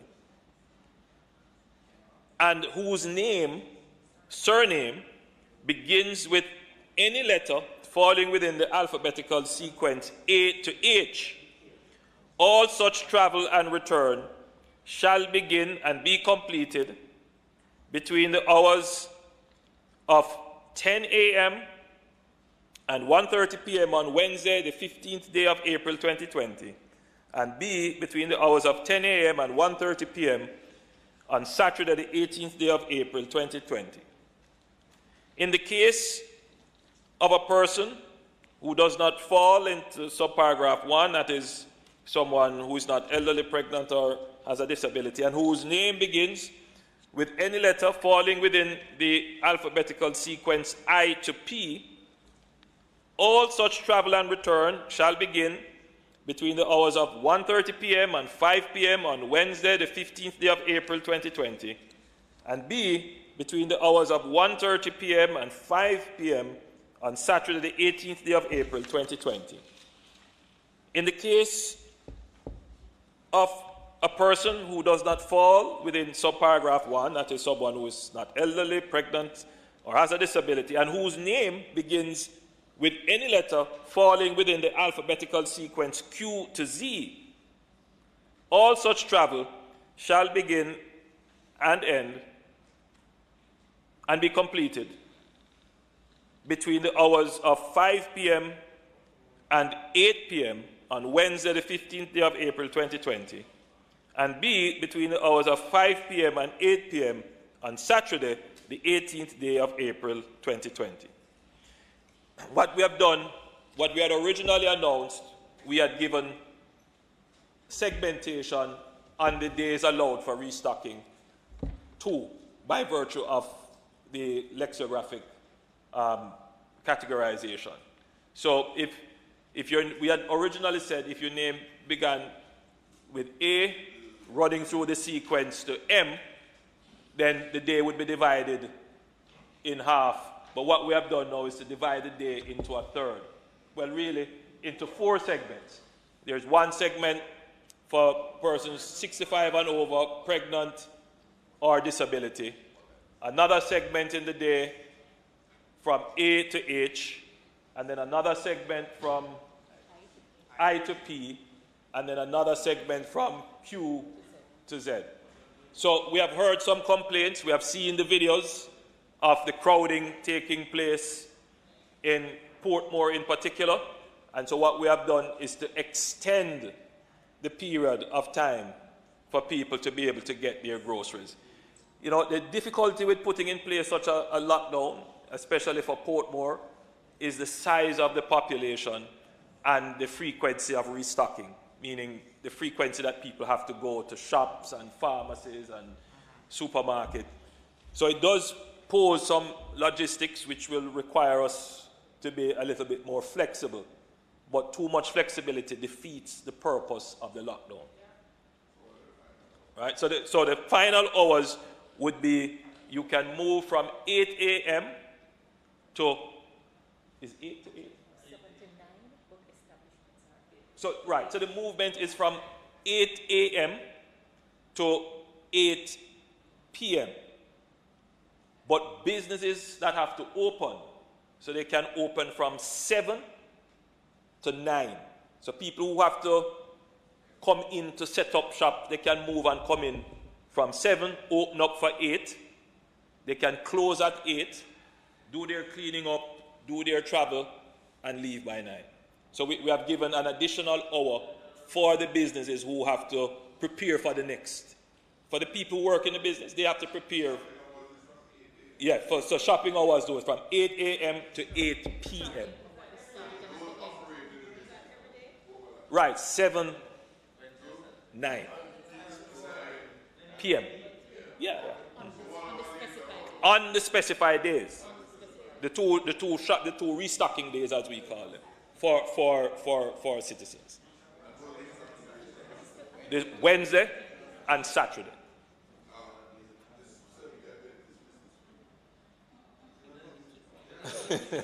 you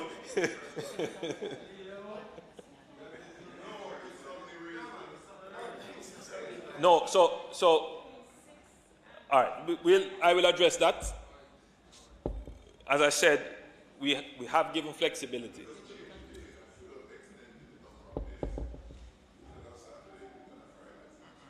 All right, so I will address that specifically. All right, but I wanted to get across the general. Yeah. So what I would say, member, is that what I would say, member, is that the reality is that if the numbers change in a way that suggests that we have to do further, we would have a framework already established with this model. And what we want to do is to make sure that we have this framework right so that we can rapidly expand it. So I'm going to take the suggestion that you have made, which is why we're having this debate, and we will make the necessary. So as I move along the presentation,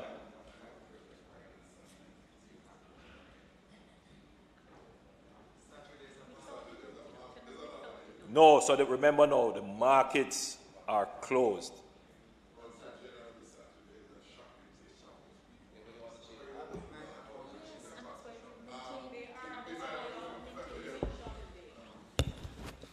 Take, for example, the Portmore situation, Prime Minister. Most residents in Portmore do their domestic shopping and other, whether market, supermarket, and so forth, on Saturdays, working from Monday to Friday, when it doesn't allow for them to do those things during that time. That's the reason why even the tax office in Portmore is open on a Saturday, because it lends itself to the modality of the people in Portmore. So we have to bear those peculiarities in mind. So we thought, we considered that modality, member. And remember now, everyone should be on lockdown. You don't want to compromise the intent of minimizing, but when you're going to give permission for some movement, it's best to give it at the time that it can be best optimized by those who you want to facilitate.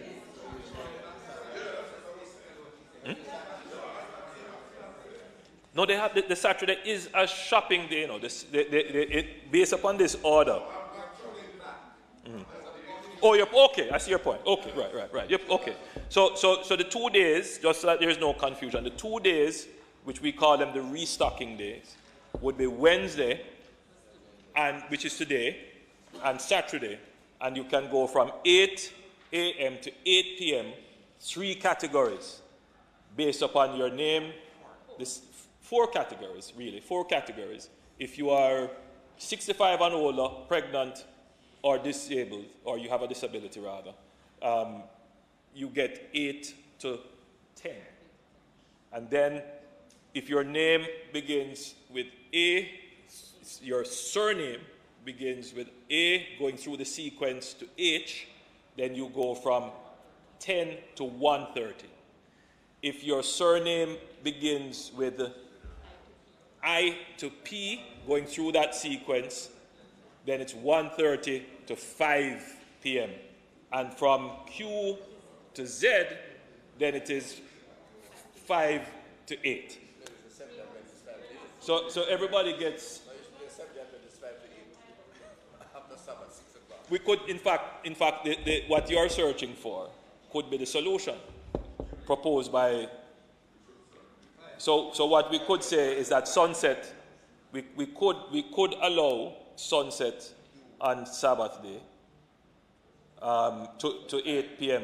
for persons who, in fact, we should make that. We'll make that adjustment. No, we couldn't do that. We wouldn't close. So they could close 8:30, not 9:30. They could close 8:30, so they can go after Sabbath. We would make that. So we'll make that adjustment, and I think that would be fairer. All right. Prime Minister, all this shopping, all this shopping that you're talking about, refilling, it is within Portmore. The person will not be allowed to leave. No. Could I ask a question? By the way, within St. Catherine. Within St. Catherine, but because Portmore is. So what the law said is that you are able to move to the essentials of life as close as is practical to where you live. Right? So that's what we want people to do. So I can understand why you would say Portmore. People who live in Portmore would move as close as possible within Portmore, right? Some people do. Prime Minister, could I ask? Would you want me to finish the statement? Are you looking for a clarification on a point? Okay, go ahead. Go ahead. I just wanted to find out, because there's no market like growing provision and like that in Portmore. Are you thinking that, for example, the Ministry of Agriculture rather could have a farmers market coming into the Portmore area? So I would. It's an excellent idea, and we will see how that can be incorporated. But I couldn't promise that it could be done in time for these 7 days. But as we configure how a lockdown would work, if we have to do more, then certainly that will be contemplated in the orders that are prepared for it.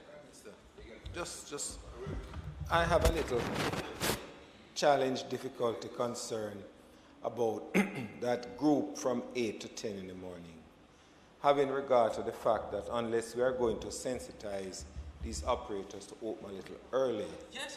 So yes. They open from 7.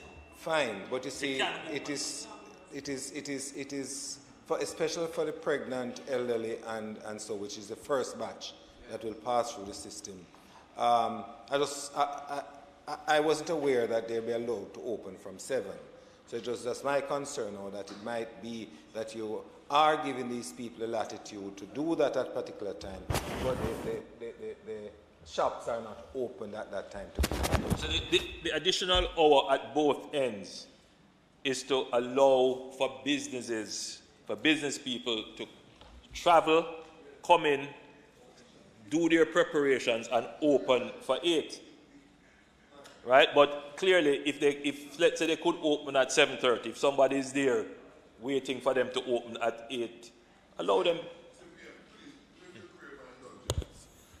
What happened, for example, between last night and this morning in Portmore with the rush? And what you're going to have, because you have restricted movement during the period of the lockdown, shortened hours, you're going to have a lot of crowding taking place and a lot of people trying to shop in that period. Then you run the risk now of the social distancing being compromised, as we have seen. I don't know if you want to consider, instead of splitting up the thing in one day, just give separate day for one set of names. So more people go, more opening hours, right, for one set of names, so and another for another, because you don't want to get into the overcrowding. And we see it even in Kingston during the curfew hours. It's happening. So you're not going, and give the density, for example, of Portmore, right? You're going to have a high likelihood of something running out of control. So that was the initial consideration, that we would allow alternate days and people could, by display of their ID and their names. The challenge is, from a public health perspective, you need to have several days of no movement. So really what should happen, and the order is not, because the orders were not promulgated in this fashion, what really should happen is that it is one person per household that should leave and go and shop. But when we looked at it, it might not necessarily be practical. Precisely. So when we thought of it, we said, you know what, the challenge, remember what we are trying to achieve is a slow down. So it's a delicate balance. What we should be emphasizing, is that persons who don't need to be out, don't go out. That is critical. And if you are ill, if you have come into contact, stay home. I think those are the things that we have to emphasize.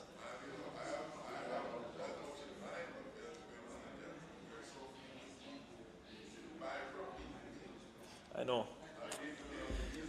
That is just the nature of our society, which makes it very difficult to do orders like these, which is why we need the entire brain of the Parliament reviewing the measures that are placed here, because you know Portmore far better than I do.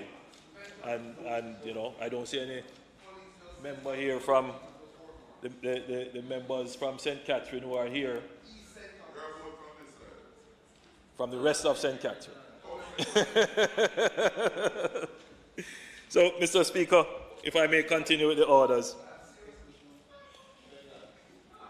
So persons may move, Mr. Speaker, for the purpose of seeking urgent medical care or accompanying someone who is seeking urgent medical care, or a person falling within paragraph A1, that is someone who is elderly, pregnant, or has a disability, at the time specified in the subparagraph above.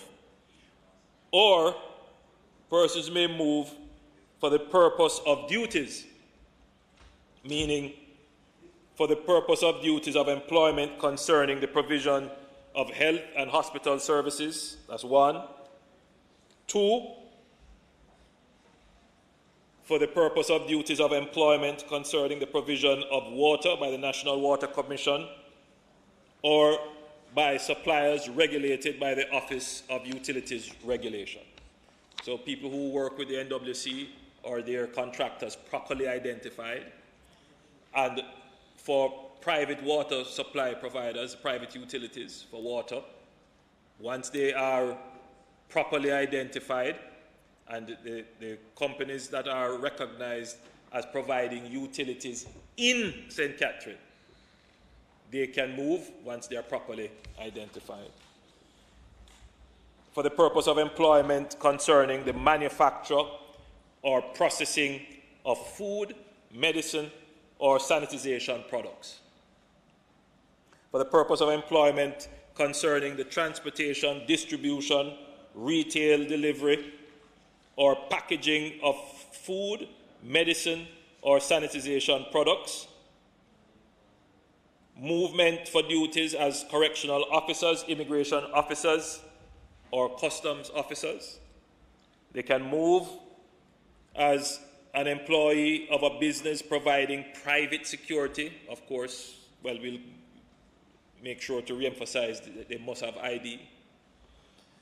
In the provision of electricity, public works, sanitation, firefighting, civil aviation, or telecommunication.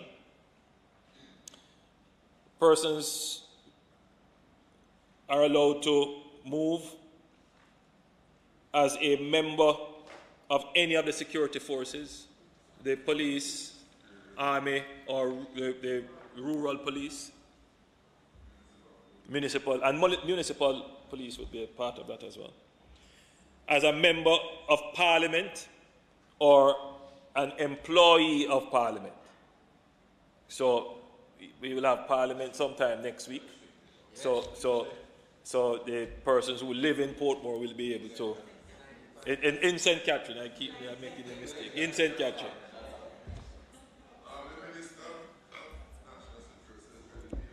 An employee, well, as mayor or councillor of the municipal corporation or city or municipality, as an employee of a municipal corporation or city municipality who is designated in writing by the chairperson of the municipal corporation to be key personnel of the municipal corporation. So the mayor of either the municipality, which would be the mayor of Portmore, or the mayor of Spanish Town, being the municipal corporation, they will, in writing, say, these are the persons, yes, who are key. So it's not expected that every employee is their key employees that they need.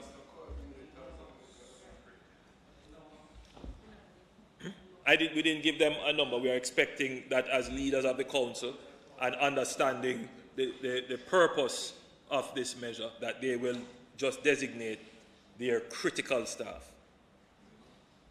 As permanent secretary or chief personnel officer of the offices of the services commissions, persons may move about, that is, move from their home to their jobs, not move about generally. So they have to be moving in pursuit of their job.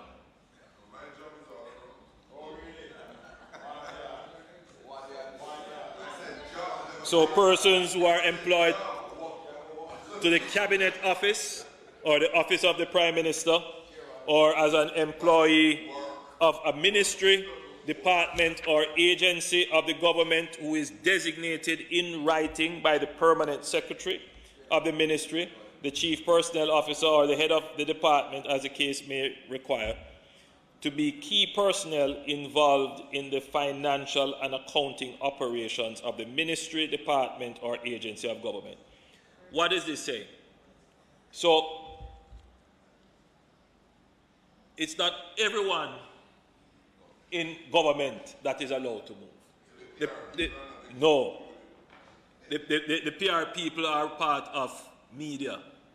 So,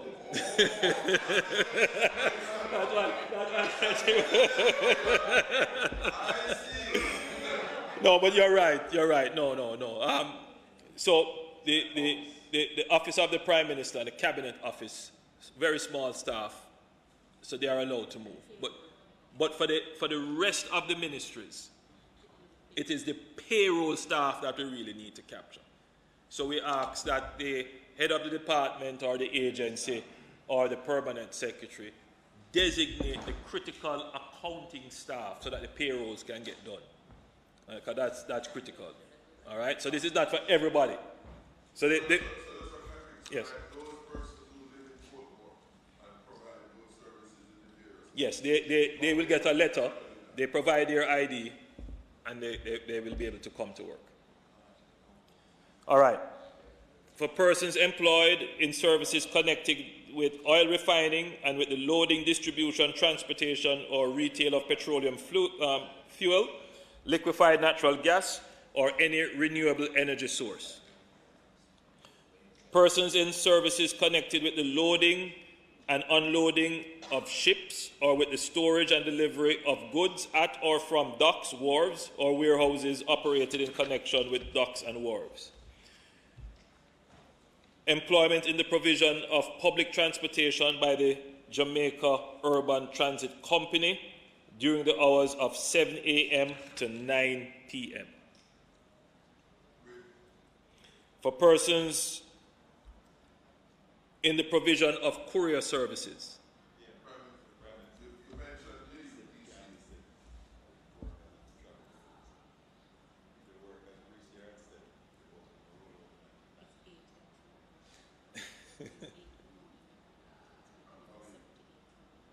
All right. Well, let me take a look at that, the suggestion, and before we close, we'll address that.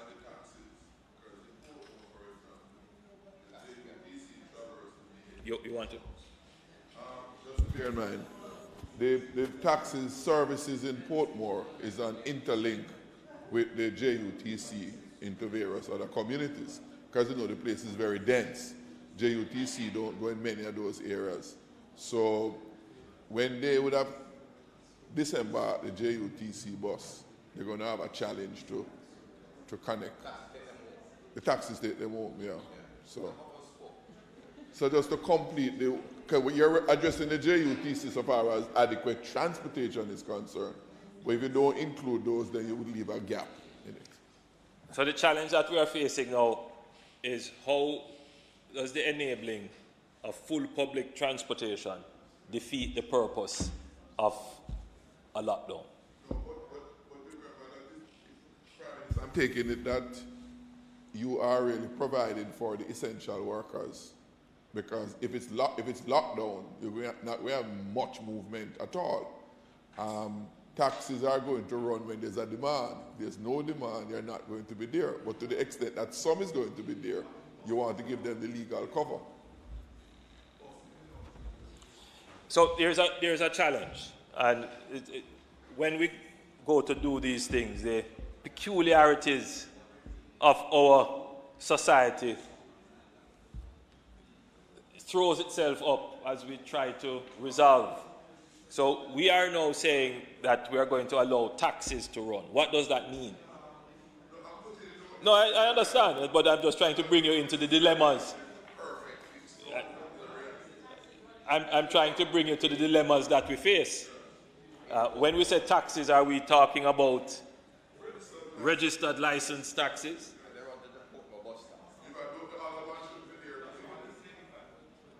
But once you say, so we'll discuss that a little bit more before we close. We make a decision on it. All right. Persons who are employed in the ministry with responsibility for health and wellness, the ministry with responsibility for labor and social security, the ministry with responsibility for local government and community development, and the ministry with responsibility for industry, commerce, agriculture and fisheries, and the ministry with responsibility for education, youth and information, if designated in writing by the permanent secretary of the relevant ministry to be a person who assists in providing services relating to the feeding or giving shelter to vulnerable groups, including children and elderly. So what this is that, you know, the Ministry of Labour, the Ministry of Labour and Social Security, the Ministry of Local Government, they manage and education, they manage the social safety net. And they oftentimes have to go and provide packages, care packages, they have to go and look for the elderly, they have to take care of the poor and indigent. So they have to have special authorization. So the permanent secretary, no, remember, the correction services they have already. So those persons, Mr. Speaker, will get special exemption, but it will be in writing from the permanent secretary of those ministries. So it will be a limited number. Is that a sneeze? Yes, it was an accidental cough that went bad. Mr. Prime Minister, can I ask a question, sir? With all the efforts, the much needed funds to assist with the constituency must have just now been released. No, I'm coming to that. Many of us would have found ways to start the program.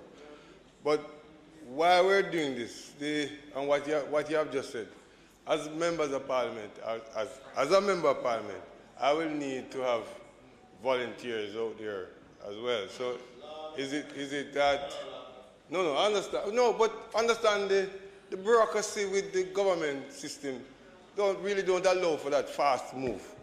Is there any provision that could be made to assist with that? Because we really couldn't be walking with packages around the place as MPs. We do a few. We do a few, but may I suggest that those activities be specifically done on the days provided for restocking. We have to have at least 5 days of no movement where you stay at home.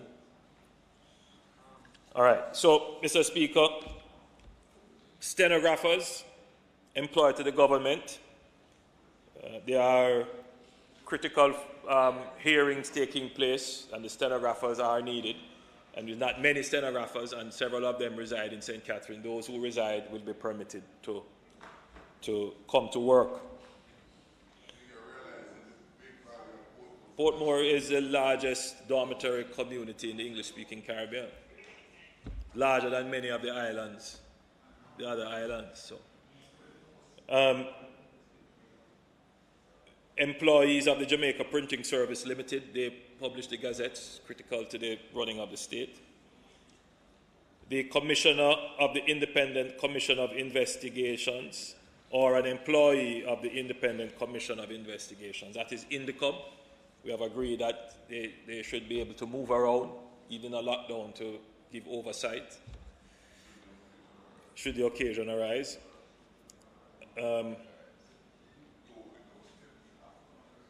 Any person involved in the hearing of an emergency matter before a court, as determined by that court, so the court would have to determine the emergency matter. And then the necessary notices and letters authorizing who would be considered important to that hearing would have to be issued if there is an emergency matter. So the courts will take care of that. Yeah, employment in a funeral home or mortuary. Employment in the sugarcane industry.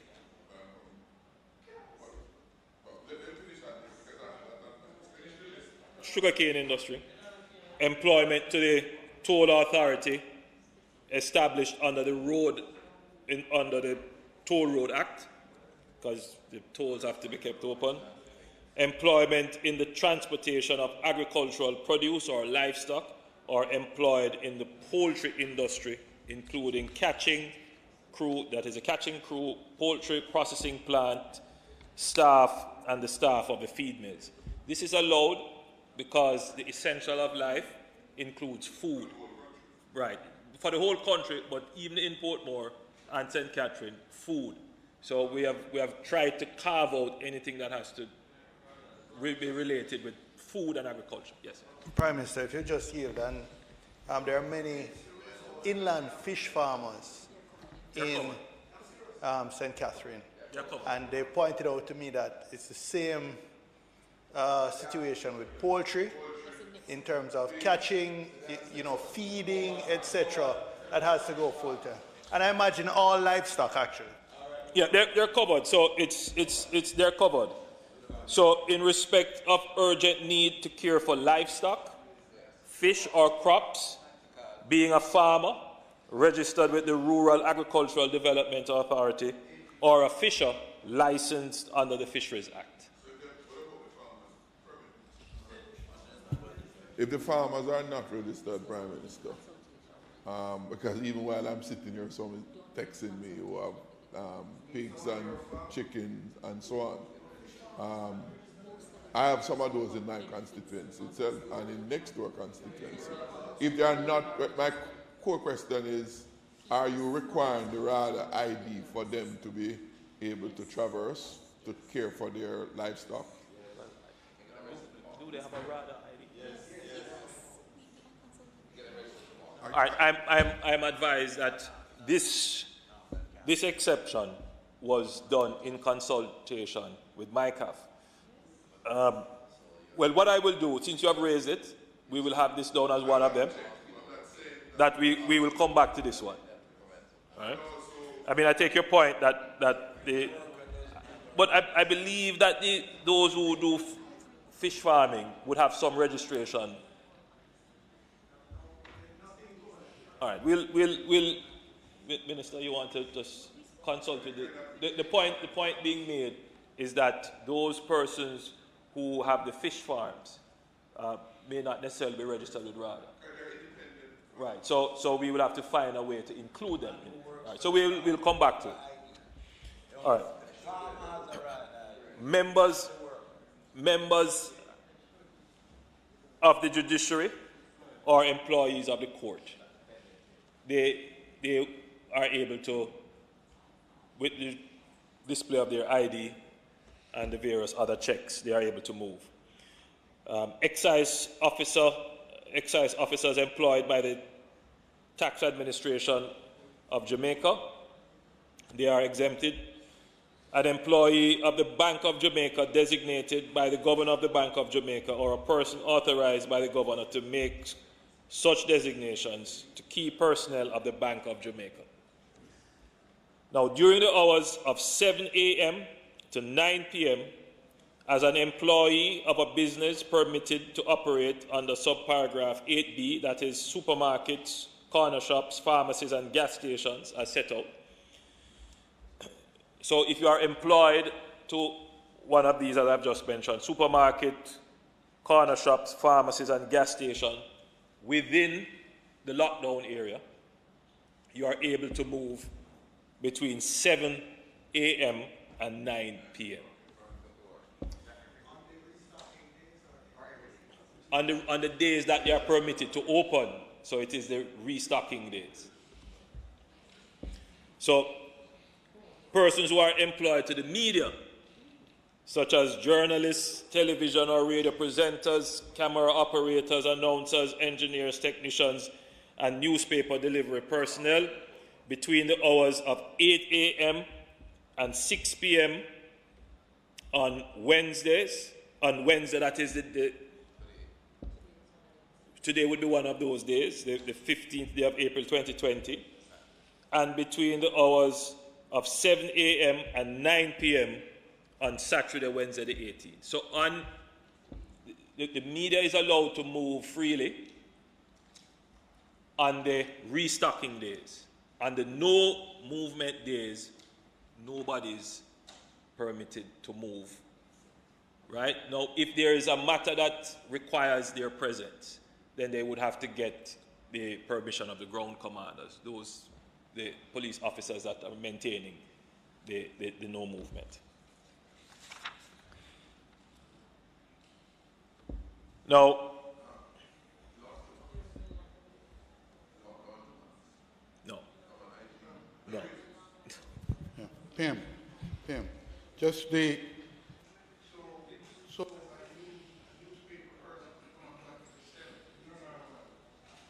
a retailer, someone who actually sells the newspaper for, they could move other than under 2 days? Just those days. So you can't get a newspaper other than under 2 days? Other than those 2 days. So it's a very interesting, which I'll raise, because the truth is that this exercise has taught me so much about the structure of the Jamaican society. I think we really have to sit down and reconfigure how our society is arranged. Because much of what we move to do, we can actually do virtually. That is the instructive thing about this exercise. Much of what we move to do, we can do virtually. So, Mr. Speaker, any service or activity designated in writing by the Minister with responsibility for national security with the prior approval of Cabinet as an exempt service or activity. So there is a residual power that is given to the Minister of National Security, but it requires that the Minister consults with the Cabinet to get the Cabinet's approval. So it's not a discretion at large. Now, 3, during the period referred to in subparagraph 1, that is the lockdown period, 5 a.m. from April 15th, 2020 to 5 a.m.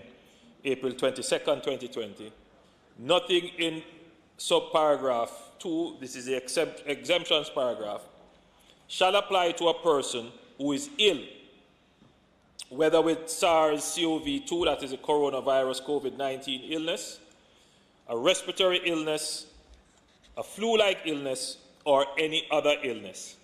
And such a person shall, A, remain indoors at the person's abode or place of residence, excluding the yard. That means they have to be indoors. They have to be inside a house or a building. And B, to the extent possible, remain isolated from other persons in the abode or place of residence, except for the purpose of seeking urgent medical attention. So let me explain this clause. This is a general, if you are ill, stay at home. If you have, and I can't emphasize this because the strategy to manage this epidemic is to separate persons who are ill from the rest of the population. So if you have any illness that comes from flu, if you have flu-like symptoms, coughing, sneezing, fever, or you have any respiratory symptoms, hard to breathe, short of breath, stay home. Stay home. So if you are asthmatic, my understanding, and I'm saying this without having the immediate support of the Ministry of Health here, but one would think that if you are asthmatic, that you would be very cautious. You would be very cautious. And one would also say if you start to exhibit symptoms, that you would be even more cautious and stay home. Right? If you wake up and you have a fever, don't just say, "Oh, it's just a little cold." Stay home. Can't overemphasize that. So, a person under subparagraph 2 who is exempt is permitted to leave an abode or place of residence, or who is seeking urgent medical attention as permitted under subparagraph 3, the paragraph we just read, shall, while outside an abode or place of residence during the time referred to in subparagraph 1, that is the lockdown time, that person must A, wear a mask fitted to that person so as to cover the person's nose and mouth. So it is now required that if you are going outside to get the essentials of life, or if you are a person who is ill, but you are going to seek urgent medical attention, you must wear a mask. So I want this point now to be clarified. Within the lockdown area, when you go outside on the restocking days, or if you have to go outside to seek urgent medical attention, you must wear a mask. I would say it in this way: you must cover your nose and mouth. A mask, conventionally as we understand it, is a convenient way to do it, but there are other ways to cover your nose. Precise. So we are not saying that if you can't go to the shop and get the conventional mask, you can use a cloth covering, right? One preferably that if it's too thin, you double, but one that you would want to block.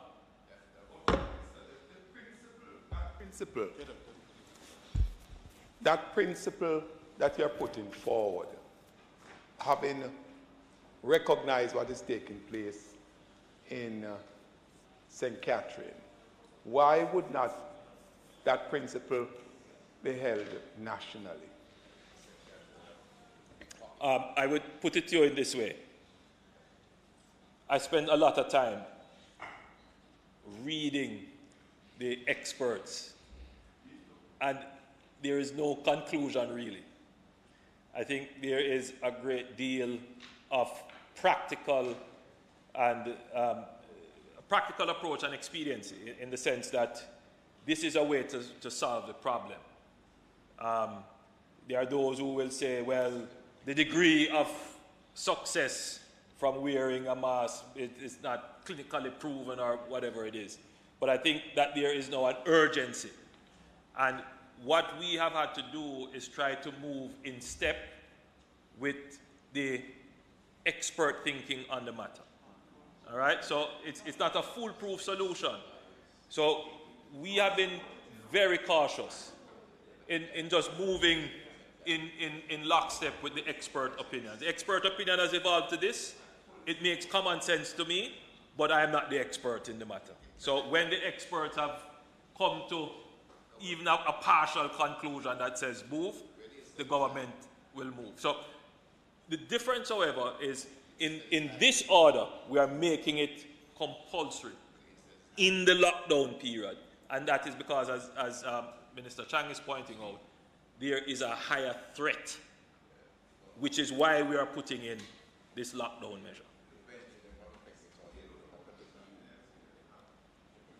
Well, the member's point from the member from St. Thomas Eastern is saying we still, generally you don't know what you don't know, but at least you must try to recognize that that there's something that you genuinely don't know. So remember, we are using the measures that we think are appropriate to the threat level that we know. And that's what we're doing. All right, so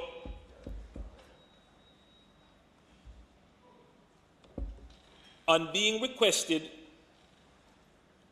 to do so by an authorized officer, a person who is moving must produce satisfactory proof of identification as a person to whom subparagraph 2C, that is, persons who are exempted for the purpose of conducting their work duties, applies in any case where that person asserts that that provision applies. What that means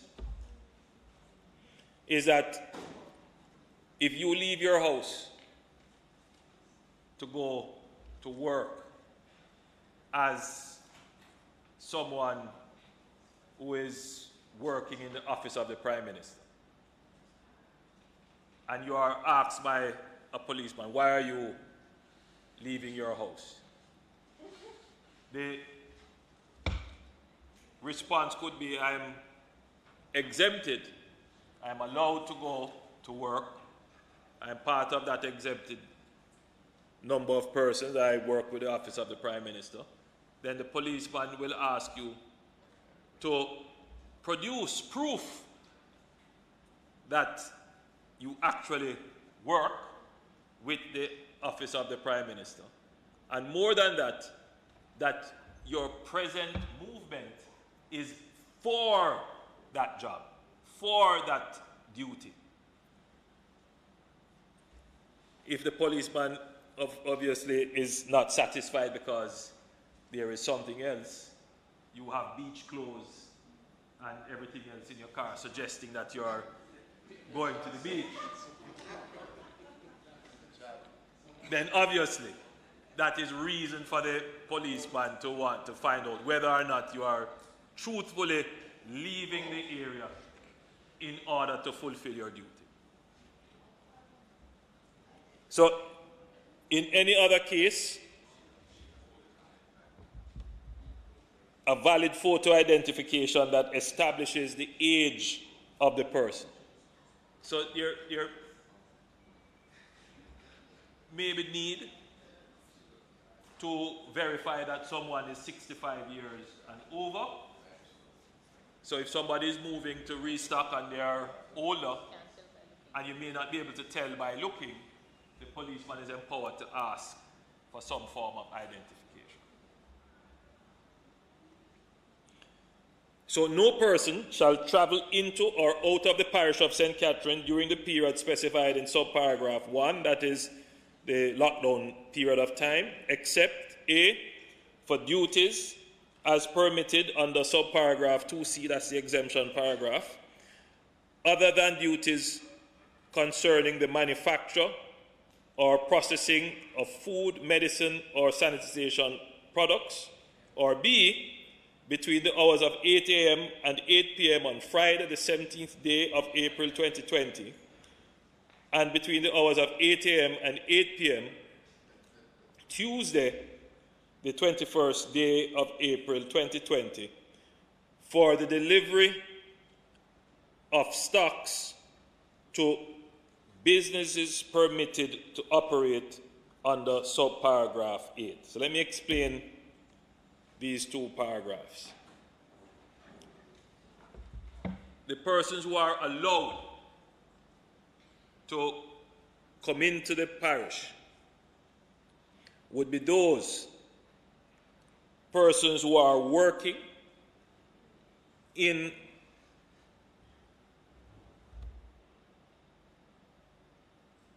well, AG, let this one.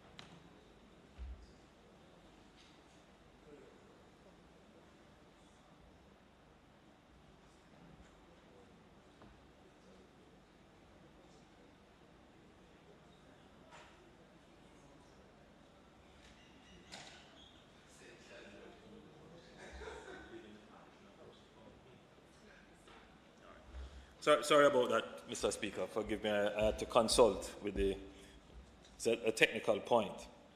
So we have provided for 2 days for corner shops, pharmacies, gas stations, and supermarkets to restock themselves. So those days would be, those days are Fridays and Tuesdays. So this coming Friday will be a day in which we will allow in deliveries for Saturday. Yes. So there it's provided for. So separate from the shopping days, the business operators We'll have a day where they can be restocked. Right? That's what so they can be replenished to go for the other shopping days. Right. Yes, it has to be, which is why we're making the provision for it. Yes. Now, Mr. Speaker, if you live in Portmore or in the other areas of St. Catherine, you are permitted to go to your employment if your employment is one of the manufacturing or processing plants for food, medicine, or sanitization. So, for example, in St. Catherine, you have major chicken processing plants. The workers live, most of them, in St. Catherine. So you would be able to move within St. Catherine to those plants, providing, of course, that you have your ID. But if you're outside, you cannot move from outside to come into St. Catherine to those plants. So you don't have movement from people coming from Kingston or from Clarendon. Yes, but as part of the lockdown, in other words, it would defeat the purpose of the lockdown if people are able to come in and come out of the parish like that. Yes. For example, Clarendon is where most of the poultry farms are. And they have to pull the chickens out into the processing plant. How would that movement be then? Because, you know, you have to have movement there. So the distribution for food and agriculture is allowed.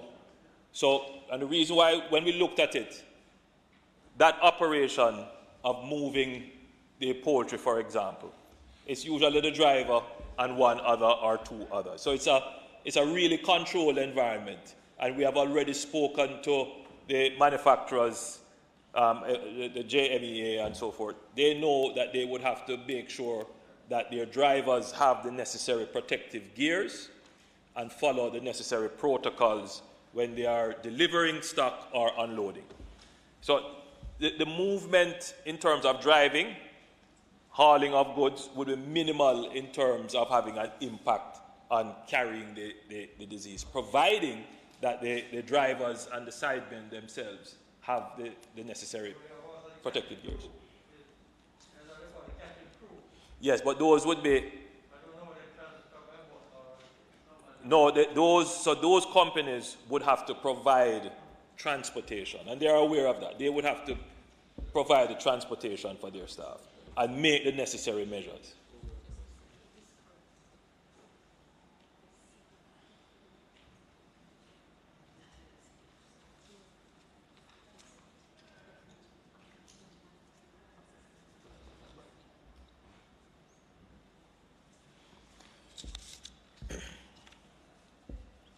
Now, if persons, Mr. Speaker, this is another point that needs to be made. Regardless of the exemption that you have and being allowed to move back and forth, you must submit to a temperature check. So if you're going to leave any of the checkpoints to come out of the lockdown area or come in to the lockdown area, you must submit to a temperature check. Now, we won't be able to check everyone, but if you are asked to do it, you would have to submit to it. Now, if the temperature, I'll use a turn of phrase, gives rise to concern about your health, if you have an elevated temperature, then the Ministry of Health will be alerted, and the Ministry of Health would take over from there. They would do the checks to make sure that you are all right, or if you are not, you will be quarantined. That has to be a part of how movement is allowed. Right?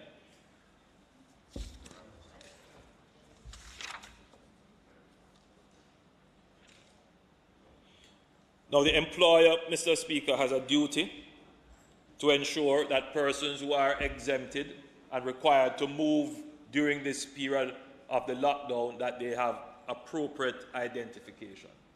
So you can't place a burden on the essential service worker, for example, to come to work, and you don't provide them with the identification that is in line with the service that they are providing.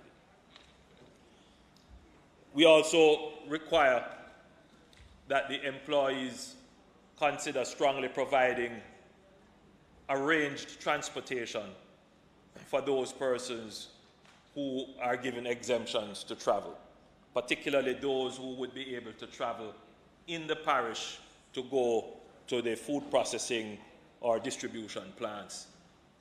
And most of them have said that they will provide those kinds of arrangements.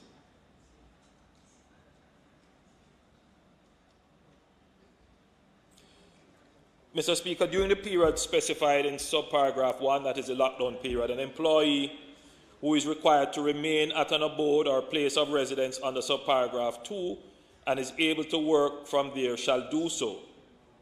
So again, if you can work from home, work from home. There's nothing stopping you from working from home during the lockdown. For one, if it's just for one. And if an employee fails to attend at an employee's place of employment as a result of any provisions of this paragraph, the failure shall not count against the person's leave entitlement, and no adverse consequences shall be imposed on any employee because of the failure unless otherwise agreed between the employer and the employee. So, Mr. Speaker, no one should bear a negative consequence. No employee should bear a negative consequence because of the lockdown from an employer. During the period specified in subparagraph 1, that is the lockdown period, no visitor shall be allowed in any correctional centre or police station within the parish of St. Catherine. B.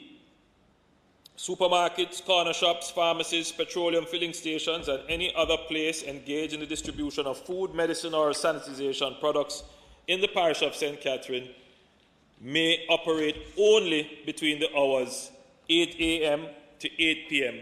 and all other businesses, including businesses in the business process outsourcing sector located in that parish, shall remain closed. This is the line that closes the BPOs.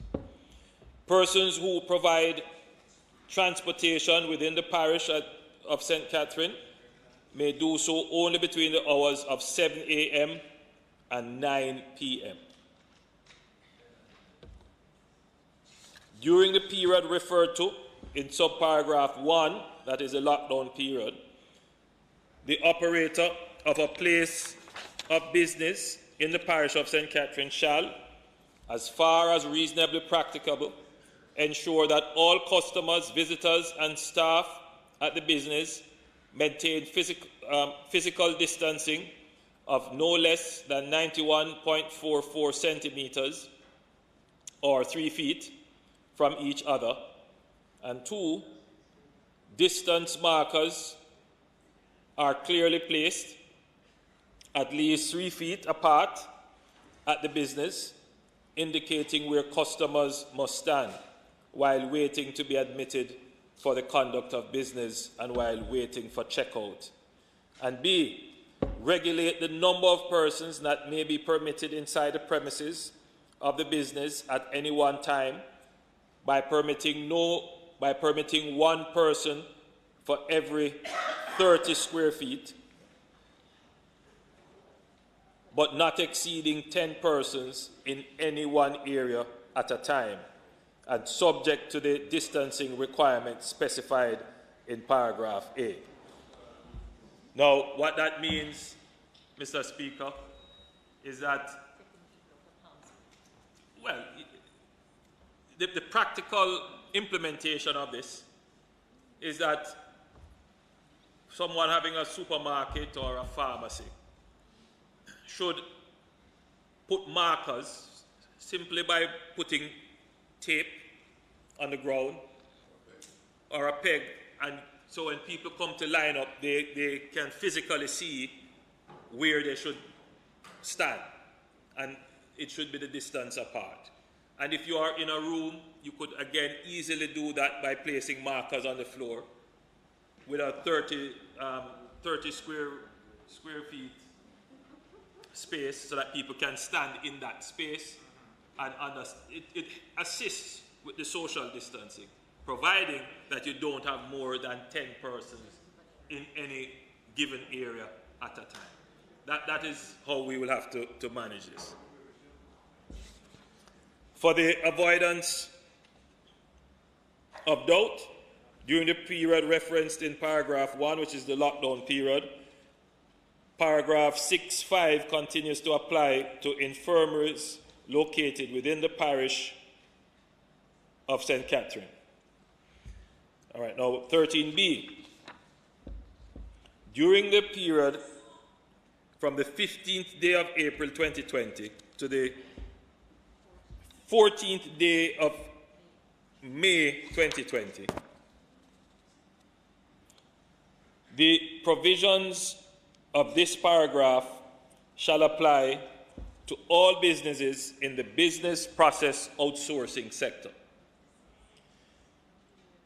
The operator of a business to which this paragraph applies shall ensure that A, hand washing stations or other hand sanitizing equipment are placed and maintained at the entrance of the business premises and at the entrance to every lunchroom and every recreation area at the premises, so that persons entering have the opportunity to wash or sanitize their hands before entering the premises, lunch area or recreation area, as the case may be. So now by order, by law now, all BPOs have to put in place hand sanitization stations, whether it is the use of chemical sanitization or soap and water. And it has to be at the entrance, in the lunchroom, and in the recreational area. Everywhere, not just in Portmore, all BPOs. They could put it at the exit, of course, but I mean, that's over and above what we require, but that's fine. We want, when you go in, before you go in, you sanitize your hands. You go to your workstation, you do what you have to do. If you have to take a break, you sanitize there at your break station. When you're leaving, you sanitize again, you go back. If you're going to lunch, you sanitize, and coming from lunch, you sanitize. Well, I mean, obviously, with this, it would necessarily require that they put up signs to have this done. B, its employees are directed to wash or sanitize their hands before entering the business premises and before and after every lunch break and recreation break. As I said before, all employees' workstation and all equipment on the business premises are sanitized before each work shift. So some have 3 shifts. Before each shift, they have to conduct a sanitization exercise.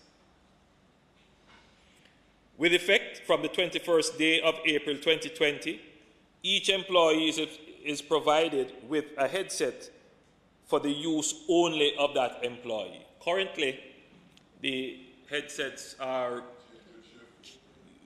well, the users change with the shift. Now they have to provide an individual headset for each employee that only that employee uses.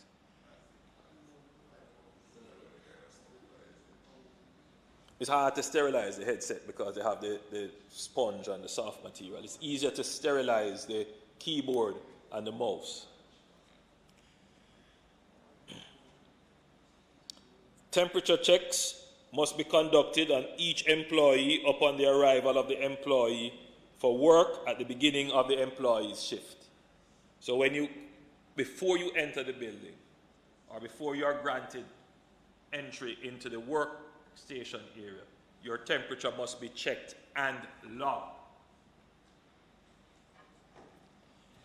Physical distance markers must be in place so as to manage distancing of persons at entry queues to the business premises and in all recreational spaces at the business premises.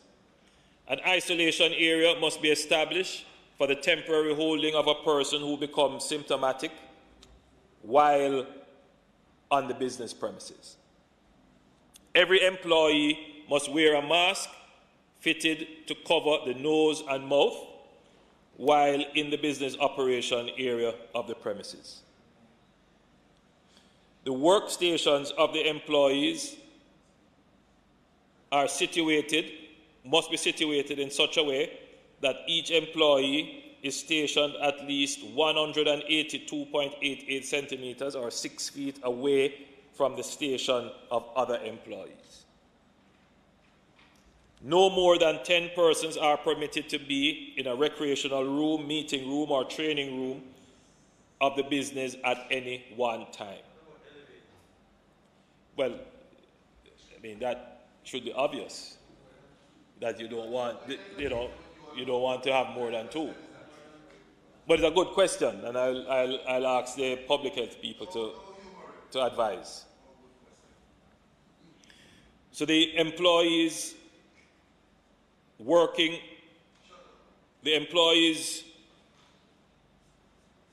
coming off a work shift must exit the business premises clearly before the employees starting the next shift can enter or queue to enter the business premises. So we want a clean changeover. So you have to get one shift out of the building first before another shift can start queuing to come into the building. So there must be any mingling of the shifts. No, so what they need to do then is to stagger. So you would give 10 minutes between the start of the shift so that you can get everyone out of the room, off the premises. Well, they have to conduct their sanitization exercise, and then the next shift comes in without mingling or interfacing with the shift that is leaving.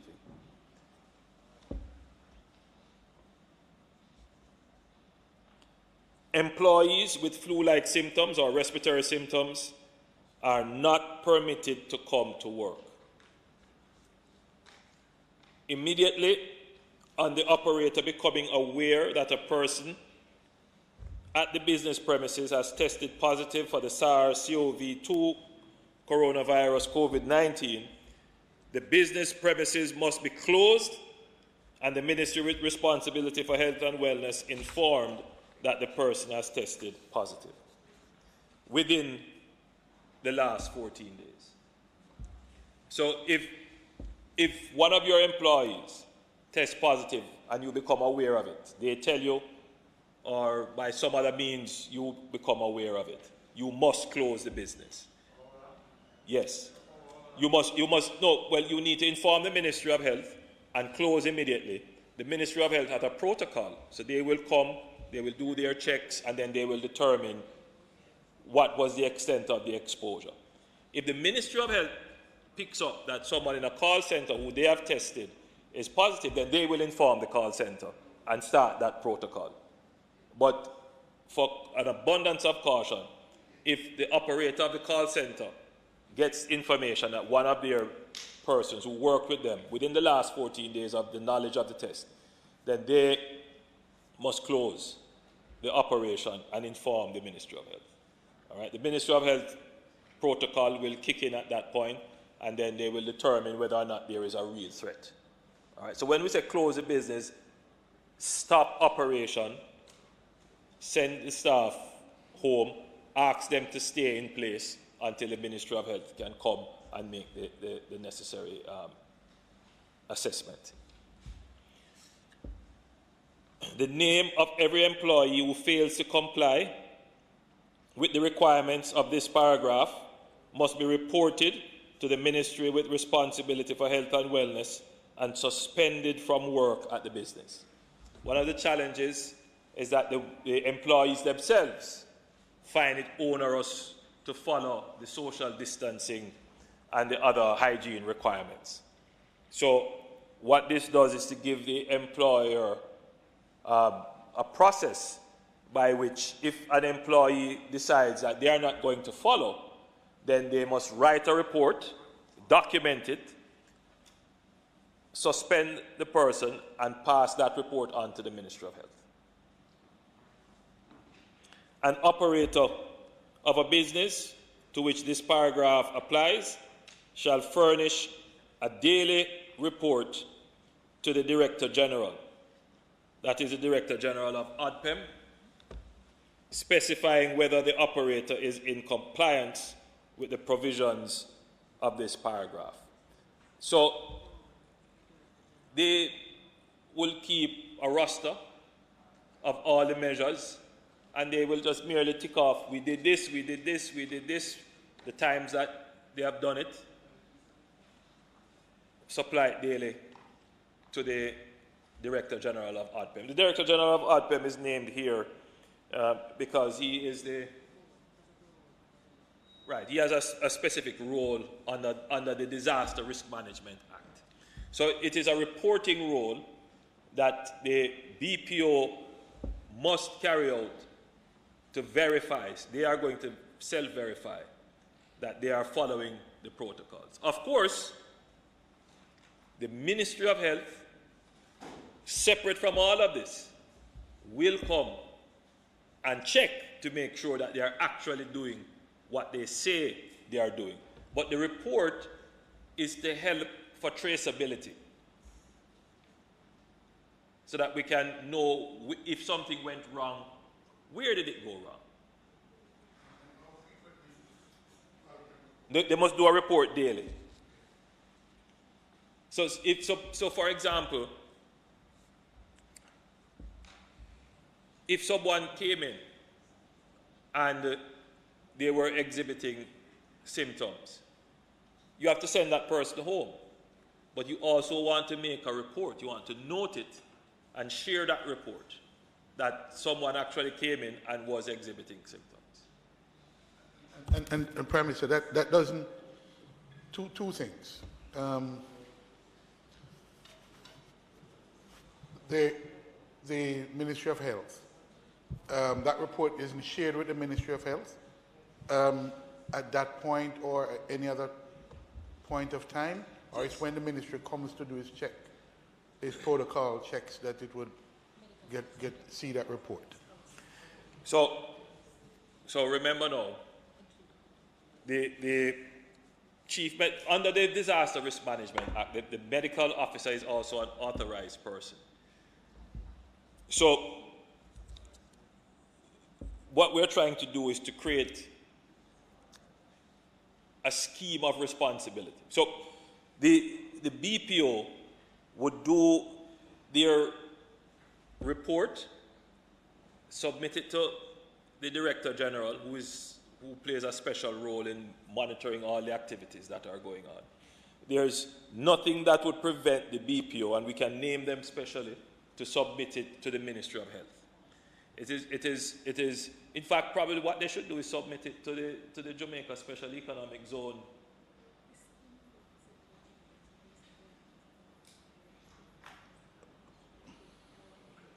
The AG has just explained to me that even though they have named the Director General in law, there is a mechanism, a coordinating mechanism, where the CMO and all the other health officials is basically in charge. Well, they are part of the organization. So when you send the report to the named officer, that named officer will send it to the CMO.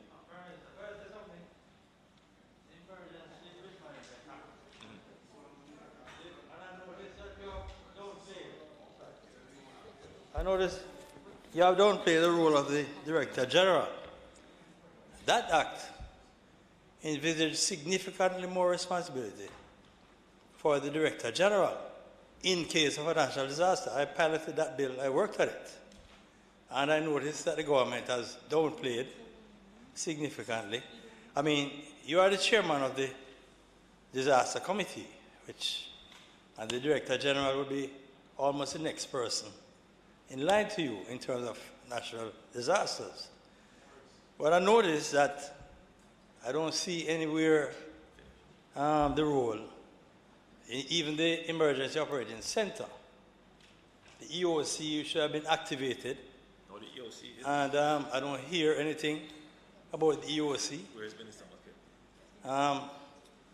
So there are some things that I think that you're not advised about in terms of this whole thing. I mean, the role given to the EOC was significant, so it could be robust to be able to respond to disasters. And so many aspects of the law gave powers, right? But the Director General was a key actor in the process. No, you're correct, member, in saying that the Director General is a key actor. Maybe I was not clear enough in my explanation. So, and probably which is why the member from St. Andrew Western asked the question, why the Director General and not the CMO? The Director General, as you have said, would be the second person that is in charge of the disaster response. And therefore, it is just the legal way of saying you report to this person. But technically, that report would find its way because there is the Disaster Risk Management Committee on which the Chief Medical Officer and other medical officers sit. So that report would go to them, even though it would be addressed to the Director General. And remember, it is in recognition of the role that the Director General plays why we have placed that office here as the office that receives the report on the functioning of the BPOs in maintaining the orders under the Disaster Risk Management Act. I hope I'm a little bit clearer. So the reports are under, the orders are under the Disaster Risk Management Act. The officer that you would report to would be the Director General of ODPEM. And so they would have to make their reports to that Director General. So, Mr. Speaker, these are the measures that constitutes the orders for the lockdown in St. Catherine.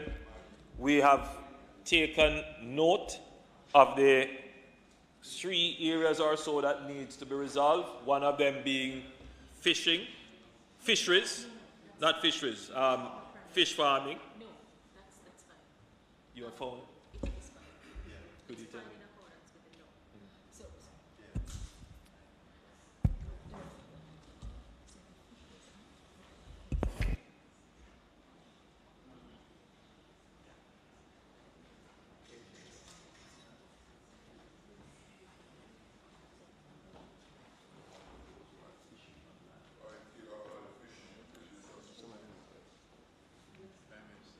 So, members, what I'm proposing to do is that we will have the Gazette be ready tomorrow, considering the recommendations have been made about fishing, transportation. No, the livestock farmers are covered. So it's transportation that you had mentioned. Transportation,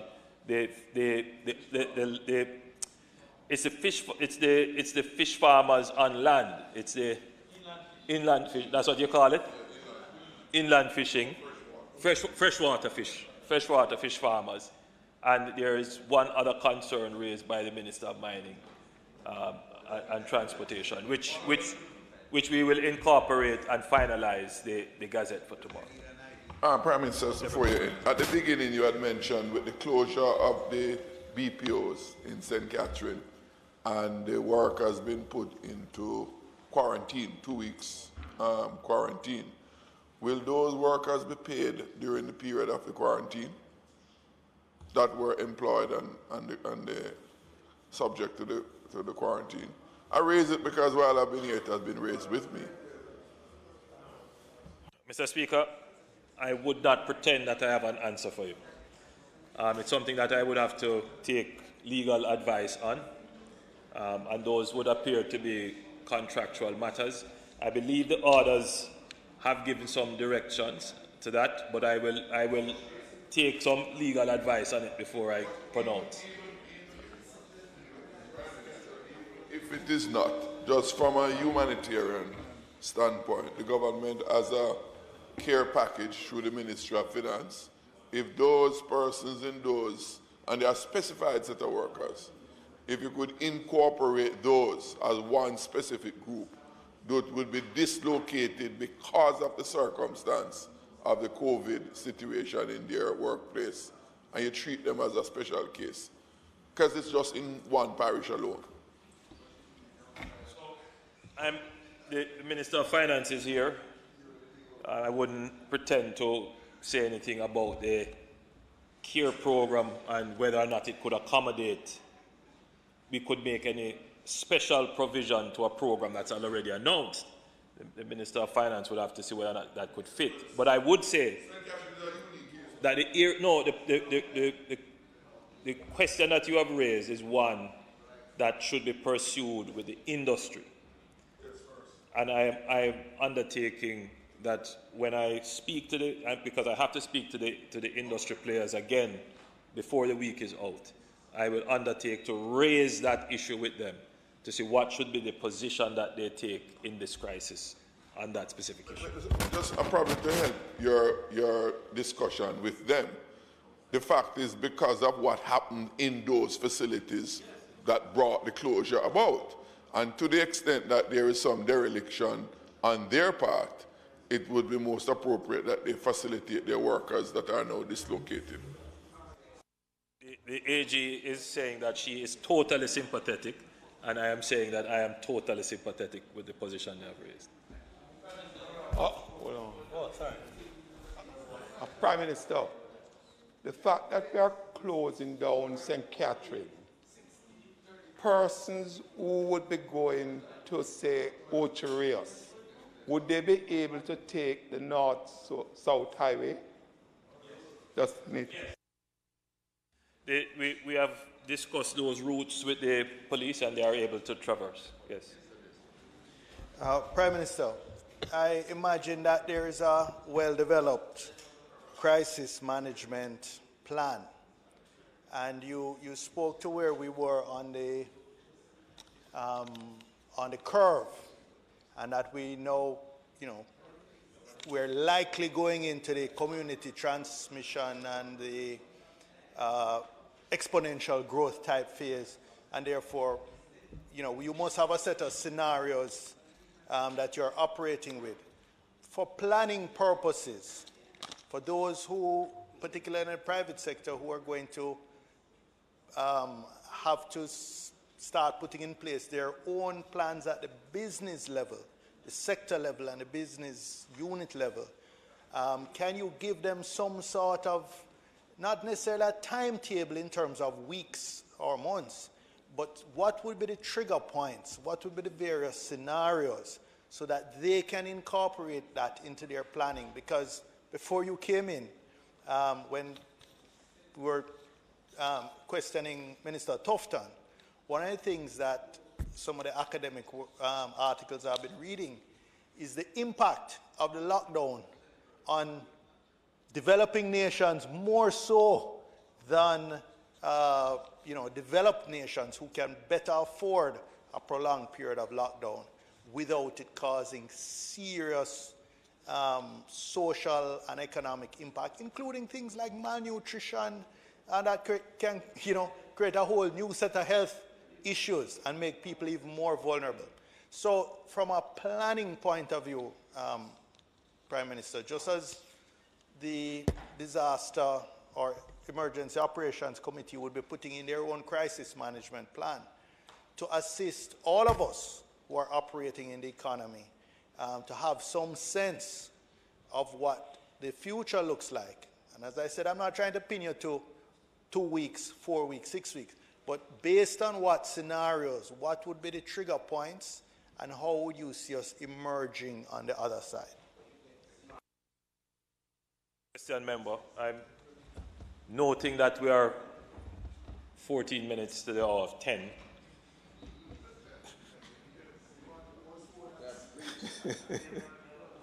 But it's an important question to answer, because I know that the panic is not only with the average citizen, that business persons they're nervous and uncertain about the future. We are now 5 weeks into the epidemic. Our projection was that we would have reached peak by 8 weeks. It's hard to say whether or not we're going to get to peak in 8 weeks, because we have flattened the curve, and therefore the peak might be a little bit more out. So if the graphs were up, we could look at the China graph, because that would give you a good idea of how fast they reached the peak and how fast they came down. But our graph is going to look much different because our curve is on a flatter trajectory. So it is a much, well, initially, we're still going to do everything to keep it flat, but it's a much longer period for us, which is why we didn't take the strategy of using your most stringent measures much earlier in the day because of the economic cost that would be involved. So we have used measures appropriate to the numbers that we have. So we are not, so some countries have gone into full lockdown. So that means, Mr. Speaker and members, that they are going to forego significant economic opportunities and output for the period of the lockdown. We have not, and we have not to date, totally locked down our economy. We have applied the measures gradually, always trying to keep economic activities going while keeping the curve flat, knowing that once we keep the curve flat, we are in a longer period of managing the epidemic. Now, what is the objective? So business people can understand it. What is the objective?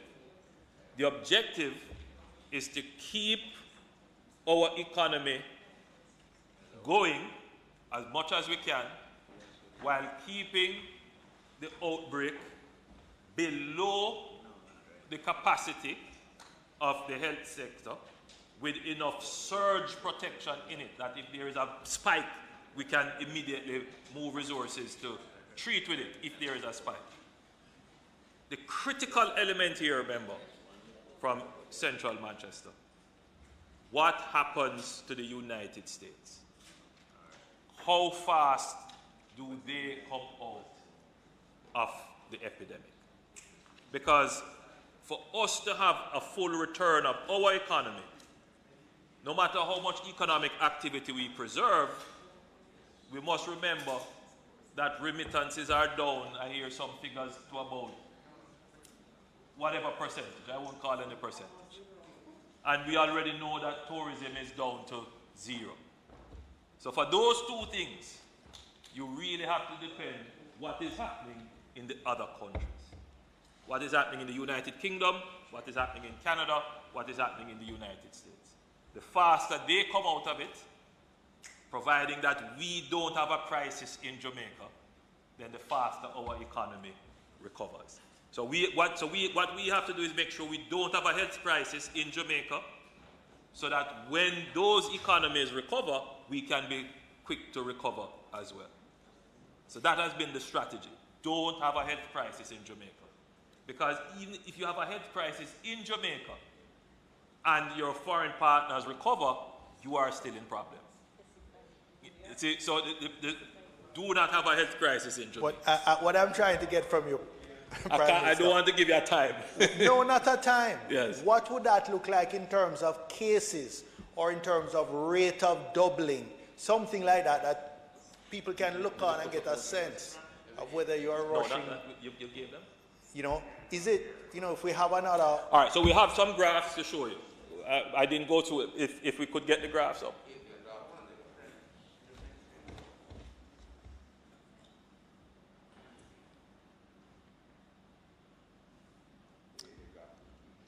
All right.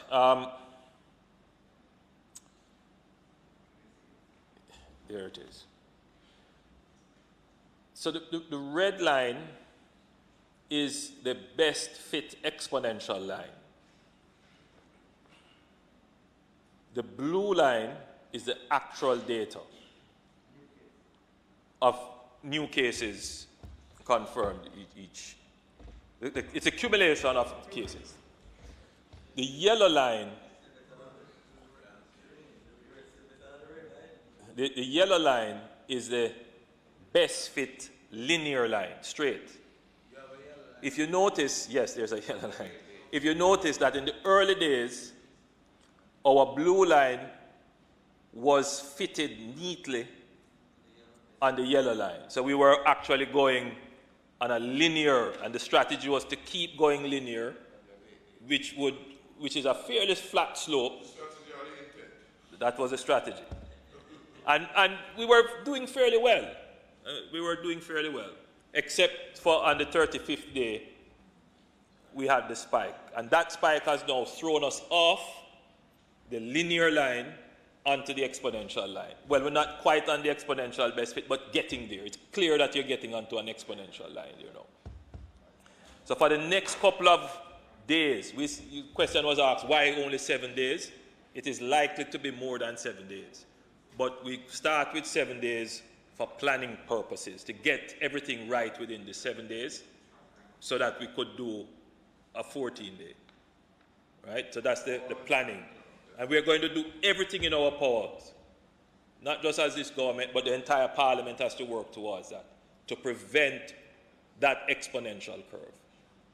That's the strategy now, to get back onto a linear path.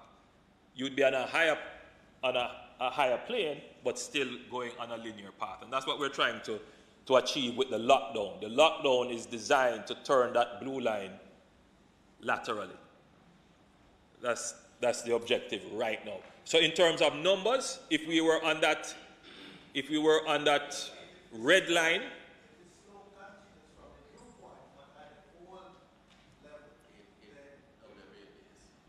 precisely. So that you see the strategy. I really don't want to put numbers out. I don't want to scare people. But except to say that if you understand what it means to have an exponential growth, you can start to extrapolate what the numbers could look like very rapidly. So right now, we want to get back onto the linear best fit line. That is strategy number one. Get back onto that line. Contain it, stop it where it is, and I must say in this parliament, if we have to expand the lockdown, we will expand the lockdown.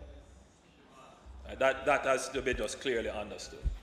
So it is best that people don't... Precisely. It is best that people don't act in a way to carry the virus all over the place, because all that is doing is expanding the government's measures for lockdown. Stay where you are. Stay at home. Stay at your yard. Stand at your yard. Hold on. Prime Minister, just a couple of questions. First, just a recommendation in terms of the communication of everything you have said. You spent about 2 hours, and it's a lot to digest. And in terms of just the feedback from persons on the ground, they don't necessarily watch PBCJ. I think there has to be some direct, whether it's town criers in the communities. You have intimated that you're going to probably go beyond the 7 days so that people know what the measures are. It's the first time we're doing something like this. It's fairly complicated, and I think there is still a lot of ignorance or lack of knowledge. The second concern I have is, and it's not that they don't want to cooperate, they just don't know. The second question I have or concern is about our capacity to enforce the measures in terms of security personnel to do the checks to ensure that the persons who need to come out on a particular day to do the temperature things. So maybe you can talk about that. And then let me come specifically to the BPOs. What is the role of the Special Economic Free Zone Authority, which has responsibility and which issues licenses to almost all the BPOs that operate in Jamaica? There's clearly a challenge in monitoring the BPOs with the existing Ministry of Health team. What is going to be put in place to ensure, whether it's on a daily basis, a weekly basis, that the measures that you have put in place, someone is actually checking to ensure they are adhered to? And then the final question, you may have heard that a BPO in the corporate area has closed because of a suspected case. What is the ministry or the government doing in terms of the testing of those employees, the contact tracing of the persons they may have come in touch with, to ensure that we manage that particular situation before it explodes? Sir, just before you come, I wanted to raise a point, and I was about the the Special Economic Zone Authority, and I've listened all day, and it's very clear to me that I need to say something about that, which is there is the misconception that the Jamaica Special Economic Zone Authority regulates all BPO or most of the BPO. That is incorrect. Those BPOs that are not SEC related are in the domestic space and are not regulated by the Jamaica Special Economic Zone Authority. The BPIAJ, which is a BPO association, would have had some rules and regulation put in place. If you call them the rogue ones, the rogue BPOs, the issue is that you may find that some of those rogue BPOs are outside all of those organizations. They're not regulated by Jamaica Special Economic Zone Authority because they're in the domestic space, and they're not regulated by, they're not members of BPO, the BPIAJ. And so they are, in fact, rogue in the sense of not being regulated by either any of the regulatory body. Now, the importance of what you're doing here today in outlining a new set of protocols that would supersede the existing, perhaps supersede the existing arrangements or set a minimum standard for the BPO is very significant. And therefore, the question about monitoring and the security, who will check on those, is a very critical question, because it is being assumed that the Special Economic Zone Authority regulates most or all or most, which isn't correct, and they are rogue BPO organization within the BPO association. It's a very critical, and this is the issue about the capacity to spread the disease.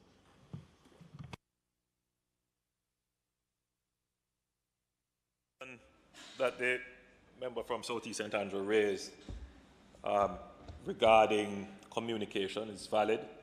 We have enlisted SDC under the Ministry of Local Government to do the town crying with some of our messages, and we will further enlist them to take these points, these orders that are raised, break them down into small bites and publicize them, because you're perfectly right. There is a percentage of Jamaicans who would willingly comply if they had the knowledge. And we must get the knowledge to those who are willing to comply. Get the knowledge to everyone. The second question about the capacity of the security forces. Let me take this opportunity. I know members have all acknowledged the work of the health professionals. I want to join in that acknowledgement, but I also want to especially acknowledge the work of the police force in particular, who have done a commendable job in enforcing the curfews that have been announced and have started now to enforce the lockdown orders that have been given.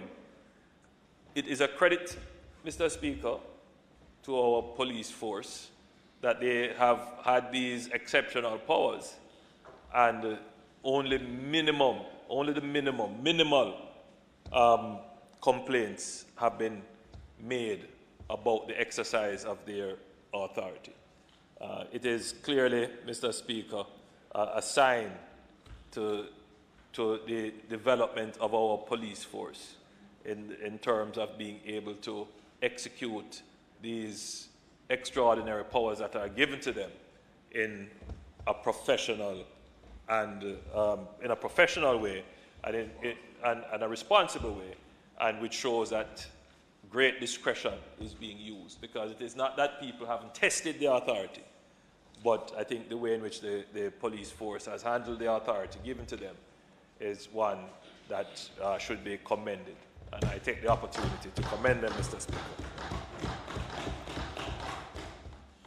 Whether or not we have the resources, My straight answer to you, member, is that I don't think we have enough.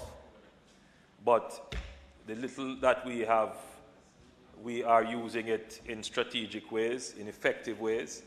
And I expect, Mr. Speaker, that the members of the security forces will be, as they always do, give their full effort.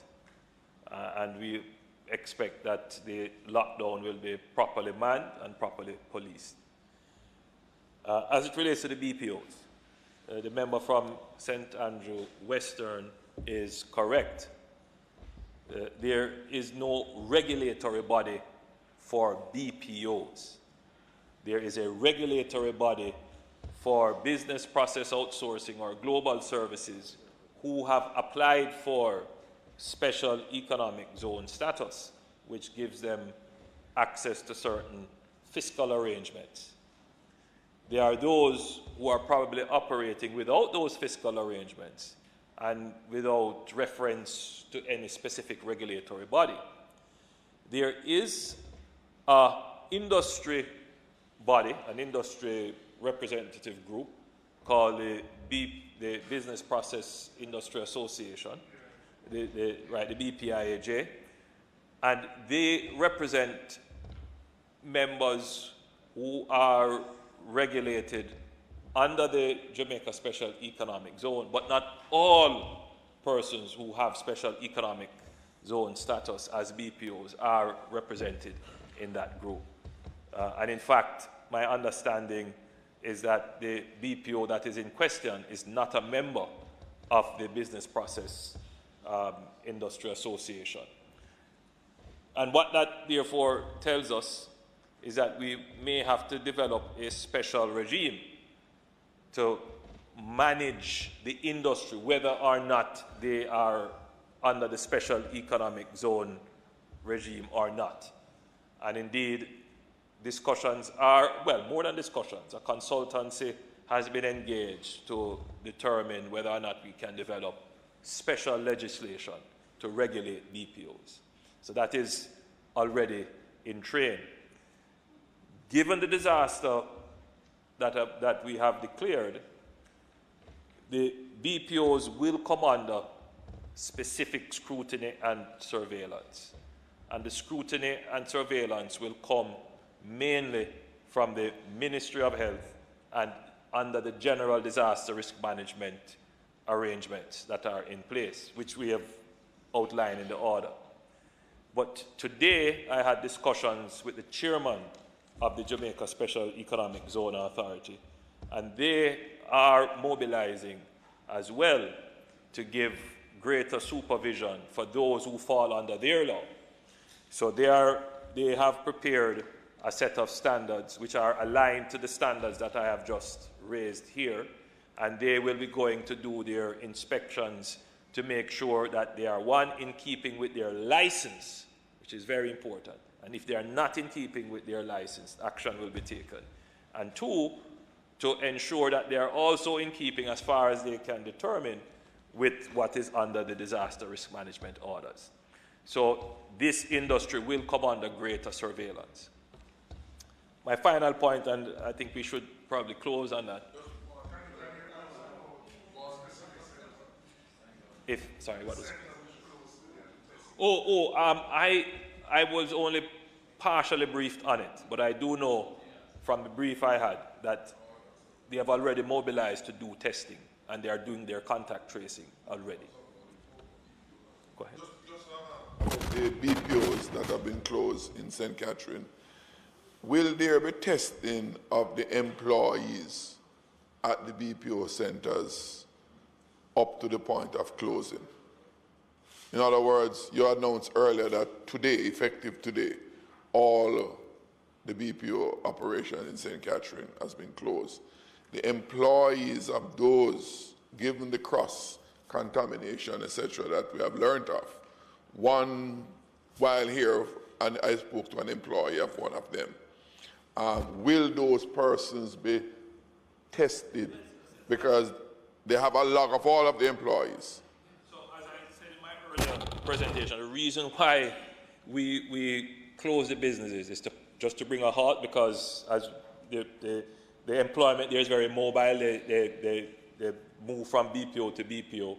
And so the Ministry of Health must now move to test all of those people. That's the objective, to stop it, and then for the Ministry of Health to intervene, do the testing and do the assessment to see what is the spread. So that process of Contact tracing, yes. I couldn't say here that it has. I don't know. I wasn't briefed on that. But it is a part of the strategy that it be done. While on the Prime Minister, persons who suspect being infected, what can they do for? Right. The number, the one-love number.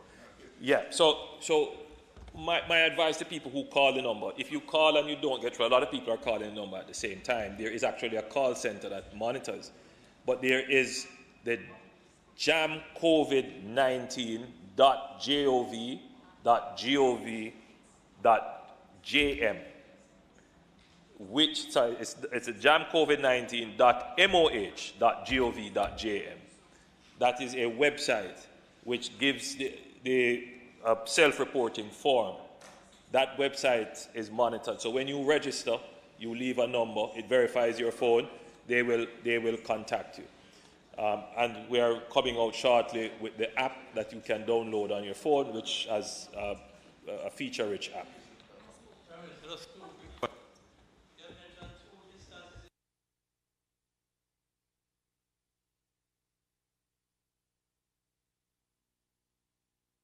The point I want to ask about is the security forces in St. Catherine are doing this state of emergency.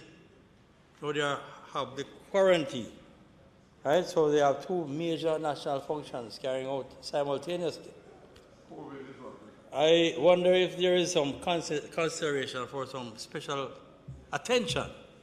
These, I think, they deserve some special reward that you should look at, some kind of thing. And the final thing I want to say to you, Prime Minister, we know that the Jamaicans aboard the Discovery 2 are out there at the sea. What are the plans to bring back these Jamaicans home and to really settle that situation? Because they are still at sea. We wonder what are our Jamaicans? I mean, Jamaicans feel badly. Ship went to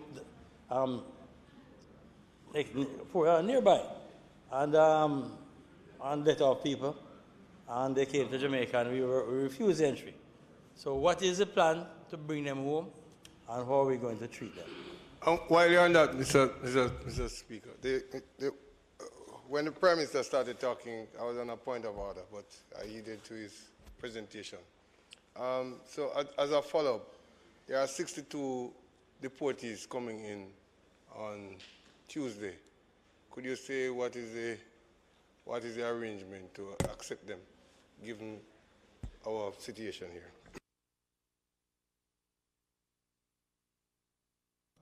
Prime Minister, could you put on your mic? Mr. Speaker, the question the member from Southwest Clarendon asked regarding the multiple emergency powers that are at play. They are all now rationalized. So it's not that you have one set of security forces doing SOE and one set doing the COVID operation. Everything is rationalized. And in fact, it actually works very neatly because you already had operations in place that could easily transition into the COVID-type operations. As it relates to the Mariella 2, just for clarity, the information that I have, which I requested from all the parties that were involved, is that the Mariella 2 was, I believe, bunkering, refueling 12 miles south of Port Royal in the California banks, and the captain made a request of Port Health and the Ministry of Health whether or not the Jamaicans on board would be allowed entry into the country. The response was that the borders are closed and that the decision would have to be passed up to the cabinet for a decision or an exemption to be made. My understanding, I don't know the exact time, is that the request would have been made somewhere in the afternoon period or midday or... Well, I don't want to go into that dispute.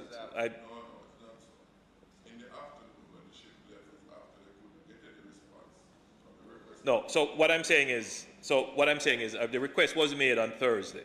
I don't want to get into a dispute as to the time because I don't have that detail. But when it came to my attention, which was about midday on Friday, we immediately said it made logical sense. They are close by. Let us try and... Yeah, well, it came to us informally. Let us try to accommodate them. By that time, I gather that the ship had withdrawn the request and left. So the point of fact is that the government of Jamaica did not refuse them entry without following through on the process. So there is a process in place, and what I want Jamaicans to appreciate is that we cannot expect that when we set down the various guidelines and orders that they can just be dismissed for every case of exception that comes. Right? So those orders were followed. It is just unfortunate that the ship left before the response came. Now, it is ironic because in the meeting that we were, it was not a cabinet meeting, but it was a meeting with ministers discussing the strategic end-to-end, what we call it, the end-to-end protocols to allow for the controlled re-entry of Jamaicans. That's what we were actually discussing, which would require having quarantine facilities, testing at the airport, the proper gears for people who would do tests, all the granular details of a plan to make sure that we can take back Jamaicans without having an impact on our numbers. And all of that was being discussed. So to answer your question, or to answer the question that was raised, yes, we are working on a plan. The Minister of National Security is leading that subgroup of cabinet to finalize those plans. I really don't want to go into an extensive discussion of what those would be, but yes, we are developing the plan, and very soon we should be able to start taking back some Jamaicans. No, sorry. No, so the people on the Mariella too, once that protocol is established, they would be in the line of persons to come back in. And it's not just them alone on ships. There are over 900 people on ships, 900 Jamaicans on ships, all over, wanting to come back. Right? I mean, if you just stop to think of the number of Jamaicans that are right across the world who wants to come back. You know, it's something that we have to be very careful with. We have to have a very transparent and robust process that people can say, I understand why this one was chosen to come back versus the. Otherwise, you're going to get into problems if we just are making exemptions on a willy-nilly basis. Mr. Prime Minister, please crave my indulgence, because of little things that are just hanging not so clear. The ship came in on the 2nd of April and left on the bunker. Well, I don't want to get caught up in that. The 2nd of April it came, and it ended up leaving on the 3rd.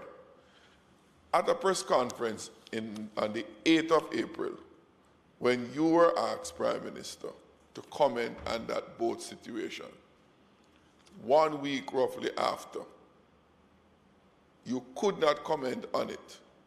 But yet the same Friday the 3rd, when you said you got word about it and basically intimated that they could come in, they had already left.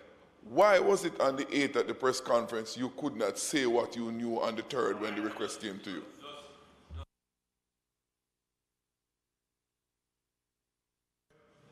Prime Minister, your mic again. Please put on your mic, Prime Minister. Microphone. Yes.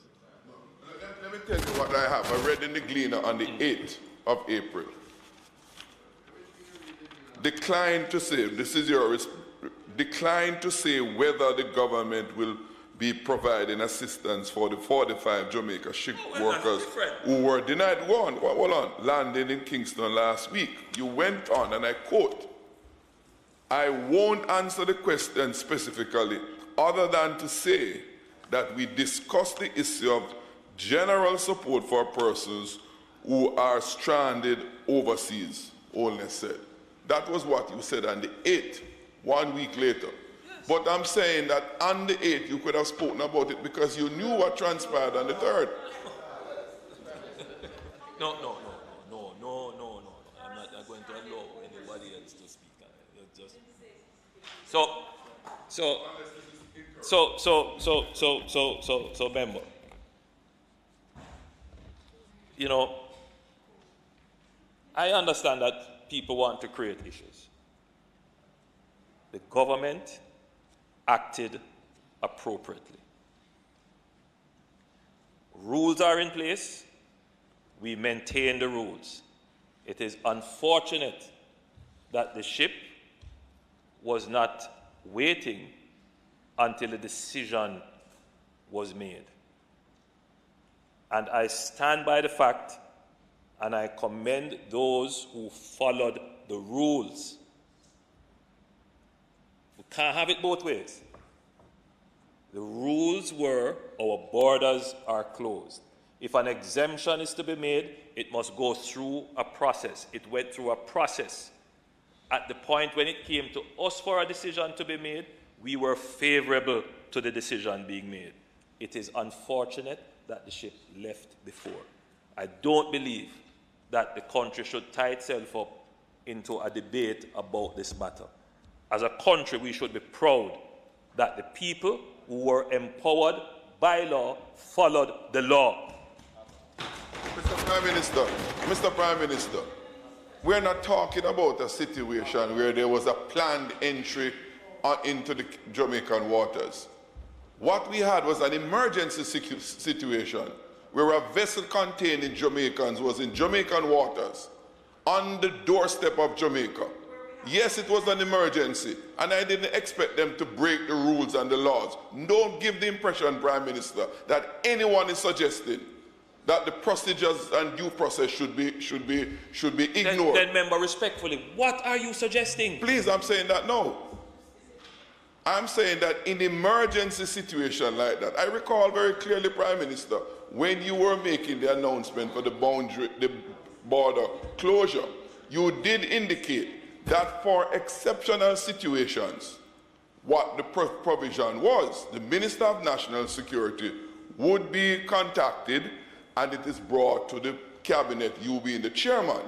It being an emergency situation, and as you said in the news, one of the press conference, the request was properly made. Given the alert that we have on our doorsteps at the moment, 45 Jamaicans, emergency situation requires emergency decision making, not the established protocol for persons with planned entry into Jamaica. And yes, they should abide by those protocols. But you have an emergency situation on our hand. What if tomorrow morning we hear that a boat is there with 10 Jamaicans? What should they do? Wait on a protocol to come into place next week or two? So, you know, I'm glad you have mentioned that, member, because I want to carry you down to the logical points of your argument and see whether or not they are actually logical points. Now, so, Mr. Speaker, emergency situations occur all the time. Yes, they occur all the time. Emergencies occur all the time. The question, Mr. Speaker, is how do we treat with emergencies? Are emergency situations treated without rules? That's question number one. If the answer is that you treat emergency situations without rules, then the member from St. Catherine Southern has a point. If it is that even in emergencies rules apply, then you don't have a point. Rules apply to deal with emergency situations. That's what this government maintains. The rule would be that if there is a ship that comes in unplanned, didn't give us notice, but took advantage of an opportunity, being close to us whilst refueling, they weren't coming to Jamaica, they were refueling, and they say, oh, we are near to Jamaica, let's find out. Yes. No. That situation being brought into the context of the closure of the borders, we have outlined the rules. Now the rule is, we have to establish what is the health status of the persons requesting entry. Yes. And that is why the Port Health said, okay, and the Health Authority, we need to get the health status. We need to establish that the people who you say are Jamaicans on the ship are actually Jamaicans. So they have to go now and match name with the immigration and other databases, which is usual. So there are processes. So nobody don't just come up and say, hey, I'm Jamaican, and we open the door. No. So no, because your argument is that these are emergency and there's no process. There are processes, and we follow those processes to protect Jamaicans. What is the process for emergency? You haven't said that yet, We are just putting it out. If there is an emergency, the ship comes, we must establish the health status of the persons who are asking to enter. And we must establish the claim that they are Jamaicans. No, once you establish that, then now you move to the next step, which the law says. Bring it to the cabinet. Bring it to the minister, who must bring it to the cabinet. No, the cabinet at the time was not in session. Cabinet ministers were meeting. It came to the minister's attention. The minister brought it to my attention, and we said, this is a situation that we must exercise favorable discretion. And by the time we got back, we were informed the ship had left. So I'm merely saying to your member that in this matter, any judicial review of our actions would prove that we followed the protocols that we set down to protect Jamaicans. And we don't resile from that. Now, the Jamaicans who are on the Mariel, I heard all the voice notes and all the interviews, and I have the greatest sympathy for their situation.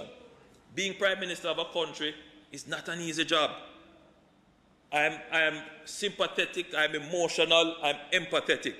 But at the end of the day, I am charged to make the right decisions for the country. So, Mr. Speaker,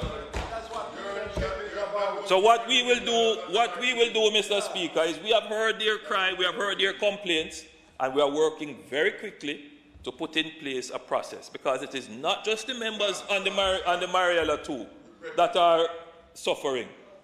As I said, you have more than 900 workers on ships and cruise ships all around the world.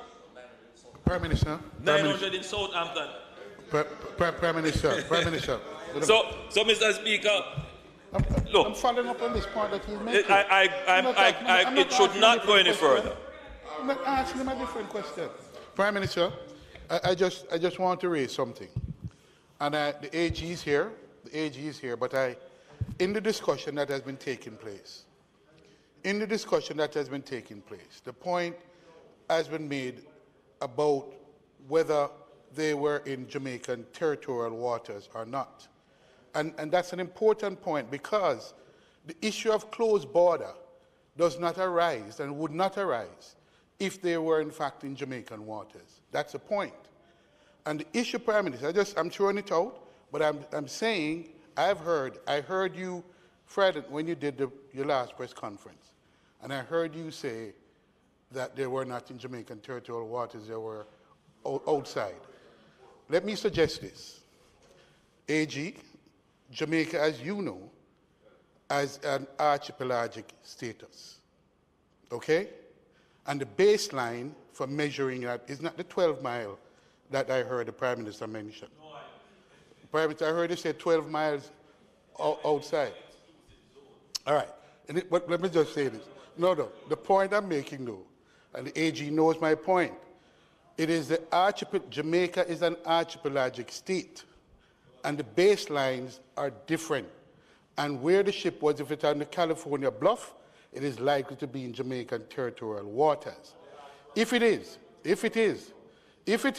Prime Minister, if it is, then it's a different, Prime Minister, I suggest that if it is,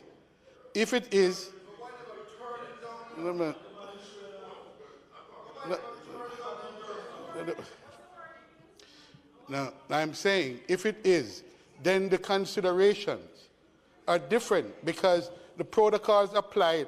No, Minister, you listen. The protocol applied to closed border, and I'm saying they were not. If they were within the border, they were not outside the border. That's a different set of consideration. Remember, it is a fine point, but it doesn't. It does not escape me.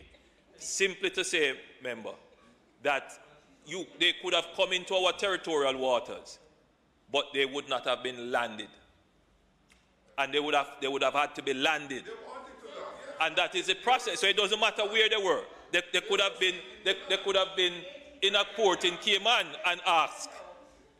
The question is whether or not they could be legally landed, and for that to happen, there is a process to legally land them in Jamaica. And at the end of the conversation, they came and they had members. House leader. House leader. Mr. Speaker, the Prime Minister did not answer my question about the deportees coming in. But that question was answered. Deportees. Announcement next.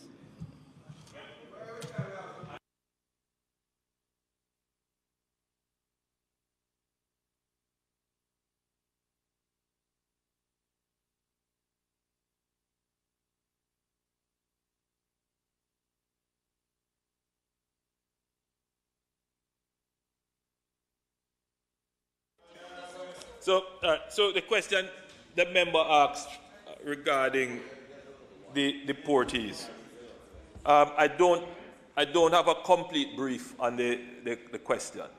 So I'll answer you in general terms. There is a standing agreement where we take back deportees on a monthly basis. Because of the crisis, we have had discussions. We have had discussions with our partners in the United States regarding our state of preparedness to take back deportees. And as a result of that discussion, those conversations, we have managed to delay for I think a little bit more than 3 weeks. After the pandemic? Well, it wouldn't be after the pandemic, because you have to recognize that the United States themselves are going through their own crisis. So we have managed, however, to delay, I think now for 3 weeks, a little bit more than 3 weeks. But I think I can announce that in that negotiation as well, we have managed to secure some assistance with the renovation of a facility. Should we say what the facility is now, or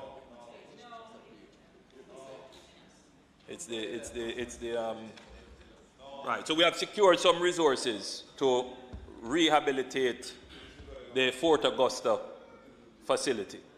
And we're going to it's significant resources, and we're going to create a facility there that could become a long-term halfway facility to assist in the I hate to use the word repatriation, but when we bring back the deportees, we create a facility for them. So out of this has come some good, because we were able to bring our position to our partners, and very different. And so we have gotten some good out of it. So we will take them back, but they will be taken back under the same protocol that we have established, the end-to-end protocol, to make sure that they are quarantined, that they are tested, and monitored before general release into the population. So all of that will take place before they come? That's why we have been working assiduously at creating the protocol for re-entry. But Fort Augusta, obviously, we couldn't finish it. No, we wouldn't be able to finish it by the time they come. We'd have to find, so we have secured, Minister, arrangements for them to be quarantined when they come. Could we negotiate, reopen the negotiation? Announcements.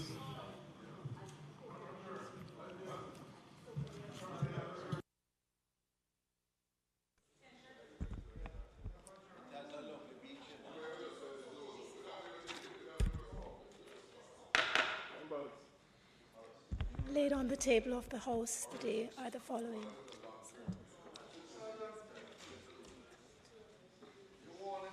My apologies.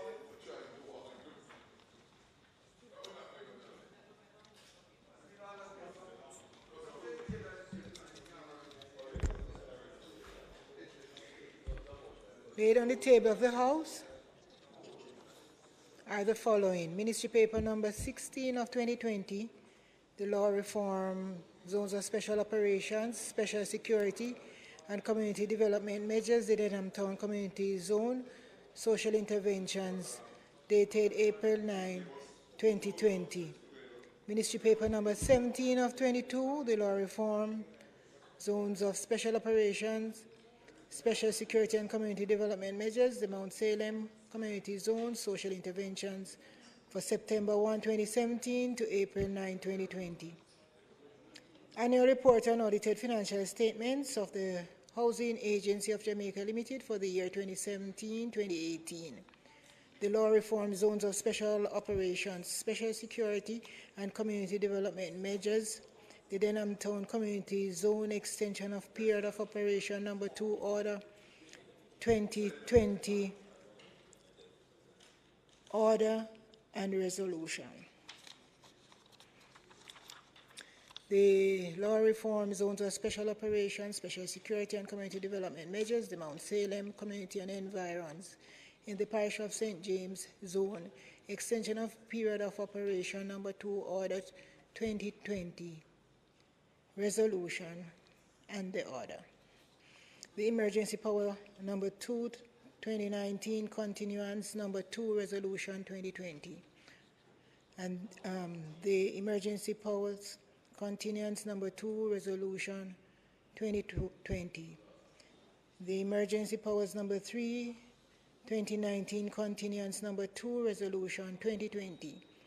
And the Emergency Powers 2019, Continuance number 2, Resolution 2020. All 4 orders under the Emergency Powers Act.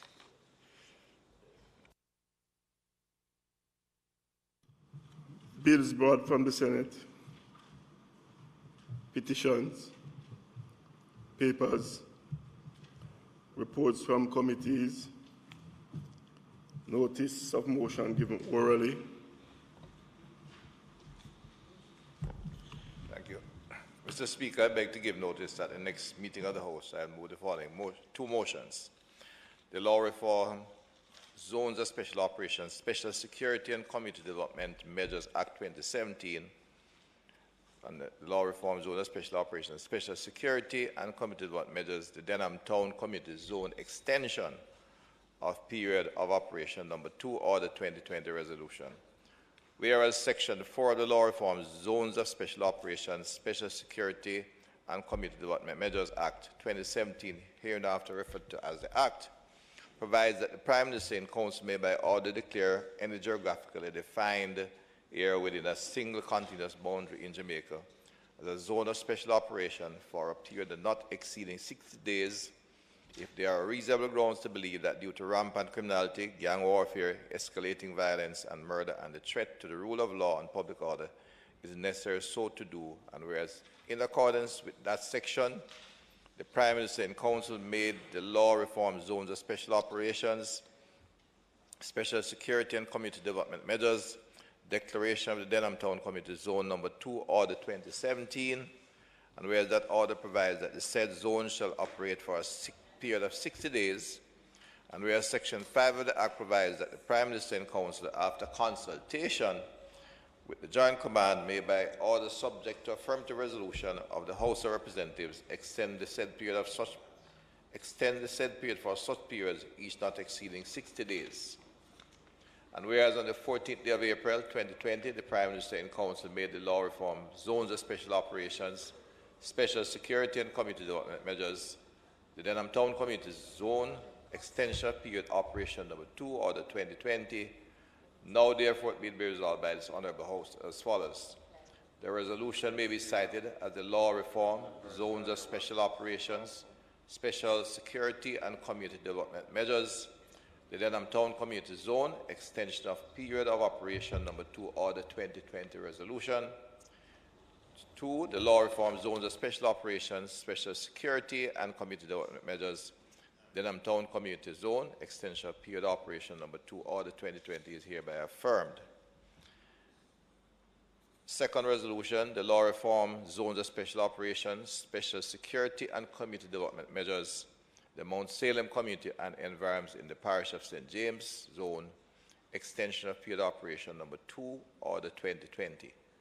In exercise of the powers conferred upon the Prime Minister in Council by Section 5 of the Law Reform, Zones of Special Operations, Special Security and Community Development Measures Act, the following order is hereby made after consultation with the Joint Command.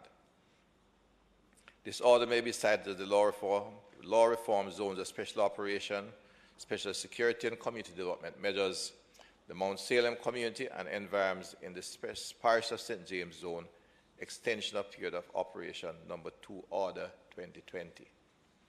The period of operation of the Mount Salem Community and Environs in the Parish of St. James Zone, A, referred to in the law reform zones of special operations, special security and community development measures, the Mount Salem Community and Environs in the Parish of St. James Order 2017, declared by the Prime Minister in Council on the 1st day of September 2017, and B, extended successively for periods of 60 days by virtue of orders made under Section 5 of the Law Reform Zones of Special Operation, Special Security and Community Development Measures Act 2017 until the 9th day of May 2020.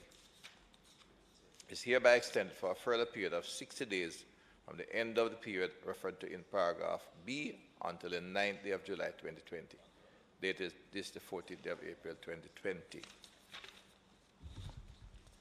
Mr. Speaker, I further beg notice that at a later stage today I will move for the suspension of standing orders to enable me to take the two first mentioned motions. Montague. Mr. Speaker, I beg to give notice that at the next meeting of the House, I will move the following motion. Be it resolved that this Honourable House of Representatives approve the plans and programs being pursued by the government in respect of ministries which were not included in the debate on the appropriation bill, and further approve the policy projections as announced for the financial year 2020-2021. Questions on... No. Mr. Speaker, I beg to give notice that at the next meeting of the House, I will move the following motions. Be it resolved that notwithstanding Standing Order 68.3 and in accordance with Standing Order 68.1c and 71, this Honourable House appoint a House Committee comprising the following members. Honourable Carl Samuda, Chairman. Honourable Delroy Chuck. Honourable Robert Montague. Mrs. Member of Parliament Juliet Cuthbert Flynn, Member of Parliament Dr. Maurice Guy, Member of Parliament Lisa Hanna, and Member of Parliament Mr. Julian Robinson. Be it resolved that the House Committee examine and report to this Honourable House on the technological facilities and any amendments required to enable the House to conduct its business virtually during the period of national emergency. Mr. Speaker, I further beg to give notice that at a later stage today I will move for the suspension of the standing orders to enable me to take this motion. Questions and answer to questions. Motions that may be made at the commencement of public business require notice. Motions relating to the sitting of the House. Motions for leave to introduce bills. Presentation of bills without leave of the House first obtained. Public business. House Leader.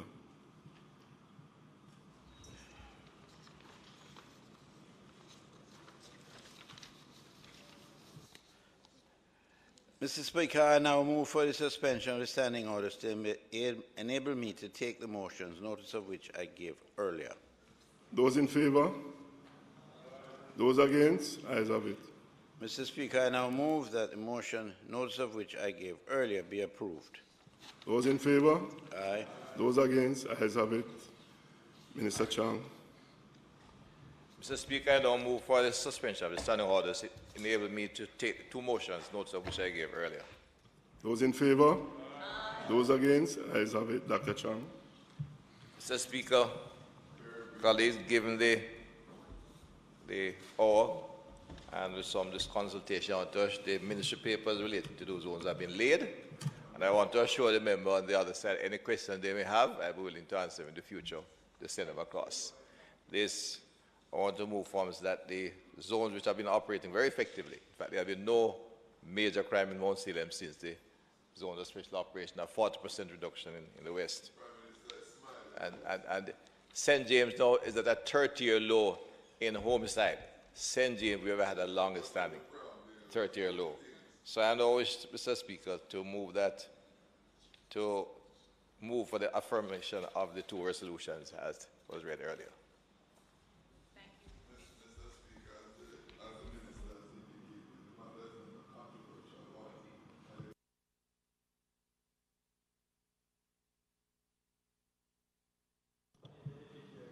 Those in favour? Aye. Those against? Ayes have it. House Leader. Mr. Speaker, before I... Minister Montague. Okay. Oh, yes.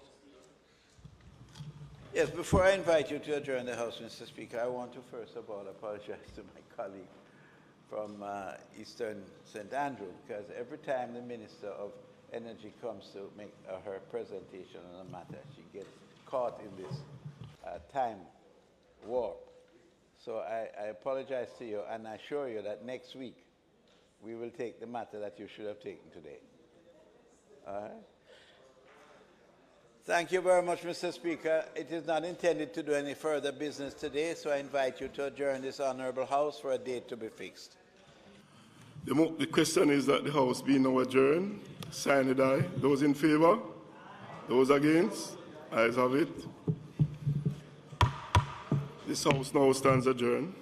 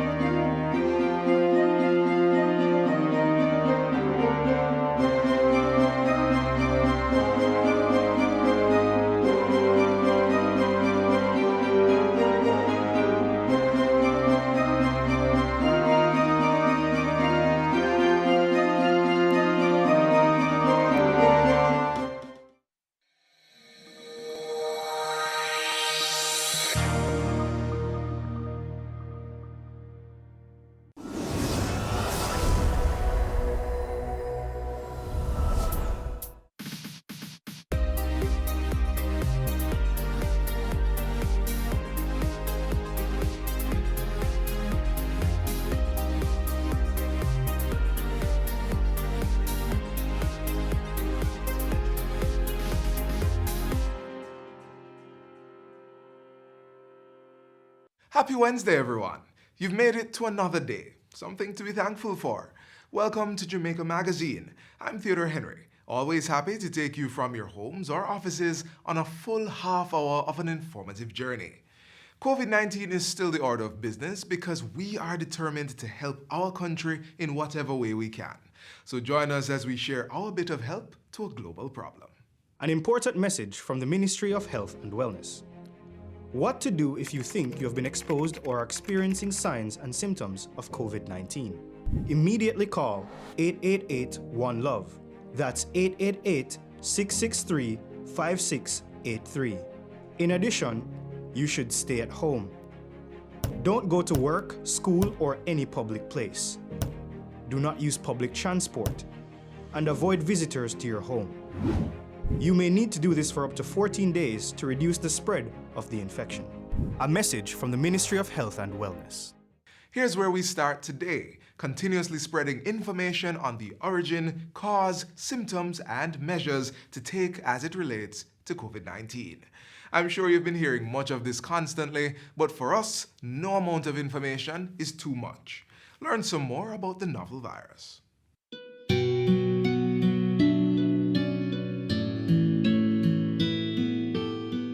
Coronaviruses are a large family of viruses found in both animals and humans. Some infect people and are known to cause illness ranging from the common cold to more severe diseases such as Middle East Respiratory Syndrome, MERS, and Severe Acute Respiratory Syndrome, SARS. Research reveals that SARS-CoV was transmitted from civet cats to humans in China in 2002, and MERS-CoV from dromedary camels to humans in Saudi Arabia in 2012. A novel coronavirus, novel meaning new strain of the coronavirus not previously identified in humans, was identified after an outbreak was reported in Wuhan, China in December 2019. It has subsequently spread to a number of other countries through human-to-human contact, and the World Health Organization has since officially named it COVID-19. The incubation period for viruses is the time between infection and the start of clinical symptoms of the disease. Based on information from other coronavirus diseases, such as MERS and SARS, the incubation period of the 2019 novel coronavirus, or COVID-19, is determined to be up to 14 days. As with other respiratory illnesses, this disease can cause mild symptoms, including a runny nose, sore throat, cough, and fever. For coronavirus generally, the person is most infectious when displaying symptoms. It is difficult to identify COVID-19 based on symptoms alone, as they are typically the same as infections of the flu or cold. A laboratory test is therefore needed to confirm if someone has the coronavirus. The infection can be more severe for some persons and can lead to pneumonia or breathing difficulties. More rarely, the disease can be fatal. Older persons and people with pre-existing medical conditions such as asthma, diabetes, and heart disease are deemed more vulnerable to becoming severely ill with the virus. The new coronavirus spreads primarily through contact with an infected person. It's spread through respiratory droplets generated when a person coughs or sneezes, or through droplets of saliva or discharge from the nose. To prevent spread, it's important that everyone practice good respiratory hygiene. It's a similar respiratory precaution as we would take for influenza. For example, sneeze or cough into a flexed elbow, or use a tissue and discard it immediately into a closed bin. Washing your hands frequently with soap and water or using an alcohol-based hand sanitizer eliminates the virus if it is on your hands. Washing of hands is very, very important because any kind of droplets that get on your hand, you can transfer to your face, and you can therefore get it into your ear passages or into the eyes and cause an infection. When someone who is infected with a respiratory disease like COVID-19 coughs or sneezes, that person projects small droplets containing the virus. If you are too close, you can breathe in the virus. The general precautions in terms of making sure that you keep your distance, 3 feet is what we recommend. Keeping this distance between yourself and other people, particularly those who are coughing, sneezing, and have a fever, helps to prevent those persons who don't have the virus from getting it. if you are sick, to stay away from other person. That means not going to work or school. Someone who is coughing and sneezing should wear an approved mask where necessary. Wearing a mask is only for the sick or for medical persons who are doing a procedure. Actually, if you go ahead and wear a mask, you might be the one who would get the infection, because they put on a mask and you see it happening. They put it on, they start sweating, they start playing around with the mask, it's getting moist, it allows the infection to get in easier. So you are actually exposing yourself. And so we have to be very careful how we use masks and other protective equipment. Data collected by the WHO so far suggests that the coronavirus may survive a few hours on surfaces, and applying disinfectants to surfaces can kill the virus, making it no longer possible to infect people in this way. To avoid getting infected, do not touch your eyes, nose, or mouth after touching any surface. Inform healthcare providers of any overseas travel in the 14 days before your symptoms developed, or if you've been in close contact with someone who has been sick with respiratory symptoms. To date, there's no specific medicine recommended to prevent or treat the new coronavirus or COVID-19.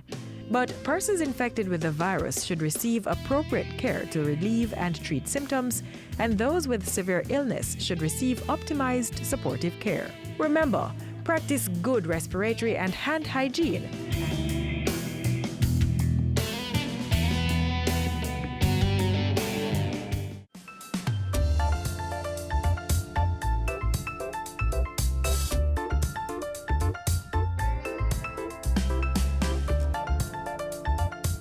As you can see, more and more is happening with COVID-19 each day, and our government is doing more and more each day too.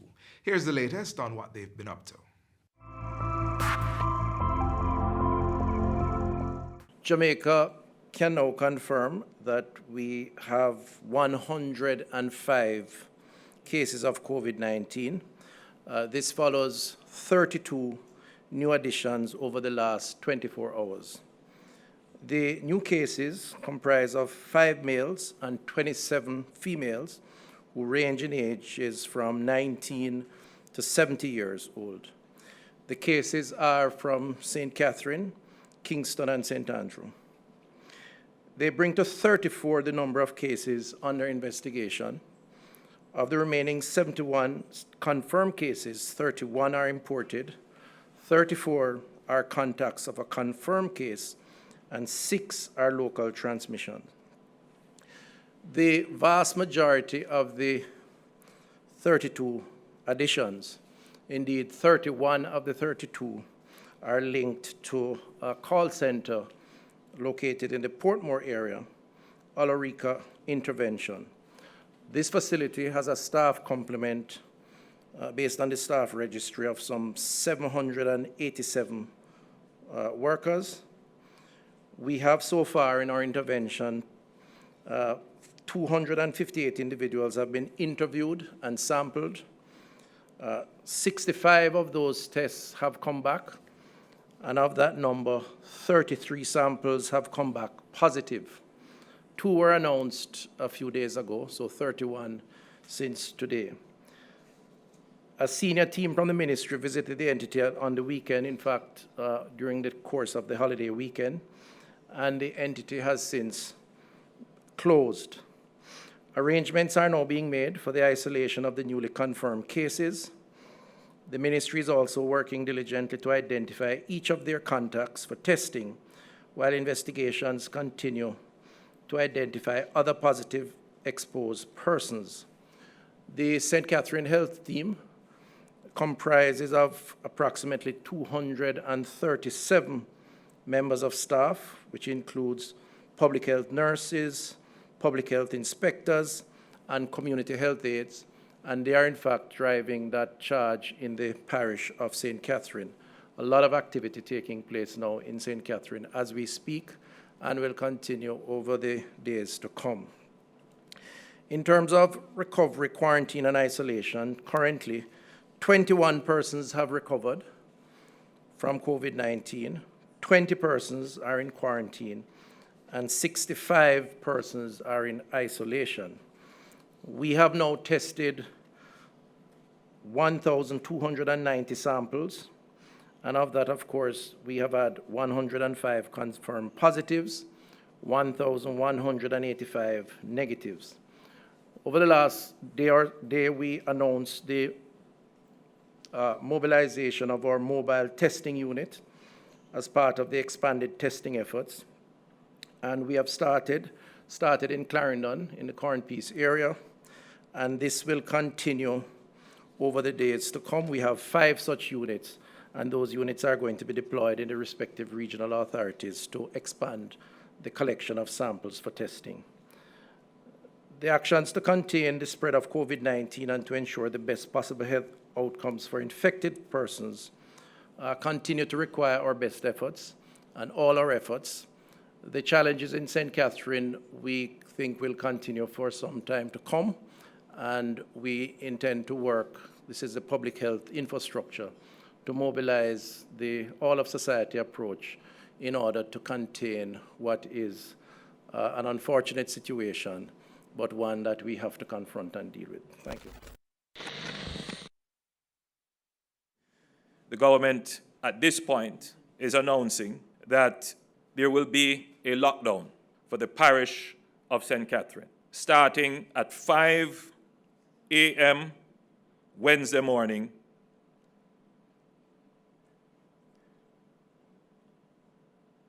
April 15th, 2020, through to 5 a.m. Wednesday, April the 22nd, 2020. What is the objective of the lockdown?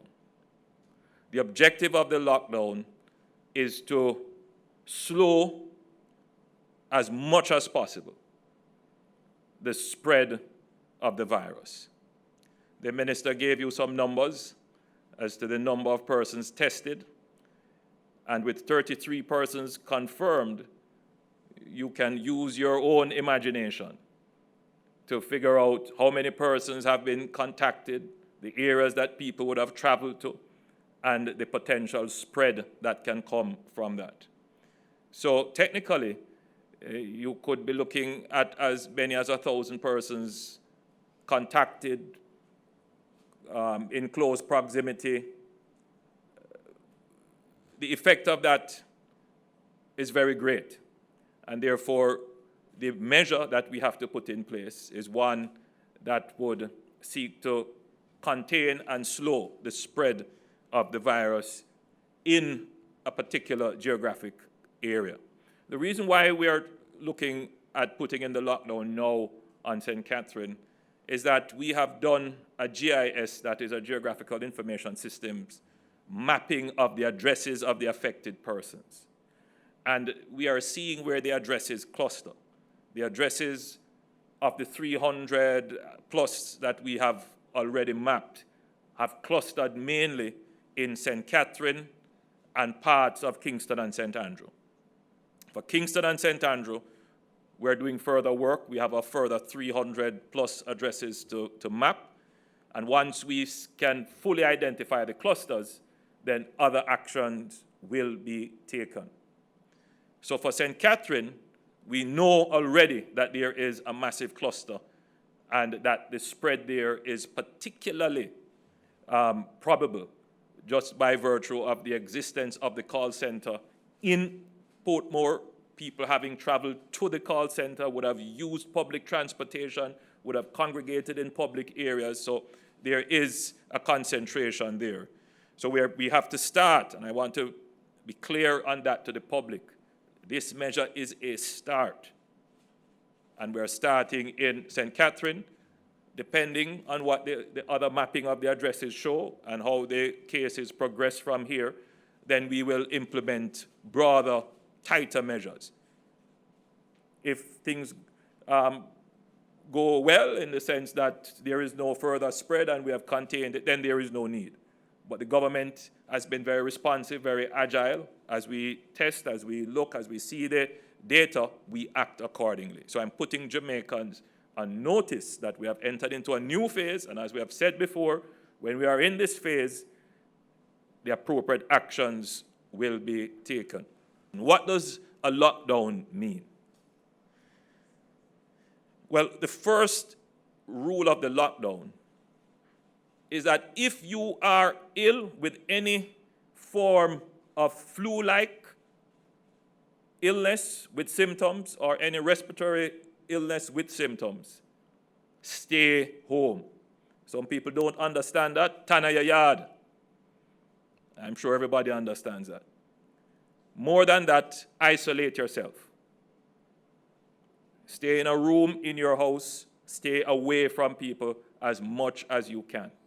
If you are ill with any form of respiratory illness with symptoms or influenza-like symptoms, flu-like symptoms, that means you're coughing, sneezing, having a fever, stay home. You are not required to go to work. No matter how essential you are, stay home. The orders that will be in place will take the obligation of you to come to work. If you are ill, stay home. We will place an obligation on the employer that if you turn up to work, they have a duty to report you and send you home. And these obligations and duties come with a penalty. And I will be discussing penalties later on. So that is the headline. Number one, if you are ill, stay home. If you are 65 or older, stay home. Stay home. Even in a complete lockdown, there will be need for the essentials of life. Movement is only permitted for the essentials of life.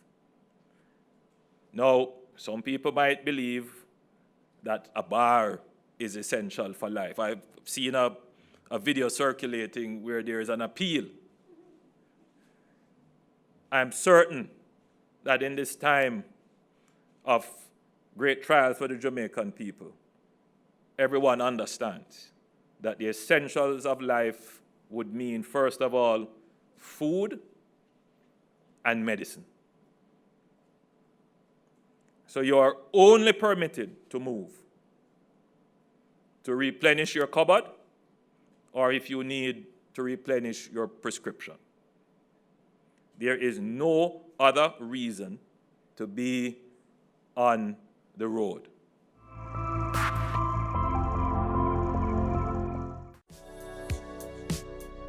Practice good hygiene by washing your hands frequently using soap and water. Here's how you should do it while conserving water. Turn on the tap to wet your hands, then turn off the pipe. Lather your hands and the tap with soap. Turn on the tap and wash your hands, back, front, and in between fingers. Use some of the water to wash off the tap, then turn it off. Dry your hands with disposable hand towels. If you don't have running water, use a hand rub containing 62% or more alcohol. If hand sanitizers are not available, rubbing alcohol, Dettol, white rum, or household bleach will do the trick. And if all else fails, let hand washing and the handling of potable water be a two-person event. Each person will take turns pouring and washing hands with sitting water. Now is a good time to consider installing a tap on your containers to reduce the risk of water contamination. Faucets can be easily attached to drums, buckets, or 5-gallon water bottles. And to ensure that the outside of the containers are clean when recapping, disinfect it with hand rub containing alcohol that's 62% or more.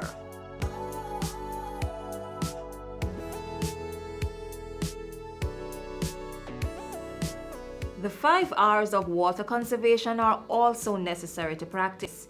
Reduce water wastage by investing in water-saving devices. Reuse water at least twice before discarding. Replace leaking pipes, faucets, and other plumbing equipment. Recycle wastewater and use it for gardening, car washing, or cleaning of public spaces. and reclaim water through rainwater harvesting. We all must play our part to ensure there's water to combat the coronavirus and stave off prolonged drought.